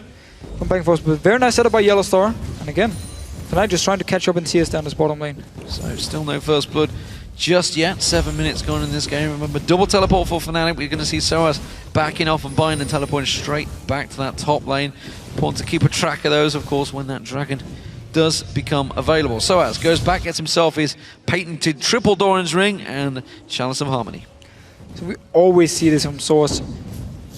Doran's rings, he does the same thing on Gragas. A lot of Doran's rings so he can control the laning phase or dominate in the laning phase, get these early combat stats here, and just sit and farm. And he will just keep farming and farming and farming. He will stay in his lane, only move around with his teleport, because he doesn't feel the need to make plays on Lulu or Gragas in that case early on.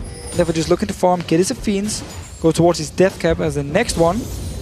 And then again, both these champions, when it comes to team fights, you have a lot of peel on the side of Lulu, where Gragas can set up a fight, but he also has the ability to peel with his own ulti, with his own slows, and therefore keep his AD carry safe. Well, we haven't seen the junglers making too many big plays yet. They've had a little back and forth tit for tat in the mid lane, but that's about it so far. Cyanide going to start off the blue buff for Peke. He's going to just jump across and collect that one gratefully. Cyanide showing the blue buff on him. I don't believe he has it, actually. I didn't see him steal it away. No, he hasn't. That's just a visual problem. So Cyanide doesn't actually have that blue buff on him. So he hasn't. I was going to say, I didn't remember seeing him steal it. Nonetheless, looking to make a play down in this bottom lane. No sign of Broken Shard. Teleport used for Peke in the mid lane, so he's not going to get involved.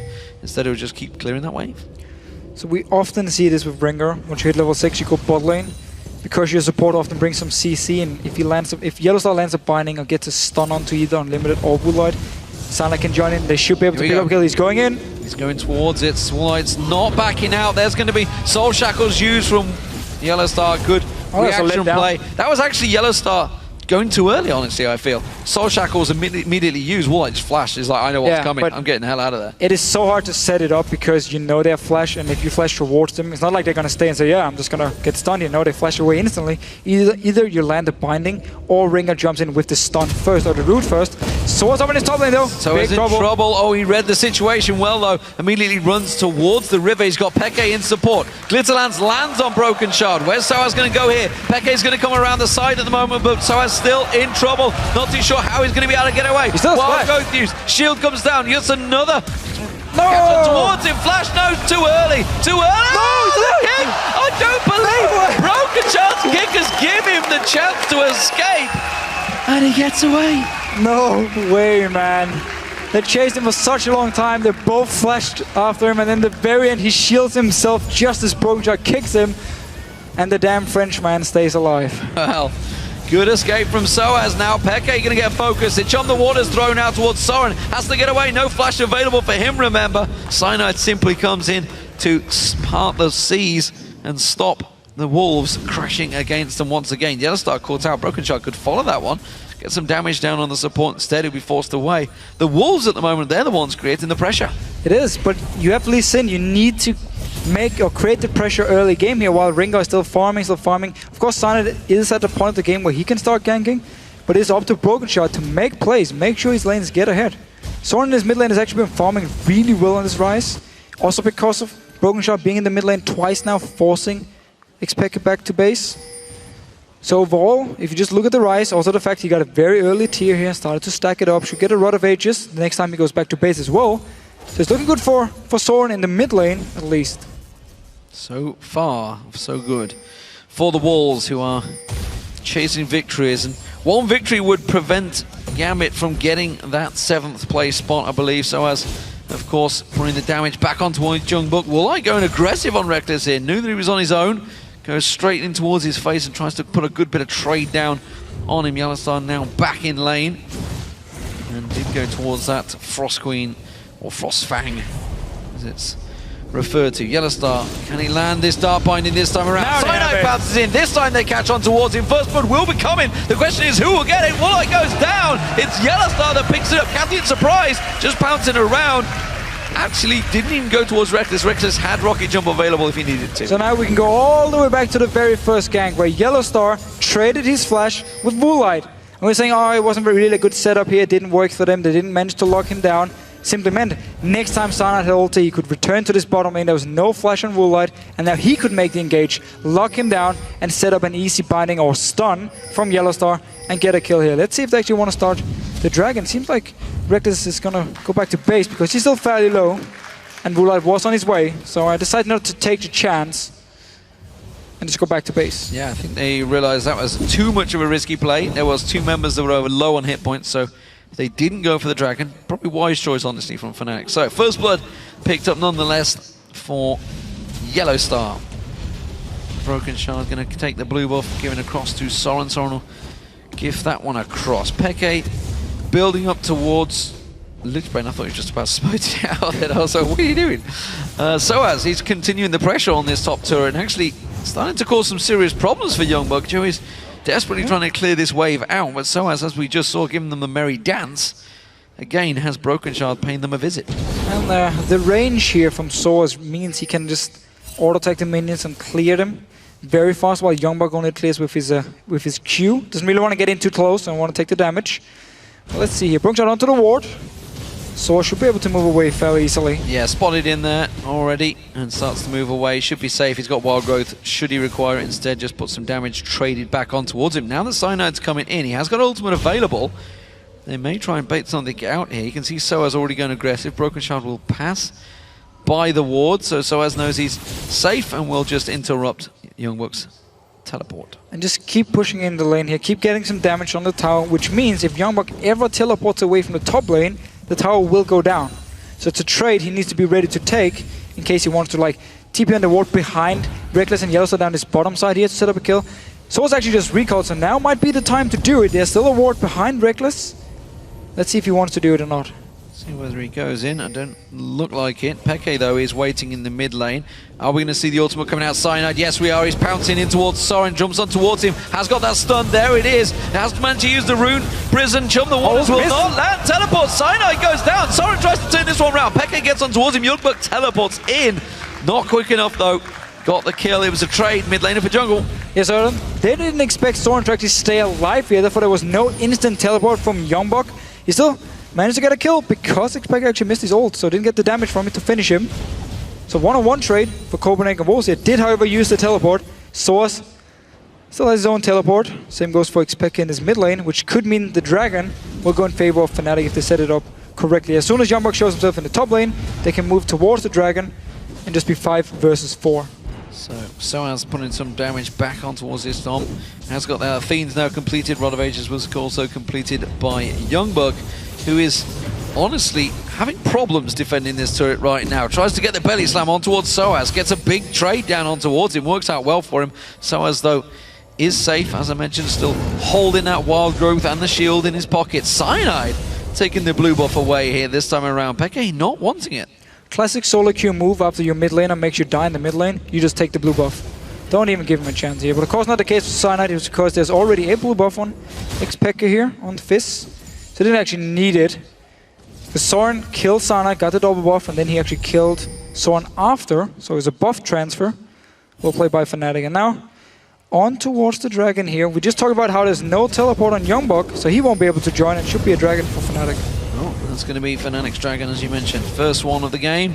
and very much for free. Woolite and Unlimited coming up to just take a simple pass and a look and get the timer down on it. Oh, nearly got the steal. Now they're in trouble. Soul Shackles goes down. That's going to stun both of them. Reckless jumps in towards it. Cyanide pounces in, and that is Woolite going down. A little bit reckless themselves, Fnatic. All taken low. Soaz comes around the side here. 5 members of Fnatic as Unlimited is pounced on by Peke off the side there. He drops down, and now Broken Shot follows through, gets the kill on Reckless. Soren actually catching on towards them. I could point out, of course, that's Reckless' second death in the 4 games played against the Wolves. Soaz uses the Wild Growth. Broken Shot's going to continue chasing. Not a lot of mana on Soaz, actually, but he will get away once again.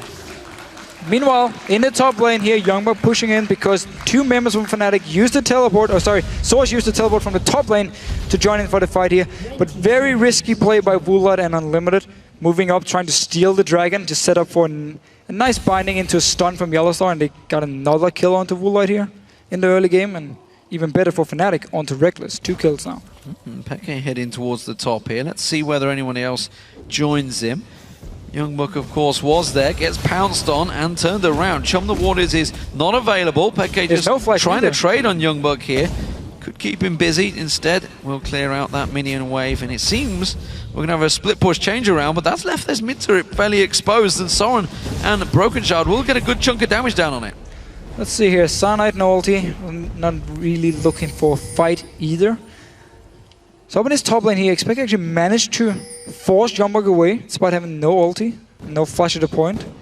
A nice deep ward though. We talked earlier, very first game of the day, about how do you ward against the Rengar. Well, you get some deep wards and then the enemy support clears it and you get really annoyed. But yeah, you need some deep wards in the jungle so you spot him before he actually activates his ulti stealth.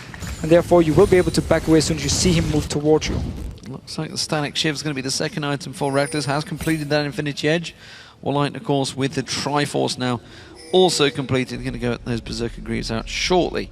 Unlimited, again, trying to get that ward vision in there. This time around, it may cost him his life. Soul Shackle's going down on Unlimited. Reckless will continue through. Pounces on towards him. Unlimited all sorts of trouble. Will he go down? Yes, he will. And now Reckless stunned out.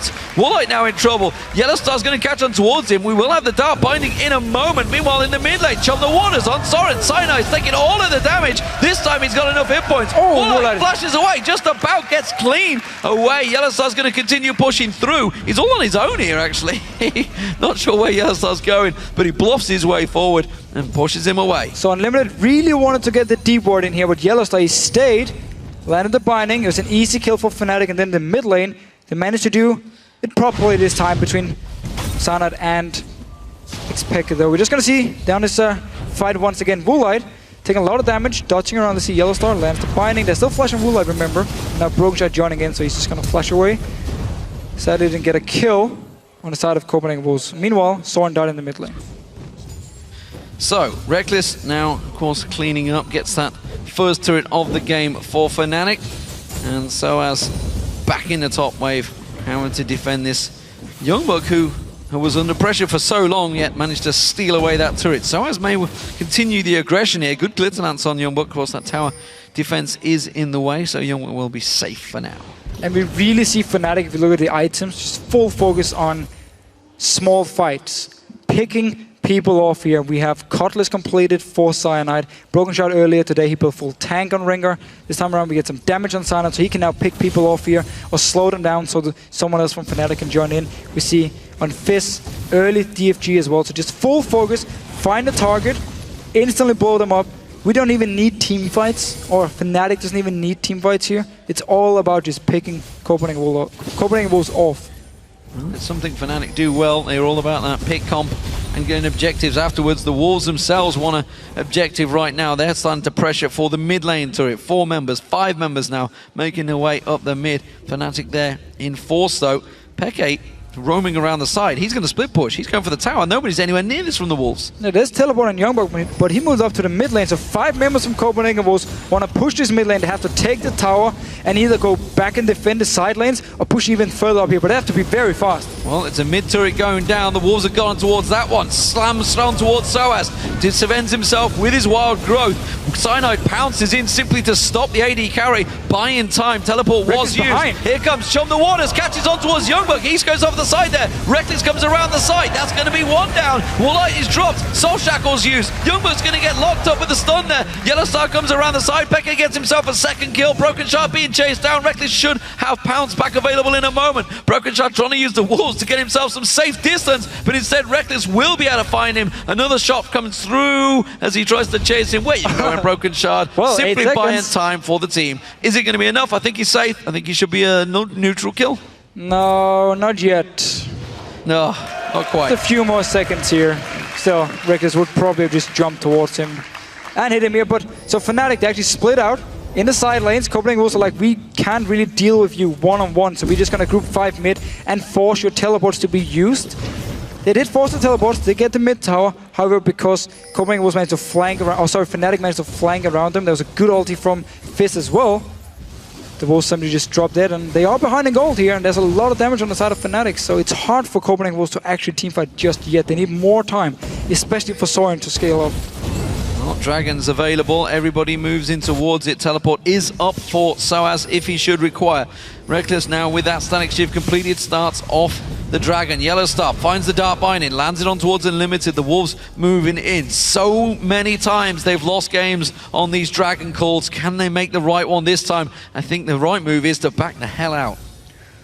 Well, for now, at least they're stalling. Fnatic moved their way. However, the top lane, Source is going to take a tower, so it's actually in favor of Fnatic. The fact that all 5 members from Copenhagen Wolves are here. He can even TP in if he wants to join for the fight. Let's see if Fnatic actually want to contest this Dragon. Oh, Soaz is pushing. Teleport's coming in. Where is he going? Just off the back there is a long way out, actually. That Dragon may go down before they get close enough, but they're all caught out. Yellowstar goes in. 5-man Soul Shackle comes out and will proc on every single member. The Wolves back out because Wallite managed to take down Cyanide. Broken Shard drops in. Soaz that catches on towards him. Yellowstar picks up the kill for that one. Peke slides on through. Takes down Soren across the side. Wallite now caught in the pit all alone. Where's he going to go? Where's he going to hide? Nowhere, that's for sure. Reckless jumps on through, gets the reset, pounces back on towards Youngbuck. Youngbuck may get away from this one, no. Peke dives in. Oh, the minions have got him. The minions are on him. No, Reckless saves the day. Gets on towards the minions and stops them killing Peke off there. Wow, just a good turnaround. It was a 3-for-1, but I think the Wolves got Dragon.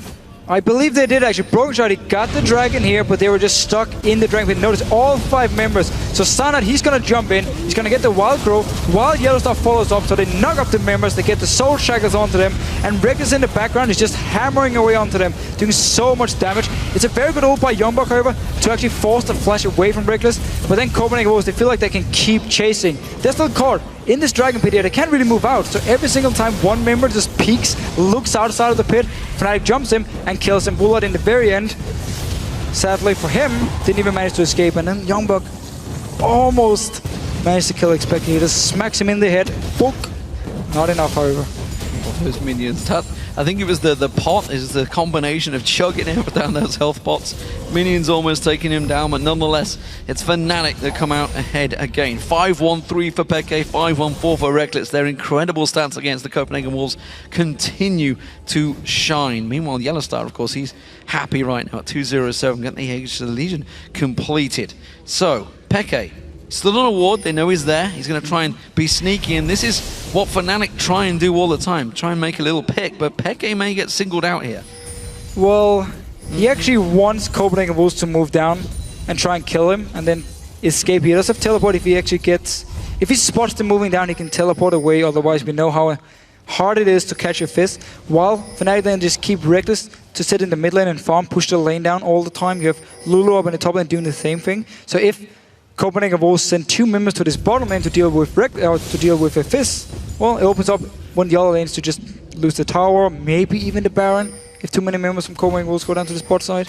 Because we talked about how if a teleport Fizz gets a few early kills, or actually just at 1 early kill, he becomes very hard to deal with in a split push.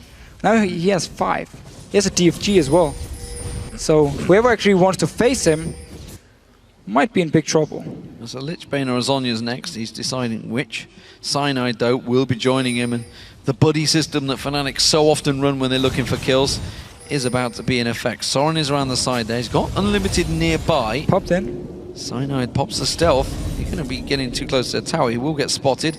That's not going to work out. That ultimate's wasted. There is 3 members pushing the mid lane, though, and Joey Youngblood is not with them. Instead, he tries to come around the side. Broken Shard will defend that one. This is the one good thing for the Wolves. They have good wave clear. Cyanide stood on a wall trying to take the bread buff. That's not going to work out. He goes down. And the curse of Rengar in Europe continues. And even better for the Copenhagen Wolves to have some wards in their own jungle so they can see Fnatic move between the lanes, and Cyanide all alone doing the red buff. Caught out of position, easy kill for Copenhagen Wolves, and they're actually moving towards Baron here. Yeah. Let's see if they just want to force the teleport from Xpeke or if they actually want to start it. The thing is, they know they're going to make a big, bold play right now. Soaz is continuing to push that mid lane. Teleport comes in. That is going to be Peke coming from the base, and they're peeling straight out of there. It was a bold choice from the Wolves and a wise move to back out. Yeah, it was 100% just to force the teleport. They need to go back to this mid lane, however, otherwise tower's gone. Yeah, no, they're sticking around on this Baron Pit area. I'm not sure this is the play they want. Soaz and Reckless, they're still pushing through. They're going to be on the inhibitor turret. Now Fnatic are going to actually delay them off the side there. Look at the damage. They're just churning down this tower. It's going to be half the hit points gone before Youngblood gets close to this one.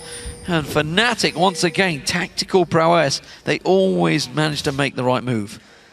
And the Copenhagen was, because they are behind already, wanted to try and make a move here. At least force a summon or a teleport from Fnatic. Should just have been a bit faster at actually moving back to the mid lane again, so they didn't have to give up an easy tower and also lose 50% of the HP on the inhibitor turret. Will, of course, get some of the HP back. But let's see here. Dragon in 1 minute, 15 seconds. Fnatic in control of the game. Both their carries, or the late game hyper carries, are extremely farmed and fed at this point. So they can be very happy. Wula did get 2 kills, so at least has the blade. Also needs a lot of time before he can catch up. I'm just not sure whether he's got the protection. That's the problem for him. Right now, of course, you see a Bloodthirster being completed almost by Reckless, just a little bit shy on the gold on that one. Zhonya's Hourglass was also completed by Peke. Soaz in the top lane has been going fairly unheard of. He's quietly going about his business. 0-0-5. Dragon now up in 30 seconds, and the Wolves actually trying to get into positional advantage here, maybe trying to sweep around the side of Fnatic, but while this is all happening, Fnatic are clearing out the Baron Pit, and Soaz continues to push that top wave down.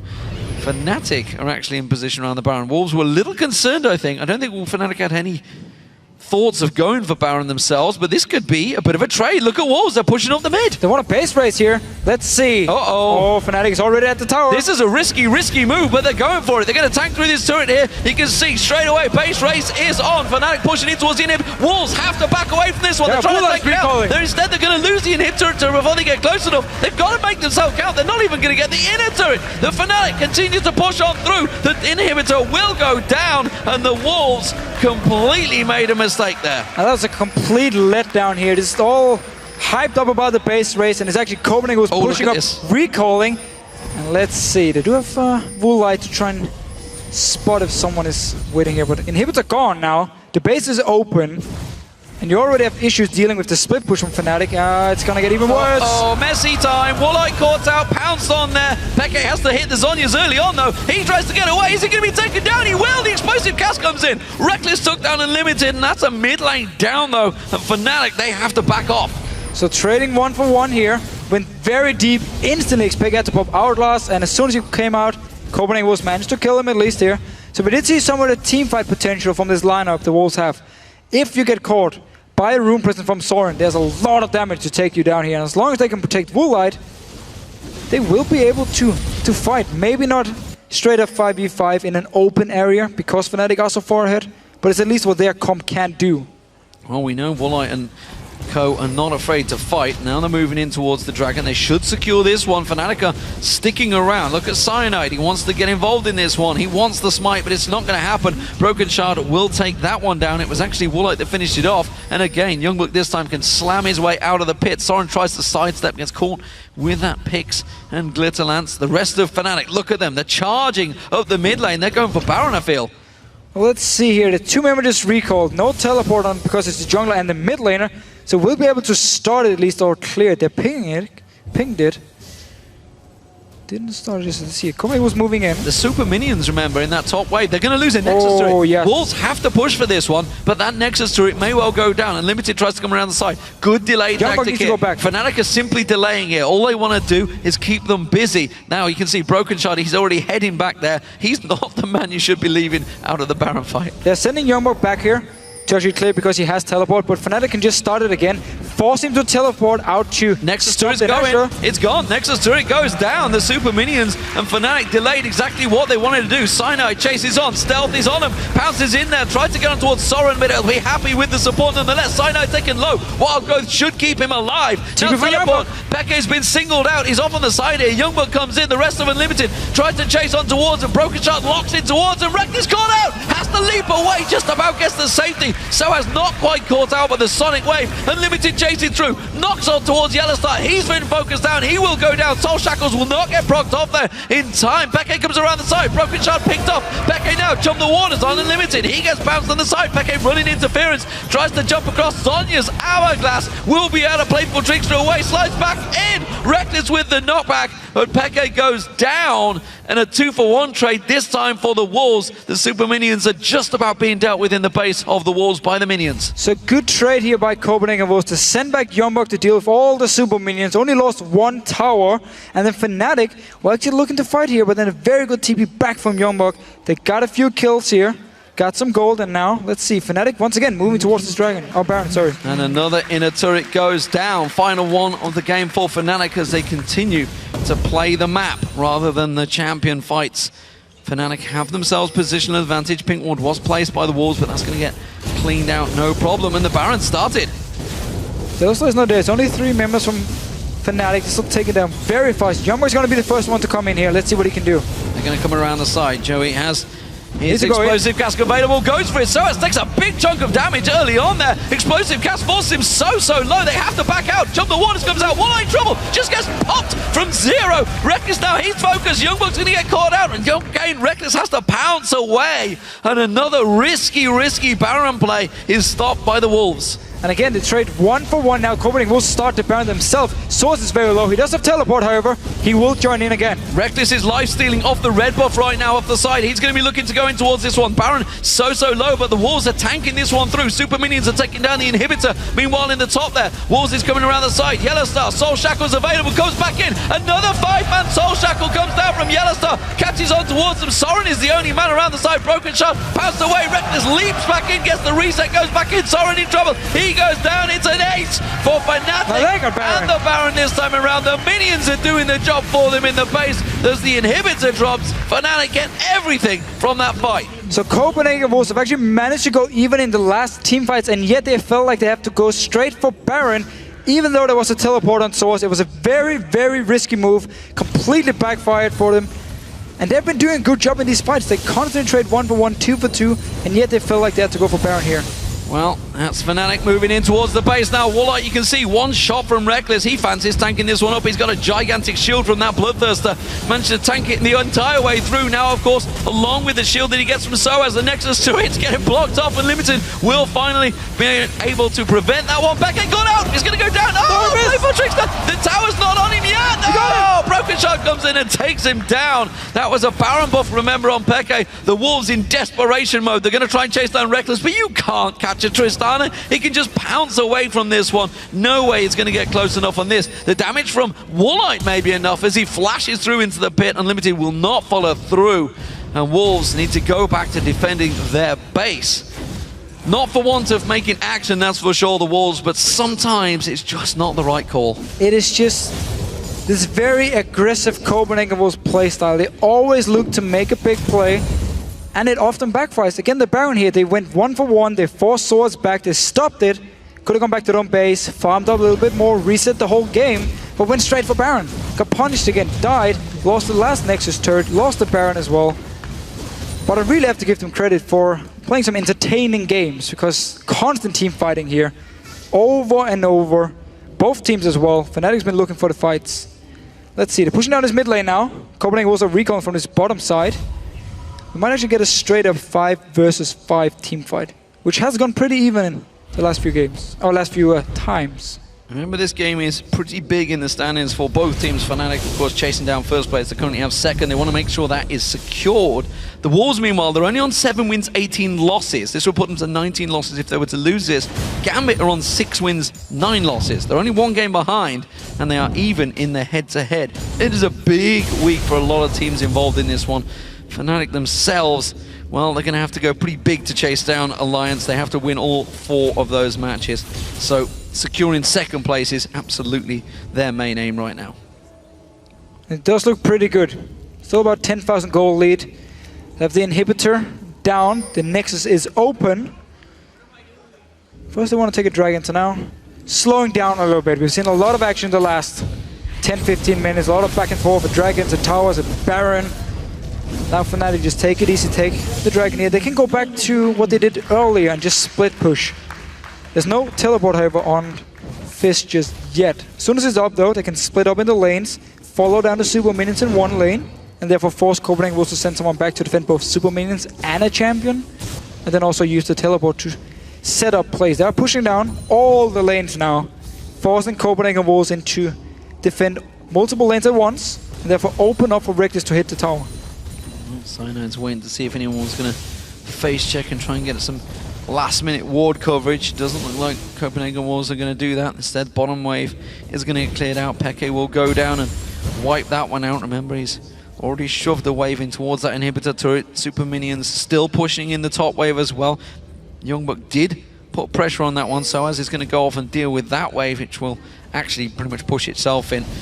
And that's going to cause pressure. I think the bottom turret is one they're mainly going to focus on. They're trying to cause some problems in this mid lane, while Soaz makes somebody have to deal with that top wave now.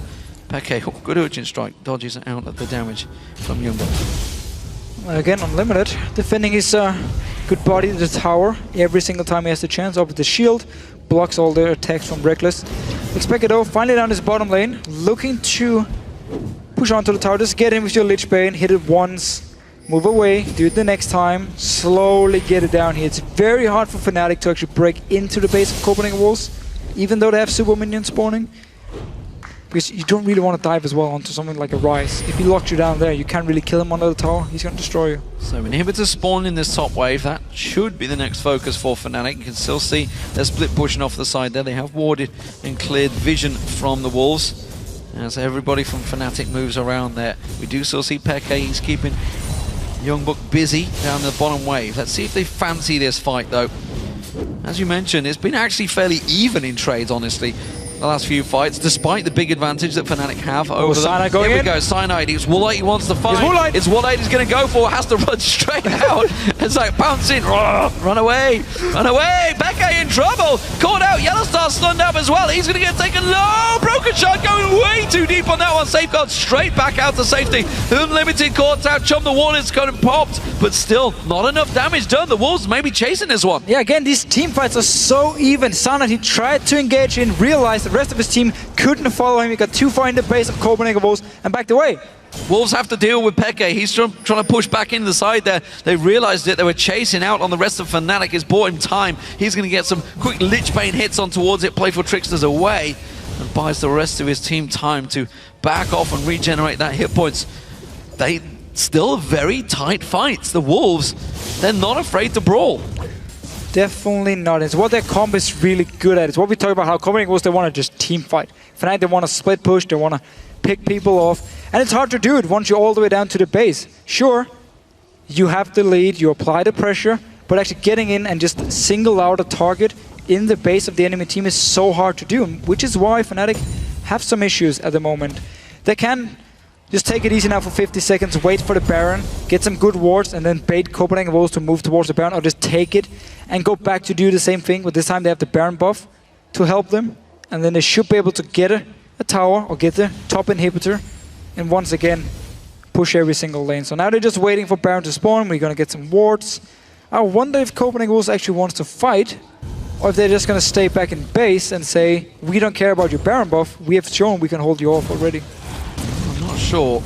They managed to clear every wave up, so They should be neutral, so they don't need to worry about minions pushing into their base this time around. That's what Fnatic have been working well over the last few times. So in their stead, it could be a straight-up fight. Yellowstar has managed to land that Soul Shackles perfectly. Every team fight so far, catching them out in some enclosed corner. Reckless stood on a ward, while the rest of his team, look at this, they're trying to rotate around. They're trying to sneak straight in towards that inhibitor. They're moving forward here, both Sonnet and Expector here. Copenhagen also reacting this time. They're not staying in the mid lane, instantly moving back to make sure, actually they still need to send some guy in to stop him. Now, Fnatic back to the Baron.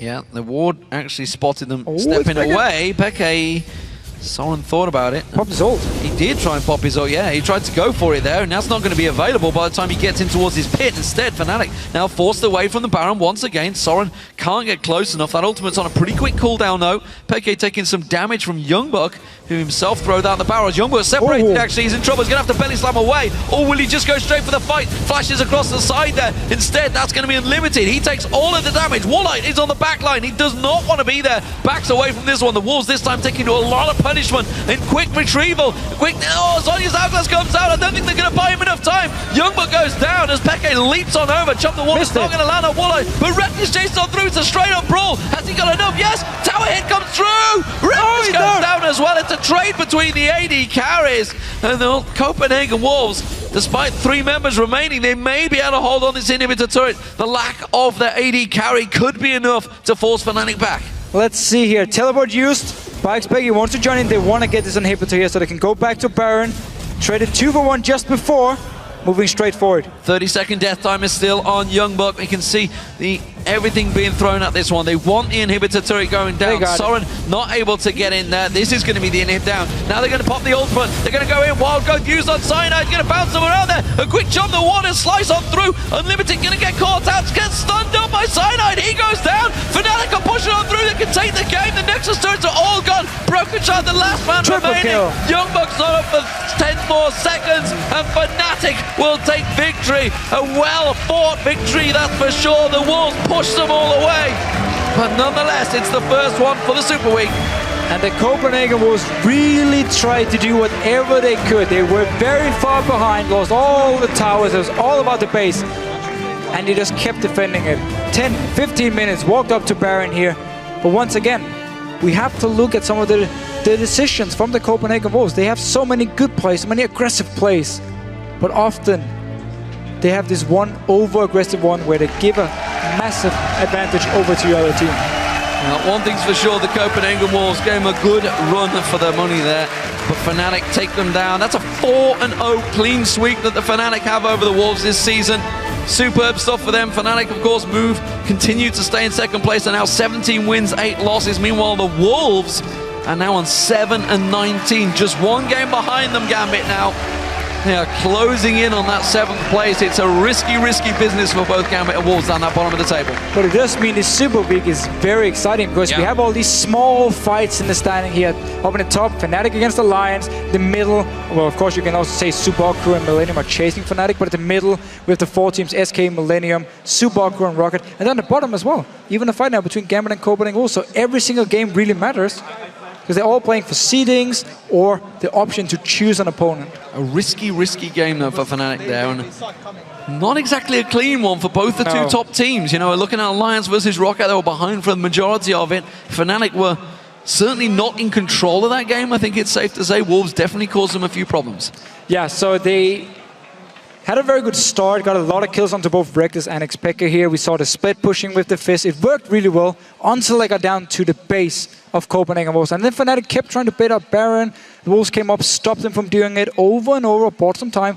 But also the base race, or the base race, where Copenhagen Wolves walked up the mid lane, started recalling and already lost Inhibitor, was very weird. And it opened up for Fnatic to do the Baron dance. And even though Copenhagen Wolves got a few kills, actually managed to punish Fnatic from doing it, they didn't manage to get anything from it because the base was open, because they lost their own Nexus turret. So they actually ended up losing mainly from the fact they did the base race, and then because they gave up so many kills to the 2 carries from Fnatic early on. It's a little strange in that base race that they almost had that Warlight didn't stay and just get that extra couple of hits before going back, because The tower was already gone. The inhibitor was almost certainly going to go before they even got back. So it's one of the situations where you feel like you have a great idea. You just scream, hey, we can base race, we go for it. And you just need one guy to say, guys, no, it's not working at all. And it puts doubt in everyone's mind. And everyone's like, wait, what's going on? Are we going back? Are we staying here? And in the end, everyone is probably just yelling, oh, we can't do this. Now it's too late. Back. And everyone starts recalling. Nobody even finished the tower. And you end up just completely lose the base race. Well, fantastic stuff, fantastic games so far in Super Week. We're going to go over to Shox and Trevor, who are now ready with the post-match breakdown of that game alongside Reckless. Thank you very much, D-Man. First off, congratulations to Reckless. Let's take a look at picks and bans and see you going back to Tristana, a champion you loved so much back in the Challenger scene. So why did you decide to go for her here? Lately, Tristana has got some more popularity across the League of Legends scene, like even in Korea and stuff. And I really feel personally that she's one of these champions that rise with the new patch where these attack speed items got buffed.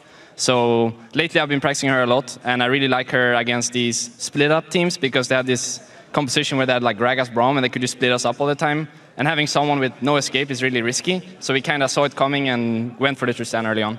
Obviously, you had the escape. You did die twice in this game. That means you now have 26 deaths in this split, which is actually almost a record. Meteos over in NA has the tightest record for deaths. He only has 29 in one split, so he can only die 3 times. What I actually wanted to get to is that in the beginning of the split, you've also mentioned, I need to be more active. I need to jump in there more. It seems like you found the balance now between not dying and playing aggressive. So how have you found that? Basically, in scrims, I've been really trying to crush the limits, if you can put it that way. I've been trying to live near the edge. And sometimes it fails, sometimes I just die horribly and it can like lose us a dragon or something, but after all it's a practice game, so we just try to learn from it and I try to get as close as possible to the edge pretty much, because then at that point you can be a really good player because you can push your limits. I want to ask you something a bit more personally about this. 2 weeks ago, we named you the MVP of the week. You are one of the newest players to the European LCS scene, despite, of course, being around for a couple of years. Not only are you very close to breaking the lowest deaths in a split record, are you aware you're very close to breaking ManCloud's highest kills in a split? The record is 167. You currently have 148. So if you get 20 kills over the next 3 games, you beat the record. How do you deal with that pressure and the focus of everyone's eyes being on the star, the amazing Reckless, the MVP, and being close to breaking some of the most incredible stats ever? Well, all I want to do is win the game, so getting stats and stuff is just a bonus, I guess. And I don't really think about this stuff. I just want to win the game, for example. This game, I was really fed, but I didn't think about like, oh, wow, I have so many kills, I can keep getting more. I was just thinking we have to do this and this to win the game, pretty much. So I don't really care about these records. It's just a bonus on the side. Well, I think that's the way it should be played. And you mentioned the game, and actually you guys were quite ahead, but you came on the stage here and you say, well, you know, that wasn't a flawless victory because in the mid-game, you guys did go in sometimes and I thought maybe it was too aggressive. How did you experience that? I felt like their composition was really good against ours because they had like this split-up team and we had a lot of divers. So it was really hard to get a proper engagement because they just like, at the point when Fizz and Rengar went in, they just throw a Gragas ultimate or a Braum ultimate on our backline. So we get really split up and it's really hard for our like divers to survive the amount of time it takes for us to come back. So it was really hard to get a proper fight actually in this game, and it probably showed. It was really messy from my point of view at least. Well, we've got a couple of replays. Let's pull one of them up onto your screen right now. The replay that we're looking at the moment is actually much earlier in the game, 23 minutes. You were talking about how it was difficult to get the engages. Now this is one where you catch Copenhagen Wolves in the pit. So let's roll this clip out and explain to me, what's the communication like in the Fnatic camp? We know Yellowstar's about to flash in and get everyone with those soul shackles. Yeah, so basically they're all stuck in the pit right here. And Soas called that he would ulti Yellow if he flashed in. So he just tried to get a 5-man ulti. I didn't play my best fight here because I was focusing the Braum too much. But they were still stuck in the pit here and they have no way to escape. And we just tried to play the kite game pretty much, where we wait them out, let him do the mistake, where you see Woolite here making a mistake, trying to walk out. So we were just being as patient as we could, pretty much. We lost the dragon, but we got 3 kills for 1, so it wasn't too bad in the end. So at the end of the day, you're just playing the terrain and making use of that pit to the best. What would you have done better? Because you said you didn't really like the way you started that dragon fight. One of the ideas we had was to instead ulti Rengar instead of Yellow, but it was like I don't know, I think the fight was really good in our favor. We just lost the Drake, which was a bit unfortunate. And personally, I didn't have the targets to hit because it was really hard when they were hugging the wall in the back. But I think 3 for 1 there, plus them all wasting a lot of summoners and stuff, it was not too bad. Yeah, absolutely. And you said it was hard to find fights, but if you found them, it went all right. And let's actually take a look at another replay later in the game when you guys were around Baron the whole time, and it seemed like you could have lost that fight if you didn't do the exact right thing. Yeah, so at this point in time, Cyanide's already down. You're about to have a bit of a risky fight, and it pulls back. So let's roll this one out. And similar story, Copenhagen was on Baron, Yellow's engaging, and I think Soas is going to TP in as well. Yeah, so Soas was a bit low here, and he doesn't have the kit to regen as I do. So I went for red buff and regen because he made the call right before that he would base and then TP back. And we just tried to put in their minds that they can actually finish this Baron, right? So we didn't like show any moves or anything. I was just doing the red buff. We saw them doing it in a ward, and we tried to say like, we just wait for the 5k mark, then we TP in because they're already low from the Baron, and then we just go on them. And we had a pretty good collapsement from like three angles, so it was really good from our side. You aced them, so I'd say it was pretty good. Congratulations, Yeah. Great game. Thank you very much. All right, we have to step away to water Zyra and make sure she's getting enough sun. But when we return, it's a crucial seeding matchup as Millennium takes on SK Gaming. Stay tuned.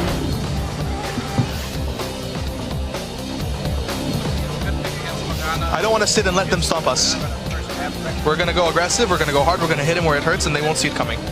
5 members of Fnatic as Unlimited is pounced on by Peke off the side there. He drops down, and now Broken Shot follows through, gets the kill on Reckless, but they're all caught out. Yellowstar goes in, 5-man Soul Shackle comes out, and will proc on every single member. Soren is the only man around the side. Broken Shot passes away, Reckless leaps back in, gets the reset, goes back in. Soren in trouble, he goes down, it's an 8 for Fnatic. Unlimited gonna get caught out, gets stunned up by Cyanide, he goes down. Fnatic are pushing on through, they can take the game, the Nexus turrets are all gone.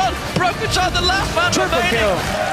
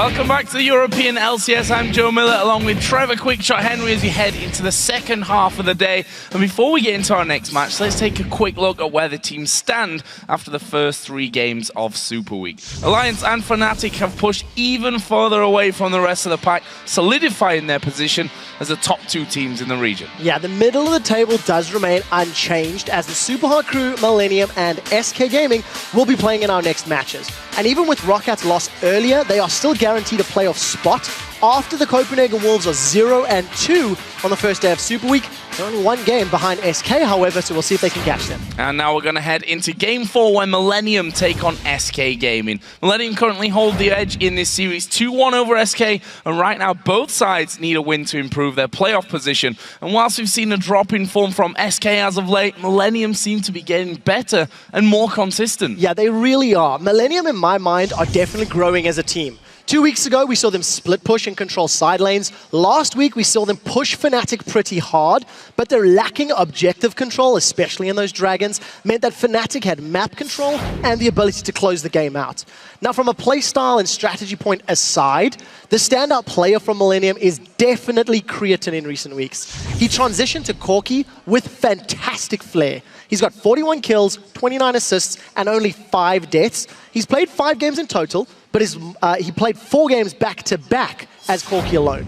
And I just think the story has to be Millennium's ability to trade with the top-of-the-table teams, like Fnatic and Alliance, but they need to continue growing if they want to challenge for second, which is possible, or set themselves up well and strong for a good quarterfinal match. And on the other side of the rift, SK Gaming have had an incredibly tough last few weeks, and despite their strong start to the split, they seemed unable to cope with the switching patches and the slight changes to the meta as well. They lost 5 games on the bounce until last week's victory over Roccat. Yeah, so not only did SK Gaming look in absolute control against Roccat, but even in their loss the day before to the Super Hot Crew, they looked much stronger than their losing streak matches from previous weeks. I think one particular area of the game that definitely stepped up was their vision and how they used vision.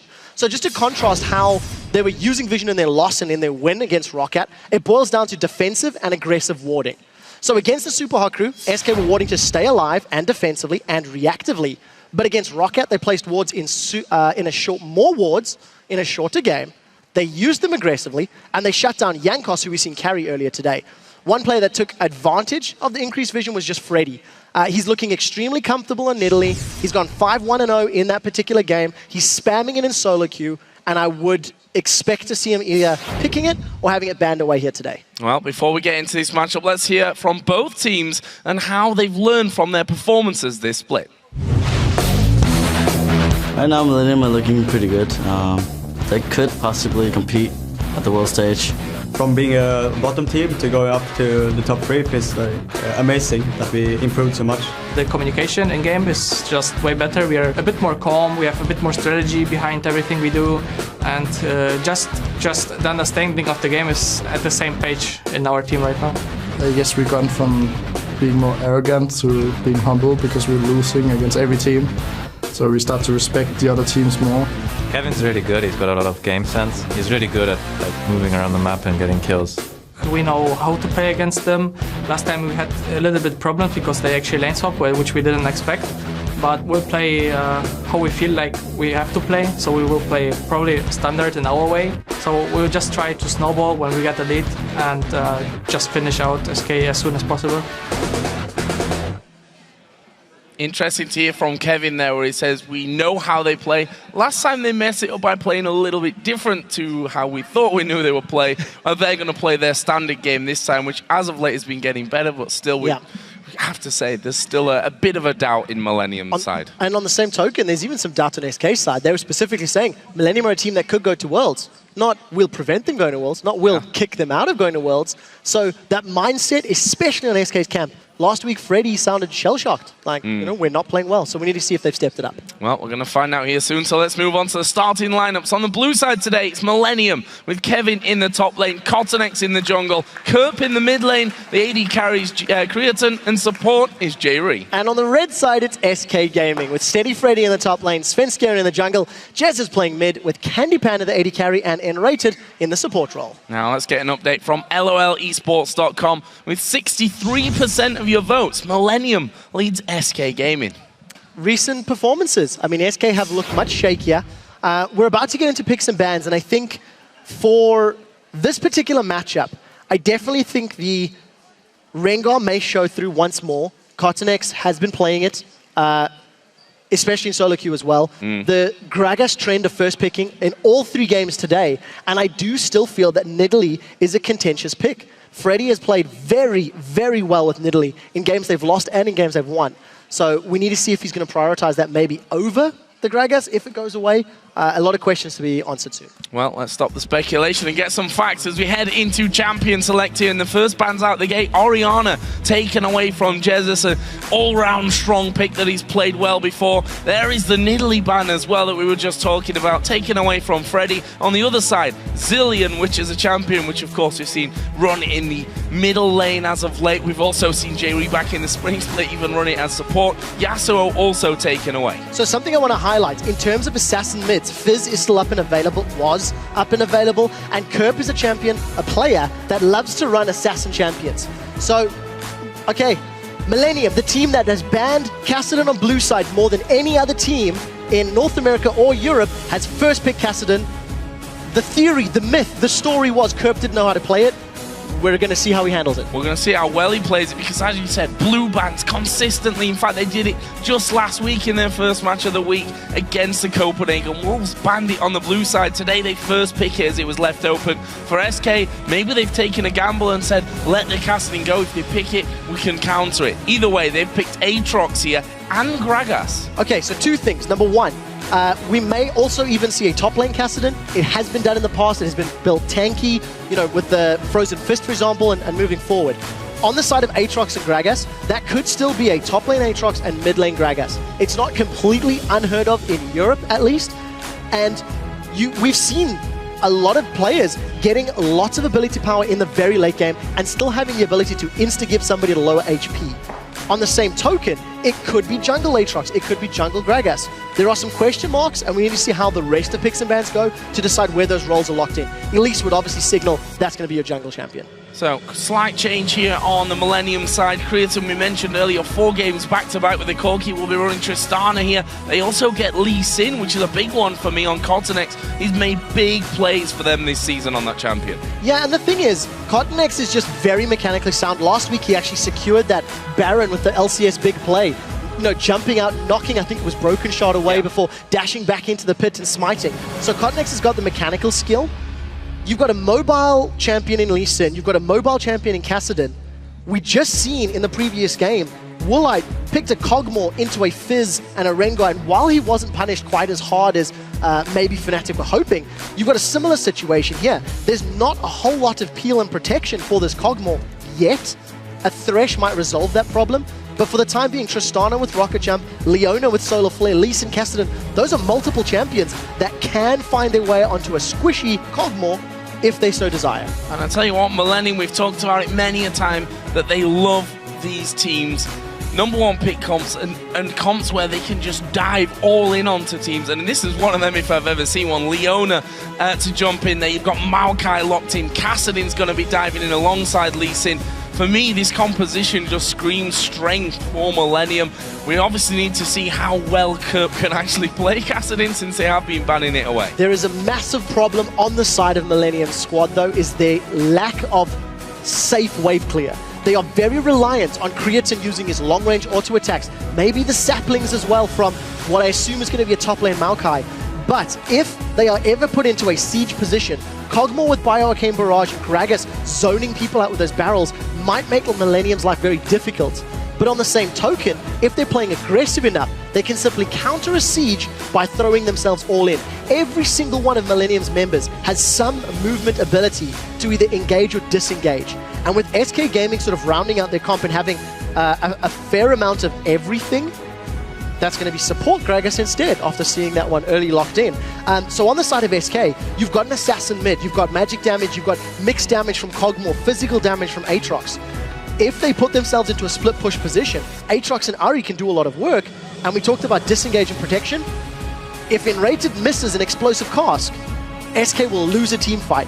Millennium are going to get on the targets they want to, and there is so much pressure on, you know, SK's I don't want to use the word captain, but definitely one of the spokespeople for SK was N-Rated's involvement in the spring split that helped them level up their game, and it's going to be his involvement in this game that will help them keep Millennium off his teammates, because if he misses, that's it, it's tickets.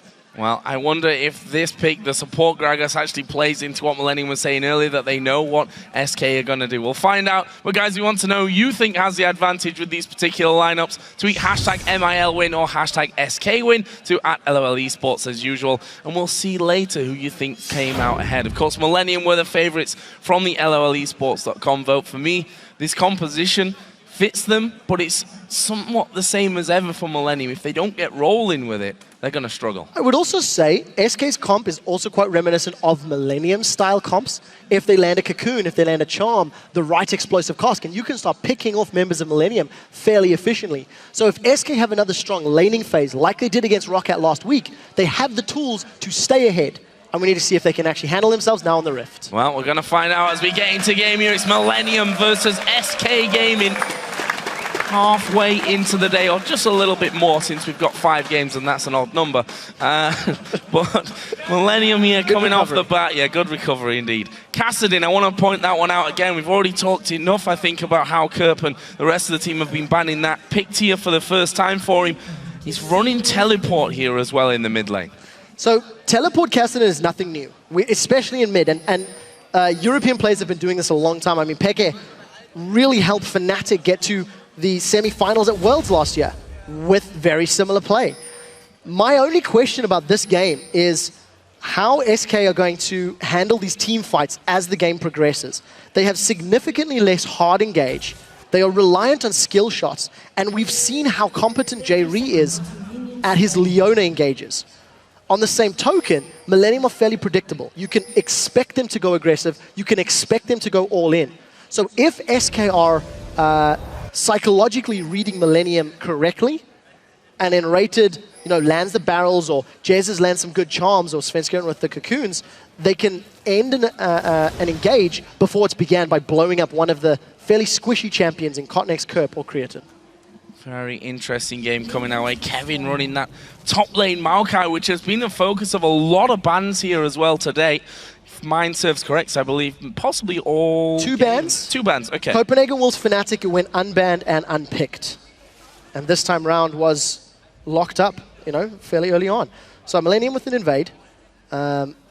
We don't have the makings of a lane swap yet for Millennium, but I think this is just going to be an easy buff still. Oh, they don't have vision. This is so much trouble. This is so much trouble. They're not seeing it. Freddy's going to walk straight in there. This is real bad news for him. Is he going to flash away? He gets his blood well popped. He's got to instant flash. I don't think it's even worth it. First blood comes in for J-Ree there on Leona. A disastrous start, and it felt like one split second there as he went around the corner and lost the vision. Completely agree.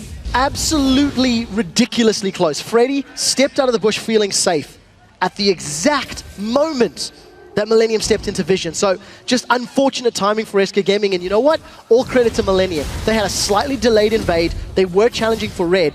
They managed to get the buff and they got the kill, which is just a great, great play. Unfortunately, landed in J-Ree's hands, but I would like to see if J-Ree rushes the likes of Boots of Mobility and maybe tries to impact those side lanes, especially if he can try babysit Kerp.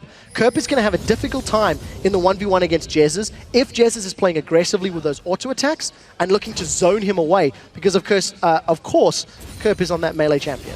Well, if we look at the lanes here, we are seeing that 2v1 in the top lane. In the bottom side of the map, though, Kevin has decided he's going to track himself around the map with Cottenex right for the very get-go. And with this could be real dangerous for Kevin up top. No Bloodwell, did save his flash from that first blood, though, which may be enough to save him. He's put a ward down there as well, which will give him vision of Cottenex and and Kevin coming in. He jumps away. Yeah, very smart. Kevin was only level 1, and he opted to put a point into his Q, his Arcane Smash, so there was no route available there from Millennium squad. But if Kevin is roaming and playing the buddy system with Cottenex, the threat of those ganks is massive. The crowd control combination between a Maokai and Leona is huge. Now, SK, let's see how they juggle the aggro if they're going to play that game. Doesn't look like they're going to be dancing back and forth yet. But they've got, obviously, the numbers advantage in the bottom lane, and here's that gank in top lane. Freddy's got flash. Can he get away? Q's landed here. Cornex just going out of tower range. There's a jump, though. Good flash from Cornex will make sure that he doesn't get knocked up, but they're all over him once again, and he's going to go low from it. Still as he flashed, he's going to flash away, but the Q was already there, and Cornex is going to pick up the kill. So in terms of trades, SK Gaming get Dragon, Millennium get the first tower of the game. They also secure another kill. It lands in Cottonex's hands, not in the carry. So Kevin, still going to be a little bit behind in terms of experience. Freddy's been soaking up a little more lane XP. But Millennium with the first aggressive move, that's also quite reminiscent of how Fnatic play their lane swaps. When they have an AD carry that they want to get a safe lane, farmed, and in a powerful position, they go for the 4v1s top. And this is this roaming death squad we talked about. Maokai, guaranteed lockup, point and click. Follow that up with Leona stun, and all of a sudden you've got more dead SK members. Well, right now Millennium just taking away that big Wraith, and Rated have decided to come to middle. They did spot Millennium moving down from that top lane. We should focus a little bit here on mid because it's been fairly quiet. Kerp has survived these first 5 levels really with the use of that crystalline flask. Not use his teleport here, and that's something that he's obviously going to be using if he gets bullied out of lane to get straight back in there and make sure that he can keep level on farm. Right now, he's bang even. I would dare say Kerp is going to even try to hold that teleport to impact the side lane. If Creatine and J-Re eventually put themselves in a position where they can 2v2 Candy Panda and Rated, you throw a Kerp teleport in there and all of a sudden you've got the makings of a double or triple kill. I do also want to touch on the fact that Creatine with his early CS and assists picked up a Zeal first. Now we have seen static Shiv first item Tristanas before, and that could be where that wave clear comes from. Long range auto attack, wave clear from the Shiv, wave clear from the explosive shot, and that might help Millennium push the waves out as well as defend under towers. But we need to see how Creatine spends the rest of his gold if he is going to go that route.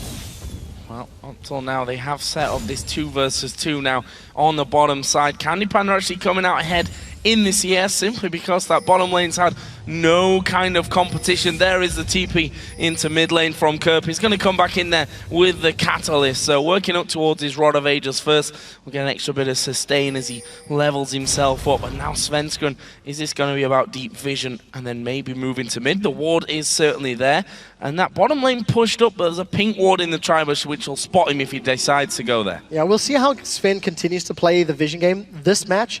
Up until last week, Sven had the lowest amount of vision placed out of all EU junglers. And in their win against Roccat, it was largely Svenskaren's involvement in placing wards that allowed them to control Jankos. And bonus brownie points to the birthday boy, because you were right, Kerp did teleport back to lane just to stay relevant with CS and not allow Jesus to push that wave out. Ari, with the higher ability power on her Orb of Deception, is a much faster wave pusher than Cassidy, especially at these early levels. And it looks like Cassidy is the one that's actually getting some early damage onto Jez's tower, thanks to him backing and obviously not having the teleport to fall back to. Yeah, we'll be coming back into the lane with the workings of that Chalice. Or the Chalice itself, the workings of the Athenes, of course, which it builds up into later. Also means that we get that 1v1 on the top side of the map as well. Kevin on Maokai versus the Aatrox of Freddy, and we've given praise constantly to Freddy on this Aatrox, and I think Freddy in general done really, really well. It's down in the bottom. We're going to see a bit of a trade. Don't think there's too much danger there. Candy Panda got that level advantage, which has given him a bit of a sting in his shots. This is actually a pretty difficult lane matchup for Tristana Leona because of the range advantage that Candy Panda and Rated both have together. If you look at the poke, and Rated and Candy Panda, Creatine's alone, he's just going to get bursted down here. Barrel going in. I think Jerry just wanting to get a ward inside of the Tribush. Wisely enough, because Svenskun's there, and that first blood that we were talking about earlier did allow Jerry to get into the sight stone a little bit quicker, which means that he can keep replenishing that vision around his bottom lane. Meanwhile, Jesus going to keep trying to build up more and more farm here by stealing away those wraiths. There's the vote, and actually you guys at home thinking that Millennium have even more of a chance than you voted on LOLesports.com at 71%. Well, I definitely think the vote might be rooted in the top lane, and it may have something to do with Cassidy once again. You know, he's got a great win-loss ratio in the LCS the few times he's let through. Cassidy is already actually ahead in CS. It's 3, but still counts, in a lane matchup that is very difficult for him. So, tower dive here, possibility from Svenskeren. Candy Panda does have Buster Shot available, and I think Creatine, he needs to play very, very careful. Yeah, and Svenskun just is going to sit away from this one, wait for Creatine. TP is going to be coming down as well. Kevin, he's already there. Creatine trying to stay away from the damage, but Freddy will take him. Svenskun, though, is going to get locked up. There's the repel coming out. It's Freddy that's tanking it. Bloodwell's going to get popped. Svenskun is low. Can they finish off Freddy? Aggro's actually gone into Candy Panda. I don't think he saw it here, as he does pop someone a heal. He's got away with it. Will pop a potion. Now Svenskun goes back in. They're going to take down Kevin. That was a kill for a kill there as well. And now Freddy trying to get away as Kerp comes around the side to kill Candy Panda. Is he finished with this one? He will be, as he final 2 men from SK run away, but a messy affair down bottom. That was a fantastic tower dive from SK Gaming. They actually juggled the tower aggro very, very efficiently. They got the targets they wanted, and once Kevin teleported in, SK even managed to pick a kill off on him before he found one in reply. Had Kerp not used his teleport to go back to lane earlier, that could have even turned the fight around. The very important thing to note is this is a 3v2, which becomes 3v3 and then 4v3. But look at how efficiently SK Gaming managed to dodge and juke around the tower aggro. Sven steps out of it before Freddy re-engages the turret aggro, and obviously once his Bloodwell gets popped, it unfortunately turns over to Candy Panda, which is not the target you really want. And you're 100% right, Joe. I think Candy seen it at the last second. That's single-digit HP. And I just can't stress enough, if Kerp had teleport available, look at those low health targets. Kerp may have been able to do a lot more cleanup. And obviously that is hindsight, which is 2020.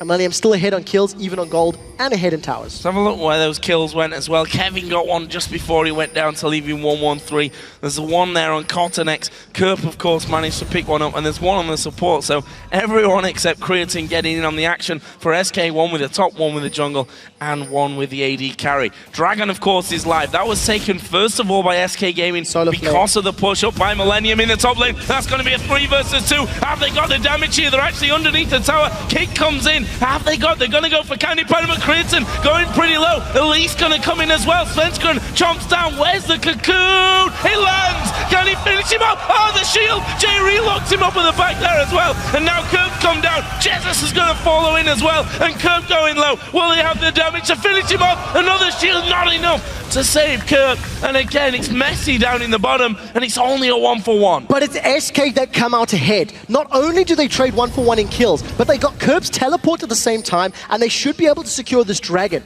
I think Jesus deserves a cookie, because he was moving down through the river before that fight had even began. By the time Svenskeren had re-engaged or jumped into Millennium, who had committed to Candy Panda and rated, Jesus was a few seconds away, and he was there the instant Kerp arrived. So that was very, very good game sense from SK Gaming and from Jesus in particular to be in the right place to turn that fight around and give SK their second dragon of the game and a healthy gold lead once more.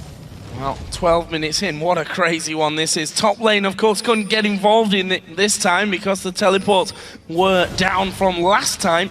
And if we look at the CS, 70 to 56, which Kevin should actually be able to pull back quite nicely with this next wave coming in. Going to be moving to Rod of Ages on his side. First of all, other side looks like Freddy will be going straight in for that Bladed Rune King. I say straight in. He's actually picked up a Negatron cloak just to help him out a little bit with his strength in the lane. Yeah, and there's a lot of magic damage to worry about, especially once Kerp starts getting involved. But if Freddy ever goes toe-to-toe with Creatine, once Creatine gets some attack damage, that might be scary. But if you look at Creatine's build, he has gone for that static shiv. So in terms of laning power and presence, Candy Panda is going to be putting out more damage. He's got percentage HP on his Bio Arcane. He's going to be able to continue to poke down with that Living Artillery. And Creatine's got no additional AD to really trade with Candy Panda. So I think we might be seeing Kerp or Cottonex trying to get more involved in that bottom lane and maybe trying to help Creatine through this weaker mid-game phase. Charm close to landing onto Kerp there. Of course, he has now got that Rod of Ages done, so that's going to be slowly filling up towards max. Svenskeren again. And I think this is the Svenskeren that we were somewhat missing for quite a while, and that SK, more importantly, were missing. He's invading again on the red. Yes and no. So while it is good that Sven's doing it, there's actually no vision to back up this play. So Svenskeren with good timing and having some damage kills that red buff very quickly, but nobody from Millennium was aware of that. So if Millennium had vision themselves, they may have been able to punish it. And this is something that Sven and SK did more frequently than they should have because they got caught out. Now look at the damage on Kerp. Jesus does have Spirit Rush if they want to chase him. No need. Tower is the objective that SK are looking for, and they get it as well. First one of the game for them, and leaves them 2,000 gold in the lead, thanks to mainly those two dragons that they've now had in this matchup. As CottonX is coming up top, they may have a go on Freddy. He's got no tower there behind him. Here is a push in the jump away. They're going to root him, kicking towards the wall. This is a Bloodwell pop, and we'll see if they've got the damage to finish him off. He's going to flash first of all. These CottonX are actually going to be pushed away from this one. That's good damage back, and now Svenskun's coming in as well. This could be disaster for Millennium. There's the damage first of all. He gets away from the cocoon with the flash, and now Jesus is coming up to the top lane. Ulti going to be used straight in for CottonX, and that's another one for Jesus. So Jesus once again with a very, very smart roam. He doesn't have teleport, but he's able to interact with the map and interact with his teammates' side lanes very effectively. The cost is, of course, the damage on that mid tower, and he's losing in CS. 20 behind Kerp. That is about the gold of a single kill. So while Kerp is 1-1-0, because of the CS advantage, effectively, they should be very close on gold. If you actually look at the gold difference between the two players, Kerp 4,800 to 5,100 on Jesus. It is still very even. And it could come down to Kerp and Jesus. If they find the right target in team fights, that could determine the victor. And Sven is looking for Kassadin. Let's see if he can land the cocoon. Oh, they're going to get the charm onto him. Actually, that's a good jump away from Kerp off to the Wraith Pit, but that leaves now this inner turret in the mid lane completely open. CottonX is on the bottom side of the Millennium jungle. He's going to come around. Kerp has already started recalling, and that's about a third of the turret's HP gone, just like that. Yeah, very, very good positional play. Svenskeren roaming from that gank in the top lane all the way down to middle, and just punishing Millennium where they don't have their towers available. So for the time being, Millennium are just falling further and further behind. SK have been playing the lanes very effectively, and they've actually dealt with the teleport power of Maokai and Kassadin effectively. But you have to remember that Tristana, Kassadin, and Maokai are not particularly strong in the early game. They shine in the late game. Whereas Aatrox, Jesus, oh, they're going to jump on Ari. Going to jump on Ari, but Jesus just using his ultimate. No danger there for him, really. So Aatrox, Ari, and Kog'Maw do very well in the laning phase, and yes, they do scale effectively, but you cannot discount the fact that Millennium, if they get 1 or 2 fights with 2 teleports, they can close this gold lead back. For SK, it's going to be about controlling these dragons even more, and look at the numbers in this bottom lane. That's a good amount of damage onto Sven. Yeah, Svenskeren sticking around. There's Jerry throwing down the Solar Flare, which will lock up too. Kevin's here as well. He's TP'd down from the top lane. Svenskeren's going down. He's Kevin that gets that one. CottonX having to go at Candy Panda. Surely can't get away. Will he take the kill with him? He won't for now. Is the passive? No, it's not. Jumps off to Kerp, and that will be 2 for 0, just as you predicted. Now, the thing is, Millennium were not able to get any more objectives from that yet. With the very low death timers and the fact that Dragon was not available, yes, SK have lost 2 kills, but it's by no means a massive swing in power. So Millennium are going to be fairly happy with that trade, but they need to redo that if they want to get Dragon. And here comes Kevin. Oh, flash in from Kevin, and this is a kill. I can't see Jesus escaping from it, and Kerp is able to pick up kill number 3 there. Meanwhile, Freddy trying to use the presence in that bottom lane to secure another tower for SK Gaming, which he'll take away with ease in the top lane. So if you look at how easy it was to lock down Jesus with that CC, that's a champion with a massive amount of mobility. If Millennium pick the right targets with Maokai, Kassadin, and maybe even Lee Sin, they can just melt through Candy Panda or Jesus in those team fights. Chain the CC together. We need to keep an eye on the teleports. Not available for Kevin, is available for Freddy. With Dragon now spawning, Millennium have definitely shown their intent. They don't want to give up the hat-trick to SK this early on, but SK, I don't think they're grouped enough. If they're going to commit, this is going to be very risky. Dragon will be gone already. Yeah, Jesus nowhere near that one, and there is the Dragon going down. Solid pickup by Millennium. Are they actually going to go in for this? Svenskerin taking a lot of damage already. Solar Flare was miles away there from Jerry. Not sure he really got the angle off that he wanted to. They're chasing off on the bottom side as CottonX is going to go down. Creatin going to be exhausted. Oh, it's a fail flash into the wall, and Rated gets that, and Kevin will fall as well. And just like that, it's the Dragon for Millennium, but 3 kills for SK. SK Gaming came in drips and drabs and was split up, but Millennium were not decisive enough. Millennium were hesitant to start that team fight. And look at this, they're in retreat mode. If Millennium had focused a target, that could have gone better. And as you pointed out, Joe, that Solar Flare caught nobody. So SK Gaming focused the right targets, great exhaustion to Creatin, and I think the body slam interrupted his rocket jump, and then the flash just didn't get him far enough. So, Kerp, I think he's teleported in. Can he get some kills off the Baron? May try to. Jerry at least will go down. Freddy's pretty low, but Bloodwell passive is available for him. This is Kerp on that top side, and they are going to go straight for him, although the mobility of Kassadin may just say that he gets away from this one. Let's have a look. And yeah, no problem for him really there. Just going to head south and we'll be able to survive that without any problem. No real chasing. Need to come around to this mid lane though, because it's going to leave Cottonex with a decent little wave to get some damage down. Is Kerp going to join him there as well? You'd imagine so. Actually, will Rift walk over the top of the wall, and that might be enough damage between them here to get that tower. It is. So as long as SK Gaming avoid multiple targets being caught by that hard CC, because they've got damage threats between Freddy, Sven, Jesus, and Candy Panda, once Millennium pile in, if SK pick the right targets, that's how they can survive and win those team fights. Millennium was split up, they didn't focus, and they didn't land that CC efficiently and effectively. And SK Gaming have got a very small lead. When you consider they're 2 Dragons up and a Baron, only 3,000 gold at the 20-minute mark does sound a little bit low, but on the same token, SK have been much more effective at dealing with Millennium's aggression and have been playing very aggressively and very proactively themselves.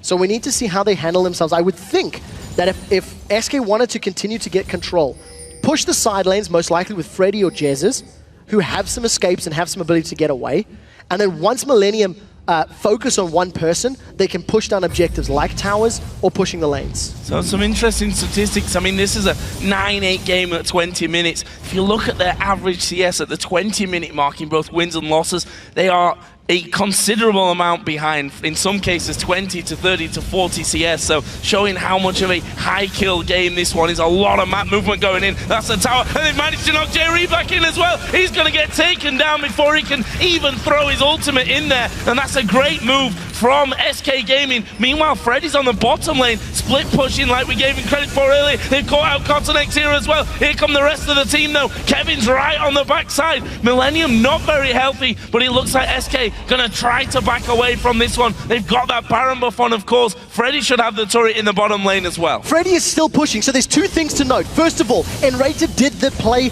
perfectly. He zoned away Millennium from the tower, set up the kill onto J-Ree, who's the primary initiator. While all of this is going on, here comes J-Ree off the spawn. Oh, this could be bad. There is J-Ree getting right into the middle with the Zenith play. Candy Panda going to be blown up. Here comes Freddy though from the side. It's a good knockup. He's going to get 3 low. Oh, they're all being shattered. And now Cottonex will finally walk away, but the triple kill coming out from Candy Panda means that this right here is surely an inhibitor turret. There are minions pushing in from the lane in 20-second death timers. Enrated played the play perfectly from the mid lane, and Creatine at 20 minutes only just picked up a BF sword. The entirety of the last 20 minutes, Creatine has not had the damage to be relevant or on the same page as Candy Panda. With Candy Panda's triple kill, thanks to the Icathian surprise helping him out at the end, he now has a Trinity Force and a BF sword, Blade of the Ruined King, against only BF Sword, Pickaxe, Static Shiv. There is such a gulf in damage between both of these teams' AD carries. And because SK have got a lot more damage in the other lanes, it means even if they focus him down, the other champions can pick up those kills. So, good engage from J-Ree. He lands a solid solar flare, but Kerp isn't blowing people up instantly. And even though Creatine has got, I don't know, 10, 15 auto attacks off, there's not enough damage. He can't mince through people enough. And that was the great Icathian surprise. Everybody clustered up together. AoE damage is a thing. It's a big thing. Untargetable as well. Easy stuff. 646 actually leaves Candy Panda at the moment. As you mentioned, has a good lead when it comes to the items. And we've got a minute until the Dragon comes up here. I mean, we're only 23 minutes into this game. We've already seen the first Baron go down. We've already seen the first inhibitor go down in that middle lane as well. SK, this is not the SK that we've really been used to, where, you know, the strong first half of this split was a lot about SK Gaming having a mediocre laning phase and making themselves stronger as the game went on and close out in a fairly long average game time. This has been a lot more aggressive from them and a lot more decisive, I'd say, as well. I completely agree, and I also think Jesus on Ahri is performing fantastically. Jesus is not a player we traditionally associate with assassin-style champions, and he's playing Ahri brilliant. His positioning has been good. He's been caught out once by a strong gank, but that's really it. And because SK have done such a good job at keeping Creatine down and reducing the impact of Kassadin, these team fights have all been in SK Gaming's favor. So they're going to continue sieging. Look at Super Minions in the middle lane. Once they realize Kerp is on the back foot, I think SK may even decide to engage. And once again, Enrated with explosive cast. He can set something up if he wants to. Anyone comes too close, they're back into the team. As we see there, the base is actually being hammered on by Super Minions. Kerp was called away to deal with that one, and that means that some damage is going to come here on towards that inhibitor. So they've gone out, Jerry! He does get a solar flare off, but he didn't actually hit anyone. Didn't go down in the end, so he can go back and heal. But that is a massive, massive component of Millennium's engage. SK Gaming, knowing that Solar Flare is not available, may play even more aggressively. There's a minute on the clock before Baron is up and Dragon is up. So if SK feel they're uncomfortable with the potential of an engage, oh, they've got Cornex! It's got Cornex, he's dead, no doubt about that one. Kevin, the next target, he's pretty tanky, but they're working through him nicely. Freddy may just well get his blood well popped, but that might not be enough to stop the McJesus. Goes diving on towards Creatine. They're all so low here. One more ulti out of Candy Panda should do it. They're trying to get onto him. They don't in the end, but they kill off Kevin finally on the top side. They can win the game right here. There's Super Minions and a lot of damage behind SK. They're on the Nexus turret. I think they've done it, Joe. 25 minutes into the game. Kerp is though going to come diving in, and Rated going low. They've picked off Jerry. They turn back around on towards the base. Nexus turrets are both going down. Creatine has to jump away. Kerp now having to back out of things as well. The kick will keep them alive. Kerp diving in to get another kill, but he's finished off by Jesus, and now they're left to defend against the Super Minions coming in as SK back away. SK are going to get away after securing a bunch of kills and removing all of the threat of those towers. SK have played such a strong game, and if you want to ask how do you deal with Kassadin, how do you beat Kassadin, well, you never give him a chance to scale. This is one of the most dominant performances SK has played in a very, very long time. And it is all stemmed from very aggressive plays in the early game, and I definitely do not think you can discount how impactful Jesus has been when he roamed to those side lanes. 2 or 3 times at least in the first 20 minutes, 15 minutes rather. He moved to help out either Freddy or Candy Panda, got a bunch of kills, and now with his Void Staff and DFG completed, which he's had for a tiny bit, he's just going to blow up anybody he catches with a charm. Well, the Baron has now respawned as well. 26 minutes into the game. Jesus will first get himself a blue before surely heading over to assist the rest of his team in picking that one up. Millennium have a ward there, so they'll see SK moving over towards that position. We'll surely have to try and stop them getting this one, because a Baron buff on this SK team that's already this far ahead, 12,000 gold, just 26 minutes in. That'll be surely too much. So there is one thing SK needs to be a little careful of. Creatine finally has his Infinity Edge completed. His power spike has been so delayed because of the focus and the pressure put to him in the laning phase. But if he is given time to get multiple auto attacks off, especially against the likes of Candy Panda or Jesus if they're slightly out of position, they don't have the most amount of armor to deal with his damage. So Kerp is trying to flank from the back line. If Millennium engage and this is done properly, they're just going to lose the game right now. Kerp poking a little bit there onto Candy Panda. We've seen this time and time. This is Kerp's ideal position. We've seen him do it with Fizz countless times in this split so far. And again, he keeps trying to do that. SK got good wards around that curve though, so they know exactly where Kerp is going to be coming their way from. And I think the safe thing to do here from SK is to back off and move around to Baron. However, again, Kerp's scenario, he'll just head around the back of the Baron pit and maybe jump in to try and steal. We'll have to see about that one though, because SK look like they're going to try and lure them in. There they go. They're going to go for Kotanek. Good damage already onto him. Kerp is at the back as well. Who are they going to go for? They seem a little undecided about this one. It's Kevin that's come around, got himself slowed up. There's Kerp finally coming back. They turn. They kill him off as well. Cornex will be knocked around. It's a double kill again for Candy Panda. Creatine will try and jump away. Where's the slow? Where's the push coming from the rest of the team? He's Jesus against another one. And now Jerry and Kevin, low health, are backing off towards the base. But I think this might be it. The inhibitor did respawn though. There is Kevin trying to delay them somewhat, but it's now all on the support. It's not going to happen. SK are going to win. The SK have definitely won this game. Once again, Jerry does not connect with the solar flare, and a great performance this match. SK pick up their first win of Superweek. 28 minutes and 25 seconds here. An aggressive SK gaming. showing that whilst they've had struggling times in terms of form, 5 games that they lost on the bounce before they beat Roccat last week, that they've put in the hard work here. They've done the work and practice that they needed to do. This is a scary looking SK that we all want to see. I completely agree. And I think SK Gaming played the pick and ban phase fairly smart when you look at their play style. They let Cassidy through, and I'm going to assume they let that one through on the assumption that if Kerp was running in the mid lane, they can play aggressively in the other lanes, allow Svenskeren to go aggressive in the jungle, and they can punish the weaker early laning phase of Cassidy by playing aggressively and pushing those other lanes. Kerp had maybe one good teleport to the bottom lane, but it was not impactful enough, and you just didn't feel that threat from Cassidy at all because of how strong and how coordinated SK were. And earlier on today, Quickshot here running you through a very complicated playoff scenario about who can finish where and what it's going to take for all that to happen. This victory for SK over Millennium means that Millennium can no longer take 2nd position in the table. So that dream is all done and dusted. But of course, there is still the 3rd, 4th, 5th, and 6th positions to be fighting over. So this has also just confused me. Because in the preview show, I actually thought SK and Roccat were going to be the weaker of the middle of the table teams. And while Roccat lost the game in the late game to Alliance, they pushed Alliance super hard. SK just smashed Millennium. Everything I thought about this week has been thrown out the window because I have no idea what to anticipate from these middle of the table teams. Millennium still has 3 more games to play.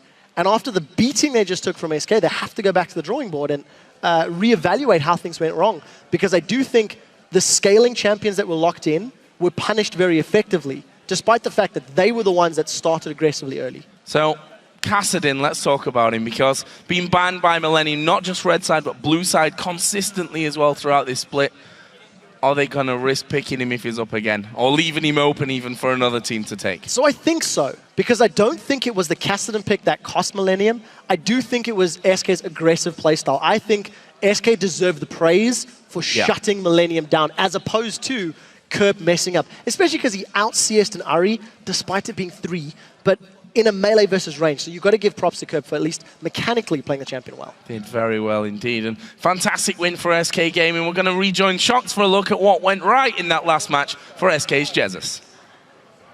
Thank you very much, Joe. Congratulations, Jessus. What a win. And I mean, I got to ask you, they were mentioning it already, where did that high level of aggression come from displayed in this game? Well, since we were on a losing streak, we had to figure something out to get back on track. And it was basically just the snowball of insecurity. Like, we lost all our confidence. And yeah, we just mainly like focused, at least last week and this week now, we focused on getting more confident and just going more ham. Going more ham. Candy Pandy also mentioned, well, we were slacking a little bit because we were always doing so good in the past. Is that something you could also relate to? Because I can imagine it's maybe different. You're a new player in the LCS. Yeah, well, we did pretty good in Spring Split, so we thought that we maybe needed some more solo queue rather than scrims. So we really cut down on scrims, and that was really bad for us as a team because we just started having team issues, and then our confidence just fell down, and it just went downwards from that. It was just bad. Well, it was fantastic in this game, and I gotta ask, Ahri, we know you love that champion so much, so you did so much in this game, roaming here and there. Is that related to the champion exclusively, or what is going on? I've always loved Ahri. Even when I didn't main mid lane, I loved playing Ahri whenever I was forced to play mid lane. And yeah, well, like, I played it in the start of Spring Split as well. I didn't play too much after losing, though. But I still always loved the champion, and after playing a few games in scrims and solo queue, I feel really confident playing Ahri, even against Cassidy. Yeah, it's definitely a pleasure seeing you play Ahri. Thank you very much. Thank you. All right, we're going to see if the Super Hot Crew is the next team that can go back to that 3rd spot just to fall back down again. We'll see if they can beat Reckless and the Dominant Fnatic after a break.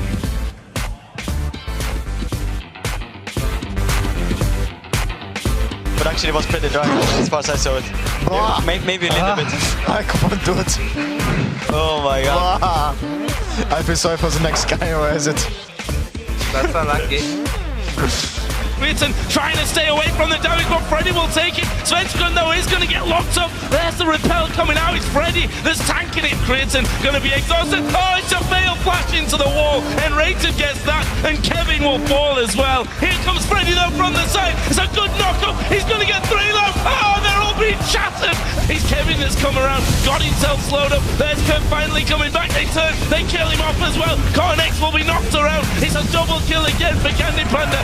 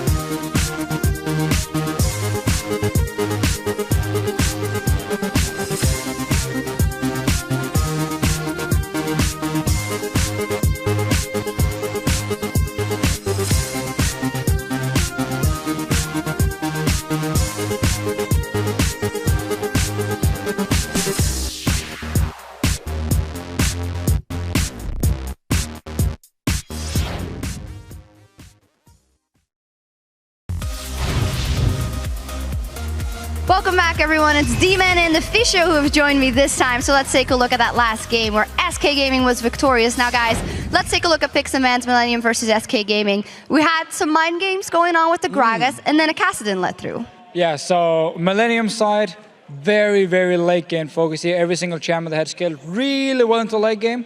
However, the mid game is an issue. Kassadin as well. He has a small bump. He needs to get a buff, even though he is insanely strong. Still needs to get also to his late game point. And they never really did. I mean, SK Gaming, on their side, a lot of mid-game focus, managed to shut them down. Yeah, there's a lot of games as well with the Aatrox Gragas. Even had Trevor's like, oh, is this going to be a jungle? Is this going to be mid lane? I'm not too sure where it's going. And then sure as hell, it comes support again. It's the thing with Gragas. We've seen him play in every position almost other than the AD carry now in the LCS. fantastic stuff. Ari picked once again, strong champion for Jesus. He's proved it once again that this is a champion that works well for him. Yeah, absolutely. And you mentioned how Millennium's comp had to scale up. Yeah, they came out of the gate strong. Absolutely. Fantastic level 1 play from Millennium once again. It's something they were famed for before, but this time around, unlucky for Freddy because he just snuck around the corner of the bush into the red buff, and then 4 members of Millennium creeped up on him and got the first blood. Then again, they ganked him on the tower. So it started off really well for Millennium, but I think it's just the chaos that Millennium often create was kind of what backfired on them. Completely backfired, especially because if you look at the lineup SK Gaming had, when you have Aatrox and Elise, 2 of the best tower divers in the game, because Aatrox goes in, tanks the tower, he dies, resets the tower aggro, and comes back to life anyway. Elise with the repel can reset aggro.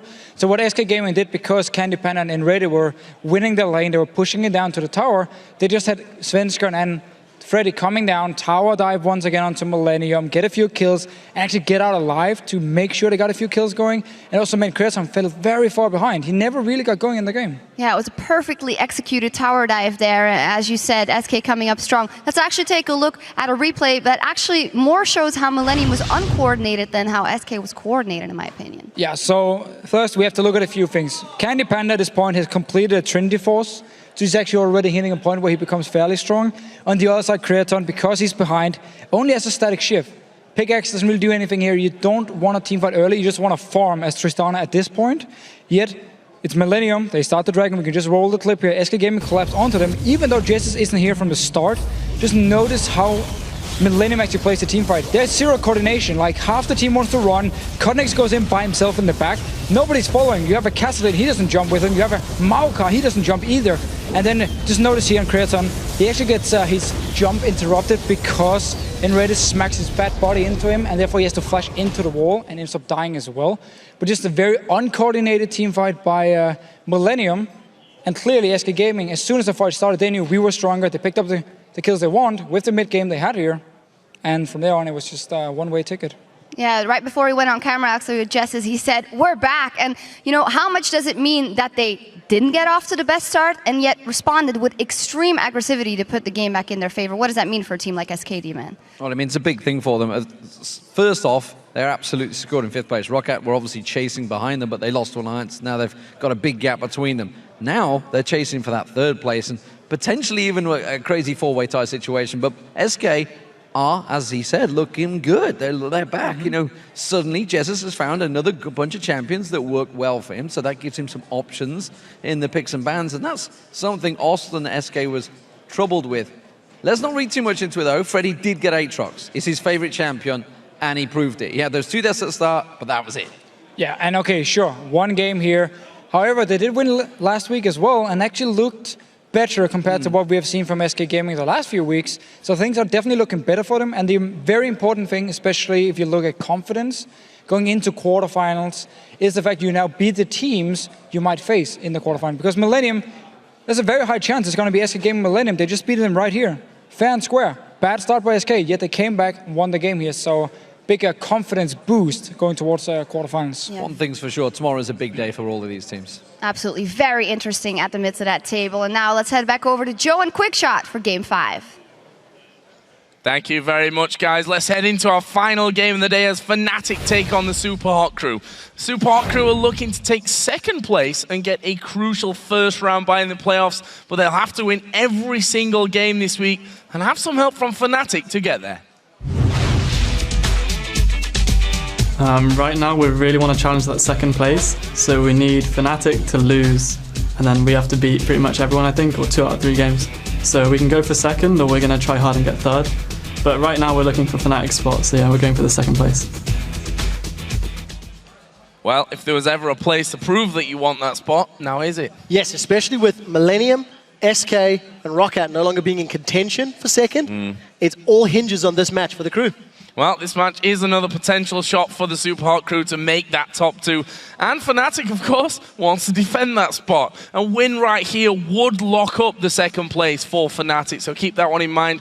Super Hot Crew are actually ahead 2-1 right now in their head-to-head ratio, and a win for them could be the difference between that 2nd place spot that they're chasing and a 3rd place spot in the playoffs. Early today, though, Fnatic managed to secure a win against the Wolves in a pretty exciting game, to be honest, but Fnatic Fnatic never really looked like they were under too much pressure in that game, even though it took a while for them to finish. Yeah, I think it took a long time for Fnatic to close the game out, but they were never at risk of losing the game, I feel. Even in those base trade scenarios. They ran Rengar and Fizz into the Wolves earlier today, and they managed to punish the positional mistakes from the Wolves and find the picks they needed in order to win the game. Pekka in particular, going 13, 4, and 5 as Fizz was a phenomenal performance. And if he gets something like Ari or Fizz or another assassin, he could do the same to the crew. Well, at this point, the Super Hot crew absolutely have to win this game. Can't say it enough because that is the story about this one. Fnatic beats them, they can no longer catch up to them. And the Super Hot crew would then drop into that fight for third, which is beginning to look like, in typical European style, could be a possible tie between the crew, SK Gaming, and Millennium. Lovely. Now, I've made predictions today that have all been wrong. I'm going to try to do one more. The Super Hot crew are my dark horse team for playoffs. They're only a few games off Fnatic's semi-final position. Impaler said in the pre-match video they're aiming for it. And in order to make that more likely, they need to play confidently against Fnatic. The players that need to deliver will be Mima and Selfie, both of whom went massive last week. Now, Selfie in particular, his Ari games were great. Mima went back to Shyvana, unkilled in both of those matches, as well as having very good positional play with his teleports. Definitely going to be a good game, so let's have a look at the starters for this one. On the blue side today is Fnatic, with Soaz in the top lane, Cyanide in the jungle, Xpeke in the mid lane, Reckless the AD carry, and Yellowstar on support. We'll see if they can get another win on the first day of Super Week against the Super Hot crew who are on the red side, with Mima in the top lane, Impaler in the jungle, Selfie in the mid lane, Mr. Riles AD carry, and Kasing as the support. And for our featured matchup of the day, we're taking a look at the top laners, Soaz and Mima. Now, this is the highly regarded best top laner in Europe versus the statistically best top laner in Europe right now. Okay, so two things. Mima actually has the highest KDA, the highest GPM, as well as having some of the best stats in terms of everything. He doesn't die often, he always plays solidly, and he does so quite quietly. You seldom notice his performances.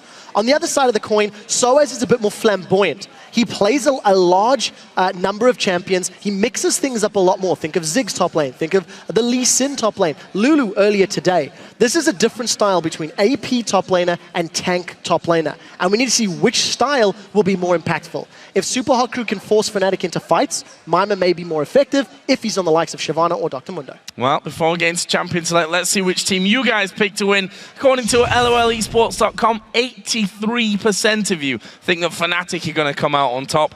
And we're in our final Super Week, so why change the trend? Fnatic have been fan favorites all the way through. Yeah, and they're definitely playing very well. They can't afford to play as reserved against Super Hot crew like they did earlier against the Wolves. I feel the Super Hot crew may be able to punish Fnatic more than the Wolves could earlier today. And I also wonder if Ari is going to make it through picks and bans. Selfie played a great Ari last week, pushed the side lanes, found the targets he needed to. Fizz could be a champion you run into. It's something we have seen in the past. But it's also something that I think this game is going to be about those mid lane bans. Cyanide on Rengar, the vote's still out. I think he did okay, but it was not exactly game-changing in my opinion. Well, let's see, shall we, as we are into the bans, as Yasuo, Twisted Fate, and Kassadin have all been banned out here by Fnatic and the Super Hot crew. That trend will continue as Syndra is removed from the Super Hot crew side. And, well, with 4 mid lane bans already, you just expect that may just keep going. Rengar, though, will be taken out this time by Fnatic. We've seen Impaler running the Rengar before. And if memory serves, Impaler is 2-0 on that Rengar. He has played particularly well in the mid game, roaming around and finding the targets that he wants to. But those assassins that we talked about for the mid lane are both still up and available. And I can't wait to see who's going to call the opponent's bluff. Don't forget that Orianna is still up. And generally, if you want to play it safe and not run a risky champ, you may see these guys falling back onto the likes of Orianna as well. With the Gragas being banned out, maybe Nidalee top lane, maybe Mundo, maybe Shyvana, Lulu's still up. There's a lot of priority picks for both of these teams, and whoever can counter their opponents better may have a very strong advantage in the early game. I'm still kind of fixated on Ari here. If we look back to Selfie last week, 10 kills in game 1, 7 in the second game, died only twice, got a whole host of assists as well. That surely will feature in this game here today. However, we already talked about Mima, how he likes a big, beefy champion in that top lane. Shyvana, of course, fits the bill. If he locks this in, he's unkilled in the last 2 games. Maybe looking to make it number 3. I also want to highlight the fact that I like what the Copenhagen Wolves did earlier today against Yellowstar and Fnatic. They actually banned Thresh away. Now, Thresh is still up and available if Yellowstar wants to run that. But having seen the hover on Morgana, Fnatic also have the potential to steal that one away. If you know your opponents are potentially interested in that champion, and it can fit the comp that you're putting together, you know, it's a bonus point. So Fnatic taking their time, and that's deep in thought for Cyanide and Peke. They're really taking their time with what they want to lock in next. Well, Cyanide already has his champion. Evelyn in there for him already is the first pick from Fnatic's side. But as you mentioned there, very concentrated faces from Fnatic. Sometimes we see him laughing and joking as we get into champion select, but not today. Serious business. Support and AD carry would be the smart choice. It allows you to counter-pick your top lane and your mid lane and round out the rest of your composition. Fnatic have got a strong flank with Evelyn. They've got relatively strong disengage with Morgana. If anyone jumps on once Shyvana and Elise dive in there, Soul Shackles is very effective at keeping Reckless alive for a period of time. But if Super Hot Crew run an assassin in the mid lane, then they're going to need to find a way to deal with that as well. There's no strong, tanky front line yet for Fnatic. But if they want to run and protect the Kog'Maw comp, you could see a Lulu and Orianna, and that could be how you round out Fnatic's team composition. Well, let's find out. The Super Hot Crew are the next 2 picks in this one, currently hovering over the Tristana. And now a Nami possibly for Kasing. If you look at his games last week, played Thresh and played Morgana. Morgana, of course, is already taken away this match. Will go into the hands of Yellowstar. Looks like it could possibly be the Nami, and a quick last-second switch there. They're going to go with Nami Twitch. So I actually like the switch. And the reason I like the switch, you've got an immobile Kog'Maw. You've got Evelyn that's going to be one to flanking, and Morgana is not really going to have a lot of use for Black Shield against the Twitch. If Super Hot Crew play the pick game fairly effectively and run an assassin in the mid lane, you can see Twitch Elise roaming around the map to help out what may be an Ahri, what may be a Fizz, depending on what self he wants to run, and you've got the makings of a very strong single target kill composition here for Super Hot Crew. But it is also very reliant on finding those kills. If Super Hot Crew do not get Twitch and Nami somewhat ahead, they're not going to be able to stand toe-to-toe in this mid to late game as the fights continue to progress. But I like seeing Kasing on Nami in London a few weeks ago. He had some fantastic tidal waves and bubbles, and he's definitely one of the stronger Nami players here in Europe. So for Fnatic, then their final 2 choices, looking for a top and a mid laner. They pick Lulu for Soaz and Xerath in there for Peke, of course. Wouldn't be the first time that we've seen them kind of swap around the expected pick somewhat. May as well depend on what is going to be picked up here as the final choice for the Super Hot Crew. They've hovered over Zillion a couple of times, a champion which of course has come into favor, but you have to feel that Orianna is an outstanding all-round choice for them. Orianna or Ahri, I think, would be the picks here for the Super Hot Crew. We'll get to that in a second. I think Fnatic, they are going to struggle if they do not control Mima. Because they don't have a super solid front line, and they're going to be relying on Dark Bindings, on Glitter Lancers to protect both Cyanide and Yellowstar, who are immobile carries. If they plant themselves down and start throwing out Rite of the Arcane and Bio-Arcane Barrage, but get flanked by Mima, Impalo, or Mr. Ralls, they are both going to just get insta-gibbed. Especially if Mima dives in with Dragon's Descent and catches a 2 or 3 man Shockwave.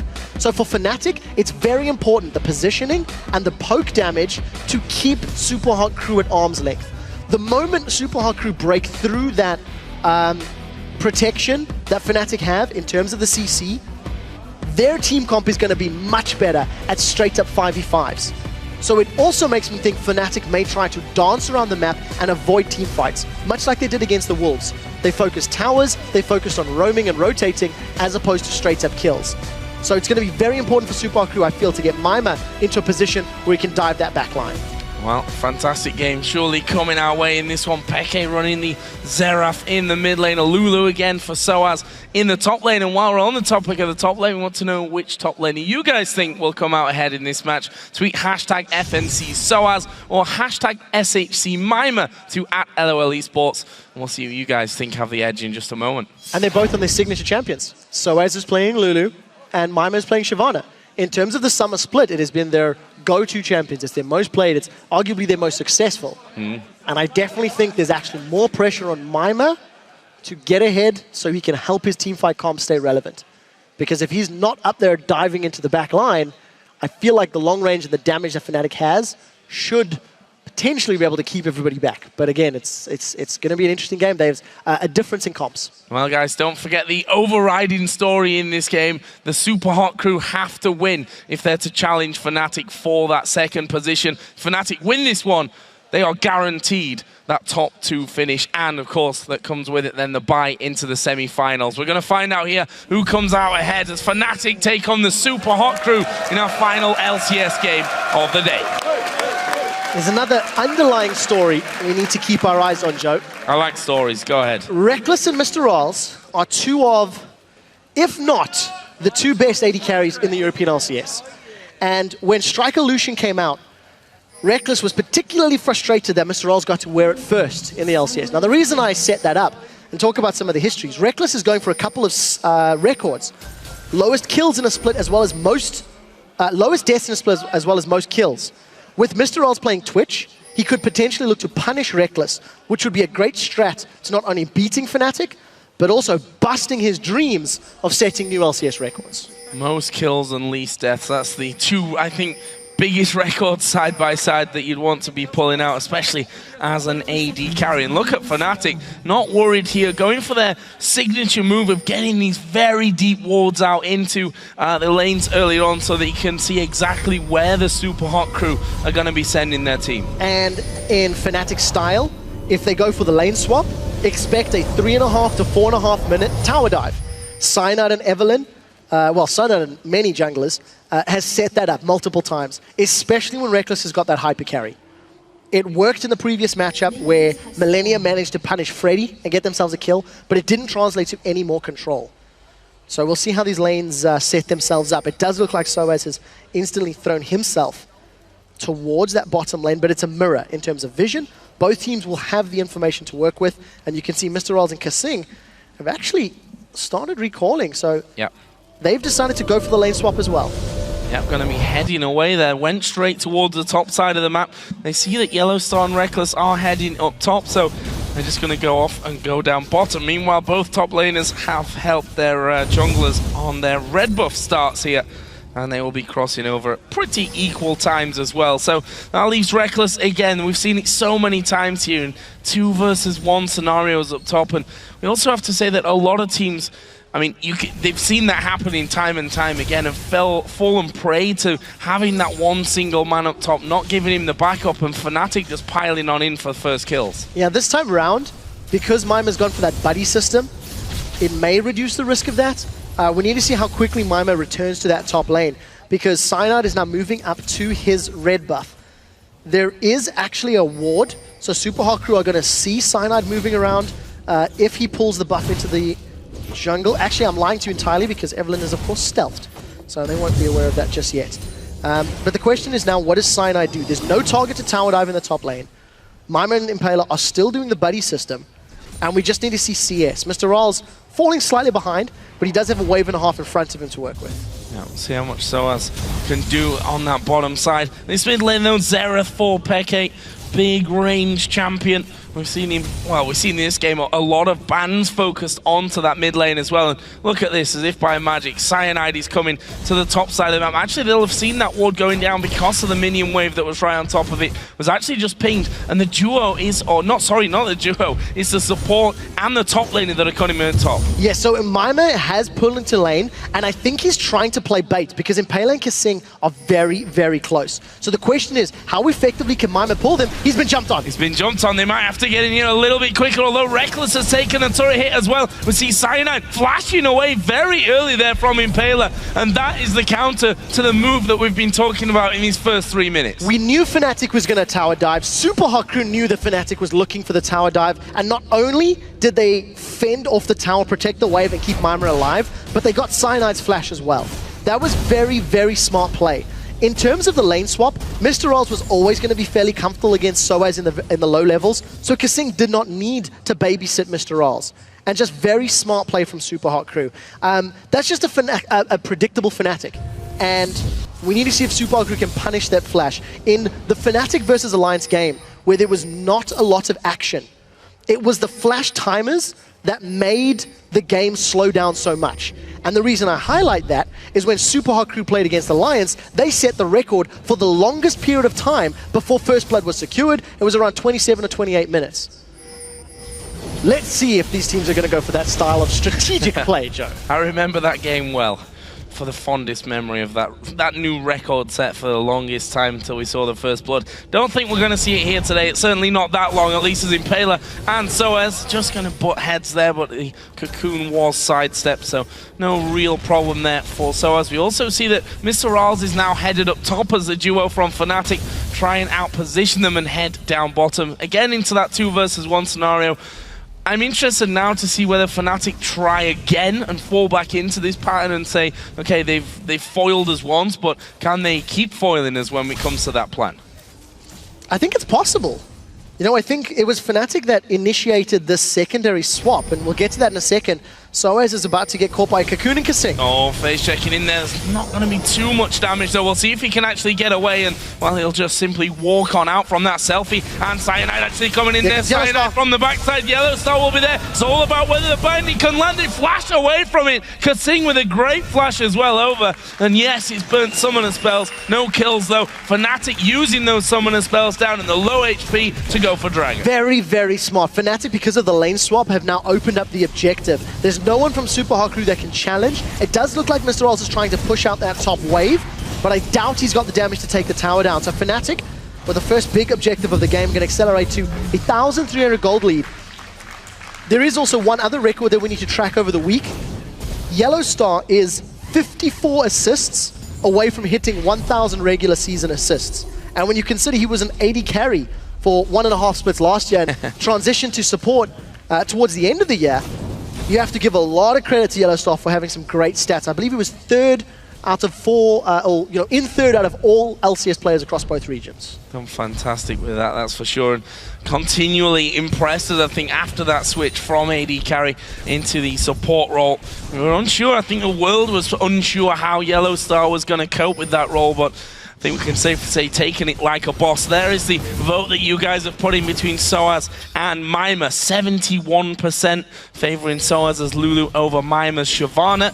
And right now, it is Soaz that's leading out, at least in terms of CS. Well, Super Hot Crew's top lane fans were miming their votes in. Obviously, Twitter can't track those. But not surprisingly, Soaz doing, once again, great in the popularity poll. He's gone for the triple Dorans, which is something he does very frequently when he plays Lulu, and the question is, where does he go next? Does he want to go Morella Nomicon just for the cheaper MR and getting the ability to have a power spike earlier? But there is a fair amount of magic damage from Impaler and from Selfie, so options available to Soaz. He had a small CS advantage over Mimir, but since the lanes have sort of settled down, Mimir has made the ground back up. And Super Hot Crew are just going to be a little careful. They're already falling behind in global gold and objective. So Fnatic, we'll see if they can accelerate. Well, Cyanide has finally spotted out that pink ward on the corner of the red buff. Kasing actually thought he was going to come and try and stop him from doing that. Impaler was even headed over that side of the map. And Yellow Star just saunters on in towards the blue buff. We'll actually stick a ward over the wall. That's all been spotted there by the Super Hot Crew. Cyanide is actually backing away onto his own blue buff, which we can see there Peke coming along to take. So there's a few things that Fnatic are doing well, considering their team comp. If they go into slightly smaller skirmishes in the early stages of the game, they should have the advantage, not only from the champions they have, but from a psychological advantage as well. In order for Super Hot Crew to go aggressive, they need to be fairly confident that Cyanide is not there to potentially counter gank. So that dissuades a lot of potential engages or potential all-ins, because you never know if Cyanide is truly just sitting in a jungle bush right next to you. And you can see with the numbers in the bottom lane, Cyanide's moved his way back up, but he hasn't walked over a pink ward yet. So Super Hot Crew have got 3 members just to secure their own blue buff on the threat that Cyanide's nearby. And you can't discount the pressure that applies. Well, you have to feel that Yellow Star, well, now it's obvious because Cyanide pops out. Oh, they've landed the binding. There's the ultimate. Oh, wow, and from max range, Peke going to pick up the first blood in this one. Steals away the blue buff as well. And that is a start and a half for Peke. All of that thanks to a perfect dark binding. Yellow Star connects with a 2.5 second route, and Peke unloads everything to secure the kill. Impaler had flash available, but didn't dodge the flash, got caught by surprise. The first blood secured to Fnatic. Not only that, they took the blue buff away as well. So Selfie is going to be in a more difficult position in that mid lane, and Fnatic just claw slightly further ahead. Super Hot Crew cannot hemorrhage control, because if they fall too far behind in terms of gold, they're not going to be able to team fight and stand toe-to-toe with the damage Fnatic will eventually be building up. So it is a fine line to cross, where Super Hot Crew have to stay even until they're powerful enough to team fight, and then force Fnatic to team fight. And speaking of trying to stay even, if we look down some of the CS there, head for Selfie over Peke. Same scenario for Mr. Rawls, however low that may be, but now there's 2 men right on top of him. We are going to have Elise coming around the corner, but I'm not sure they can actually save Mr. Rawls. And you see Impaler walks away, and that was all too easy. And you see Mr. Rawls there just scratching his head, and that's the danger when you're left alone. Your AD carries, especially against the Widowmaker, an unseen threat that is Evelyn walking into the lane. If you've looked at Super Hot Crew's vision, a lot of the pink wards have been defensive on their side of the river. The blue pings that have just come down from Fnatic is the first time that Super Hot Crew have sort of actively put pink wards down in Fnatic's jungle. There's a few vision strategies that you can do against Evelyn. You either ward aggressively and deep on the jungle buffs to ensure that when Evelyn is doing the camps, you have some timing and some positioning, or alternatively, we'll see, get to that in a second, as Fnatic almost get a tower. Oh, they're actually going to go aggressive on this one. Kasing flashes to try and get the bubble down, and Yellow Star instantly flashing away as well. So both supports actually will be left without the safety of that summoner spell. We'll see how that sets them up for future ganks, and where the junglers, or if the junglers maybe more importantly, you're going to be paying attention to try and get some easy kills on those support players. Especially on Cyanide, because of the fact that he can roam. And to finish the point, if Super Hot Crew had been warding Fnatic's buffs, it would give you timing and positioning on Cyanide to allow you to overextend. But because they weren't doing that, Mr. Rolls was just overconfident. He didn't have the vision to be where he was. Yellow Star's coming from the back. He has a teleport. Super Hot Crew in trouble. They were pinging a lot. There's the black shield down. Kasing, he's going to take one for the team here. We see that his teammate Mima just running away and saying, I'm sorry, I can't do anything about that one. Good TP from Soaz allows them to get not just the kill, but that tower is going to go down as well. Yes, and with 10 seconds on Dragon, the teleport means Soaz is in perfect position for another objective. The reason Fnatic committed to just that kill, it does allow them to grab a larger gold swing. Reckless also secures it. Soul Shackles is still available for Yellow Star if another fight were to break out. And the TP from Mima is not available, although he was down that bottom side, but was the only one from the Super Hot Crew there. So they get themselves the kill, the Dragon, and the tower down on that bottom side. They lose their top tower for the pleasure, though. Mr. Rawls will take that one. Middle was pushed slightly by Selfie. Not too much damage coming onto it, though. Definitely a worthwhile trade. With Fnatic taking out that bottom tower, look at the vision that they've got when they made that play. 1, 2, 3, 4. There's 5 wards around that Dragon and bottom lane area. One of them just timed out. Fnatic gets so much information to work with that it was never a risky play for them. And they're just timing the objectives very, very effectively. So with the 4,000 gold lead Fnatic have at 13 minutes, they can continue to just look for opportunities in towers and then find picks. Soaz did go for the Morellonomicon, so he's looking for an early power spike, looking to roam, get the CDR, get the mana regen, and take use of the Guild Lancers, take use of the wild growths. We should be seeing Fnatic making similar plays for the red or the blue buffs, depending on where they have the number advantage. Kill off the heals possibly from Kasing as well, that may just save one person when it comes to those crucial fights. Blue buff's going to be given over to Peke here as well, who's... Oh, not, yeah. It was supposed to be given over in theory, 2x Peke. Whatever. Scumbag Cyanide. Well, apparently he needed it, and that's why he's taking. He's going to go to this top lane. We'll see if they go for the dive on this one. Impaler's there. It's 3-on-2. Mima is already decently tanking there. I say that, but Reckless just shredding through him there with a Phage and a Zeal, double Doran's Blade, and the Berserker Greaves. And this turret might be in trouble again, especially since Cyanide's there waiting. Peke started to move up. Cyanide continues to wait around. They have to be careful there because now Peke's coming up. He's in range for his ultimate, and as soon as this tower goes down, they're surely going to collapse into it. There is a tower going down, and here comes the rest of the damage out of them. Mime already at less than half HP, flashes away, ulti coming out from Peke, not quite got the range to hit Impaler, but they get the tower, and they get the kill. Fnatic are forcing objectives because they have the power advantage. They've got the numbers advantage, and they are forcing Super Hot Crew to react. I actually think Impaler did a pretty good job. He was at the top tower the moment Fnatic were there to pressure,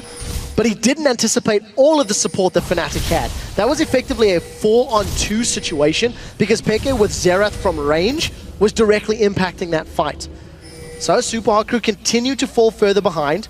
We do see Selfie getting his blue buff, but he's getting run down. Cyanide wants blood. So they come around from the side. Let's see if he's got the damage to hold him off. Impaler was there. In fact, Peke even blasting him from the mid lane as well. And continuing with that range. There's a good Dark Binding landing. Tower, though, will be protected at least for now. Peke steps forward once again. Couldn't quite land another shot onto them, but you can be sure that this middle turret now, the final outer turret left standing on the Super Hot Crew side of the map, is the next target. Reckless has now joined in. This turret's going down. Yeah, it won't be standing long. Super Hot Crew can't stand toe-to-toe. We talked about how in order for Fnatic's comp to work, they need to keep the Super Hot Crew at arm's length. They can actually do better than that. They can do it at Arcano Pulse length because Peke is landing all of his skill shots. And because of the long range of Dark Binding, Super Hot Crew need to dodge all of these skill shots all day long. If one Glitter Lance of Void Ooze lands, it instantly allows the rest of Fnatic to set up the damage. So look from the side lane. Kasing could Tidal Wave if they want to engage, and he does. Well, he gets the Tidal Wave through and only hitting Yellowstar. The binding from Yellowstar, by the way, was absolutely amazing. They actually just pinged there thinking that Selfie was going to loop around the back of them. Super Hot Crew hold on to that turret for now. Took the ulti really out of Kasing there to scare them off, though. There's very little that Super Hot Crew can do without punishing Fnatic to be out of position. And we need to see, oh, Fnatic have gone the Death Bush. Mima's going to die. Yeah, he's gone a little bit too far out of range of his teammate here, and they tried to get the bubble in for help. Actually, a flash from Mr. Rolls. That binding was coming well and truly right into his face. Selfie had pinged a lot onto this middle outer turret. Reckless and Peke even in range to defend that one without it, again, losing too much health. So there's 2 minutes before Dragon is up, and there's a lot of money in Fnatic's back pockets. 1,500 for Soaz, 1,800 for Peke. I would expect them to purchase in the next few minutes and then set themselves up for another Dragon fight. Notice Cyanide, he's also going a damage build. Hex Drink as his next item. Fnatic are all about punishing Super Hot Crew in this mid-game. They've built up a strong lead. They're buying items that give their mid-game more power. And it looks like Reckless may even be building himself a Ghost Blade, which would further signify this goal. Unless that's, of course, just going to be the Bilgewater Cutlass and go Blade of the Rune King standard. But either way, Fnatic are just looking to go further and further ahead in this mid-game and end as decisively as SK Gaming did in the previous match. Oh, Selfie in trouble from this one. He's got his Shockwave available. It only catches Reckless with hardly any damage, and Reckless will get his second kill of the game. And just out of position. You see there those player cams showing the story from the Super Hot Crew. It looks to me like they're feeling quite helpless in this match. That was a meh wave, if ever we've seen one. There's just no ability power on Selfie. He's got an Athene's and Holy Grail and Sorcerer's Shoes. And I think he's just recently picked up a Blasting One and Void Star, Blasting One and Amp Tome. There's just not enough damage to threaten Fnatic. And 20 seconds on Dragon, Fnatic siege up. This is something that I like seeing, using your ultimates to ensure the objective. It forces Super Hot Crew low, they can't stick around, they can't contest, and if they even consider engaging, they'll just get destroyed by Reckless on Kog'Maw. While Fnatic are in the mid lane, Soaz is pushing top lane, he's got teleport available. Gonna be a sad song there for Kasing as Fnatic should secure another safe Dragon. Yeah, Dragon not going to be a problem for them. That's the problem that the Super Hot Crew really have, that when they've fallen behind, how do you stop specifically Xerath and Kog'Maw, just hammering you at the back of the turret that you're trying to defend when you're not level on them with items. We see there Dragon number 3 of the game going Fnatic's way, and they're closing in here on a 10,000 gold lead. We're only 1850 into this game. The Super Hot crew can see bunching up this entire time, making sure that not one of them gets caught out, because they're all in danger of being 1v1 by pretty much anyone on the team. Yeah, Super Hot crew's team comp relied on them being able to team fight. Their skirmish power and their pick power was there in theory if they could dictate the tempo of the game. Twitch is only good at assassinating your enemies when he is the one roaming and he is the one deciding when fights happen. And when your Twitch is unable to decide that because the rest of the team has fallen so far behind, all of your power is gone. You are no longer able to just surprise and assassinate because your opponents are so far ahead. Soaz is even going to get away from a 1v3. They did force the flash though, so you've got to give credit to Super Hot Crew, but it's come too late. They needed those picks to result in kills 10 minutes ago before Fnatic had a near 10,000 gold lead. 1v3, and now this turret going to be pushed again. There's no AD carry there. Reckless is actually pushing out the bottom lane, which also has a open... not an open inhibitor, not quite just yet, an open inner turret, let's call it, and that's surely just going to get pushed up. You see Fnatic, in typical Fnatic style, just pushing south, getting the wards down as they go, so they've got plenty of vision to see if anyone will be flanking around the side of them. There, they spotted Paler. They're going to try and nuke him down. He's going to repel here, but he's going to get stunned up if nothing else. And Yellow Star gets the mid-air kill. That's a reverse Death Star. I'm officially coining it. If Morgana kills Elise while up in there, that's a reverse Death Star laser. It's the only way of thinking of it. 5 assists on Yellow Star. He needs 54 on the week, so it's down to 49 to hit 1,000. And Fnatic are just in absolute control. This is a near perfect game. Despite losing 1 tower, Super Hot Crew have been outclassed by every player of Fnatic in every move that Fnatic have done.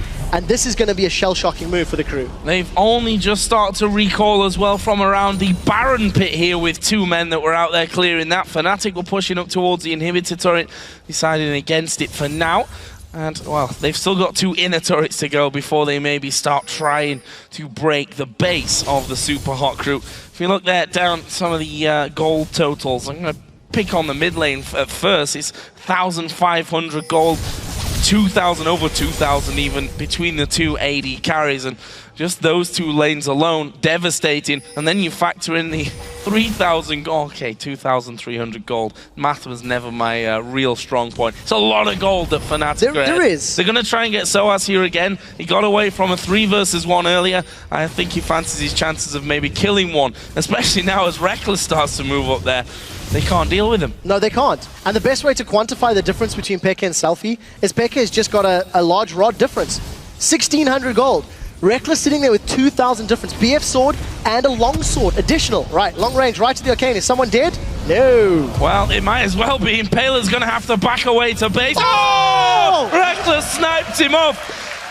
And, well, I don't think they was going to get him there, but they do manage to. Jungler is down. Fnatic pushing in towards the inhibitor turret. Mr. Rawls is in no man's land at this stage. He needs to move back across if there's a hold on to this one. Fnatic without a jungler on the other side may even think about turning. Someone's getting a little bit caught out. Gonna use his wild growth there, but Selfie will actually get the kill. Mr. R's being nuked as well by Reckless and Peke. Another good bubble comes in. The Super Hot crew hold on. Good damage and a good kill. Managed to defend. Fnatic had no minions and they were playing a little over-aggressive in that scenario. It's not over yet as Pekka is still sticking around despite the fact the rest of his team's backed away. So the reason Yellow Star, rather Soaz got taken out is there was just not enough minions to work with. So there was dancing around on that turret and Super Hot Crew focused down Soaz even through his wild growth. So credit to them for the kill, but they defended the tower and that's the most important thing. And now Super Hot Crew, they're split. If they do this incorrectly, it could go very wrong. Oh, bubble coming through. They've actually landed in there on towards Peke with the cocoon, but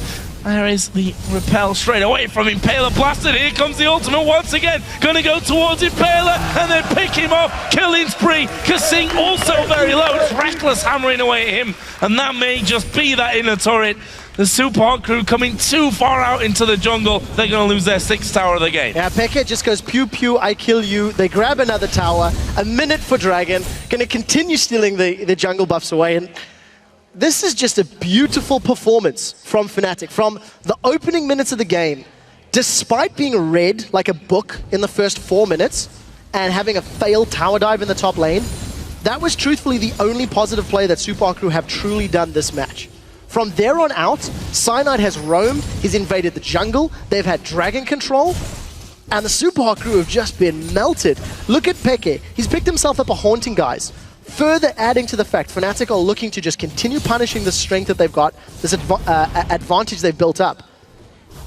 And Super Crew, they simply need Fnatic to make monumental errors to pull themselves back in here. Those hopes of placing second in the regular season are dwindling very rapidly. Fastly fading. 25 minutes in, not even, and it's a 12,000 gold lead already for Fnatic. There's another dragon coming up in 3 seconds time, which they've timed to perfection every single time around. The Super Crew have no turrets left outside of their base. Not sure how they're going to think about challenging for this. It might be one of those scenarios where a desperation Baron may come into play. The Super Crew certainly need something if they're to not just bow out without really doing anything this game. Fnatic had no vision of the Baron pit, which is why they peeled away so quickly from Dragon. And Super Crew they continue, they can't team fight. So it was actually quite smart of Fnatic to play fairly safely and back away, not run the risk of losing Baron. But unfortunately, the Super Crew need even more than just a Baron, maybe a Baron steal. But Fnatic shouldn't even go for the Baron bait. They've got such good siege power with Xerath. Oh, they've got Selfie. Yeah, he's dead from this. Surely he's going to try. I was going to say Flash, but that's not up. And Cyanide will lock that kill in, and that may well just be the opening of the floodgates here as they move towards this inhibitor turret. It has to be the inhibitor itself. Without having the shockwave combo and the fact that Mimer's not there. Mimer's arriving to the party late. He doesn't even have boots yet, so he can't even run in with Home Guard. Inhibitor's going to be down before Mimer even left the base. I think he stuck around for 10 or 15 gold to pick himself up a chain vest. And Fnatic now... Ooh, that was a bit of an odd one. Fnatic now exemplify their control by having super minions in the mid lane. And it looks like they may be moving over towards that Baron area. We'll see if they actually bother to start that one off or whether it's just a simple get some wards down, get the vision control of it, and then back away to spend what must be some good gold. 1,300 on Peke, or was 1,200 on Cyanide before he actually picked up a Randuin's Omen now, and they are just leaps and bounds ahead of that of the Super Crew. And as we said before, a team fight is not really on the cards for them. We've seen what happens as players get caught out. Selfie, who again for the second time was caught on his own and just nuked down by Fnatic. And we see Fnatic now moving in towards that Baron area. Yellowstar confirming there's no vision of it. Maybe we can lure them in for one final deadly kill. And now Fnatic are playing even better than they did against the Copenhagen Wolves earlier today. If you contrast the two games, against the Wolves, while they were in the lead, they were definitely not 15,000 gold in the lead by 30 minutes. It was much closer. The Wolves put up a much more decisive fight than the Super Crew are doing. And we talked about how Fnatic didn't need Baron previously to win this matchup. They can use Baron as a bait. With super minions pushing up the middle lane, Fnatic can shove out the side ends. You can see Soaz will have teleport fairly shortly. He's going to defend against Mimer, potentially shove him backwards. And if Fnatic pulls Super Crew towards them, catch them unawares with Cyanide flanking. Look, Cyanide's going to play a human ward in a moment or two. That's instantly how they can win this game. So it's very smart understanding of forcing Super Crew to make the move and punishing them for it. And there we go, the nuke's coming in again. It's Peke that is now on a rampage. Soaz is going to get dove onto here. Underneath the turret, there's Selfie and Mimer. He just sticks on the wild growth and says, it's Baron time for us. And that is going to be with that kill onto Impaler. There's no smite there. There's no one that can even challenge this one. Fnatic going to extend their gold lead to monumental amounts. Hadn't killed Soaz before, didn't do it this time. Super Crew give up the first Baron of the game. They haven't touched a dragon. They're going to get the second tower at least, so it's not a complete whitewash. I take that back. It has been. They've got a kill, Joe. All props for the kill for Fnatic sticking around. So everybody's respawned. Selfie does not have Shockwave available, and Soaz does have teleport. So if Fnatic just decide to go for a team fight, or someone's going to just TP in. They're definitely committing to this objective. Well, let's see. You have to feel the shockwave is where it's all going to be. That's on cooldown right now, so that needs to get up before they can even think about holding on to this turret. They've got rid of the minions right now, which makes that shockwave come back up. And that may just be a last-ditch effort from them here as the minion wave starts to pour forward. We're going to see Reckless moving in. The turret's going to go down. Mr. Rolls with the ball on him. He's going to be a bit of a stealth bomber to come through, but they've caught out Impaler once again. Cyanide gets that kill. Ooh. The third blast of the ultimate will chunk down Kasing. There is a shockwave coming onto Reckless and Yellow Star, but it's not enough. Another inhibitor goes to Fnatic. There was actually a good amount of damage there onto Reckless, but not enough to warrant the wild growth. Selfie had finally got a bit of ability power, but it is just far too little. It is far too late. Fnatic, they're going for the win. Fnatic moving in onto this one. The Super Hot crew retreat back off onto the base, and Fnatic with that victory seal up their second position here and get a bye into the semi-finals in the playoffs. Fantastic performance out of Fnatic. Far and away, more confident, more controlled. The only mistakes this game was being too predictable in the opening few minutes. Everywhere else from there, it's just been complete control. And as you rightly said, Joe, in the semi-finals now, guaranteed. Yeah, and as you said, I mean, there's nothing that they've really done wrong. It was an attempt to dive, which didn't cost them much more than, I believe, 2 flashes. They then, I thought, were going to do it onto the bottom lane. Actually, what happened was, Soaz walked in there towards Dragon area, they got a kill, and they were able to then get the Dragon, they got the tower, and from then they just moved perfectly around the map. Super Hot crew had a couple of people caught out as well, we have to say, that got Fnatic rolling when it came to the kills. I mean, if you look down the scoreboard, Impaler just didn't really show anything for the Super Hot crew this game. It's hard though, and that's the comp that they had, that Peke was always somewhere around. Yep. Once a Dark Binding lands, those 3 charges of his ultimate are easy to land. Impaler lived up to his name. He was impaled 6 times this game. He ate more Dark Bindings in Rites of the Arcane than I've ever seen a single player do in an LCS game. And Super Hot crew, they're going to turn their attentions to the seeding battle, because now they're solidly in that 3rd to 6th battle. There's the potential of ties for 3rd. I do want to plant a seed. Contrast how Alliance struggled against Roccat earlier today, and contrast how Fnatic beat both the Copenhagen Wolves and now the Super Hot crew. And start considering who is looking stronger for the potential playoffs. It is still 2 weeks away for them because they'll be in the semi-finals.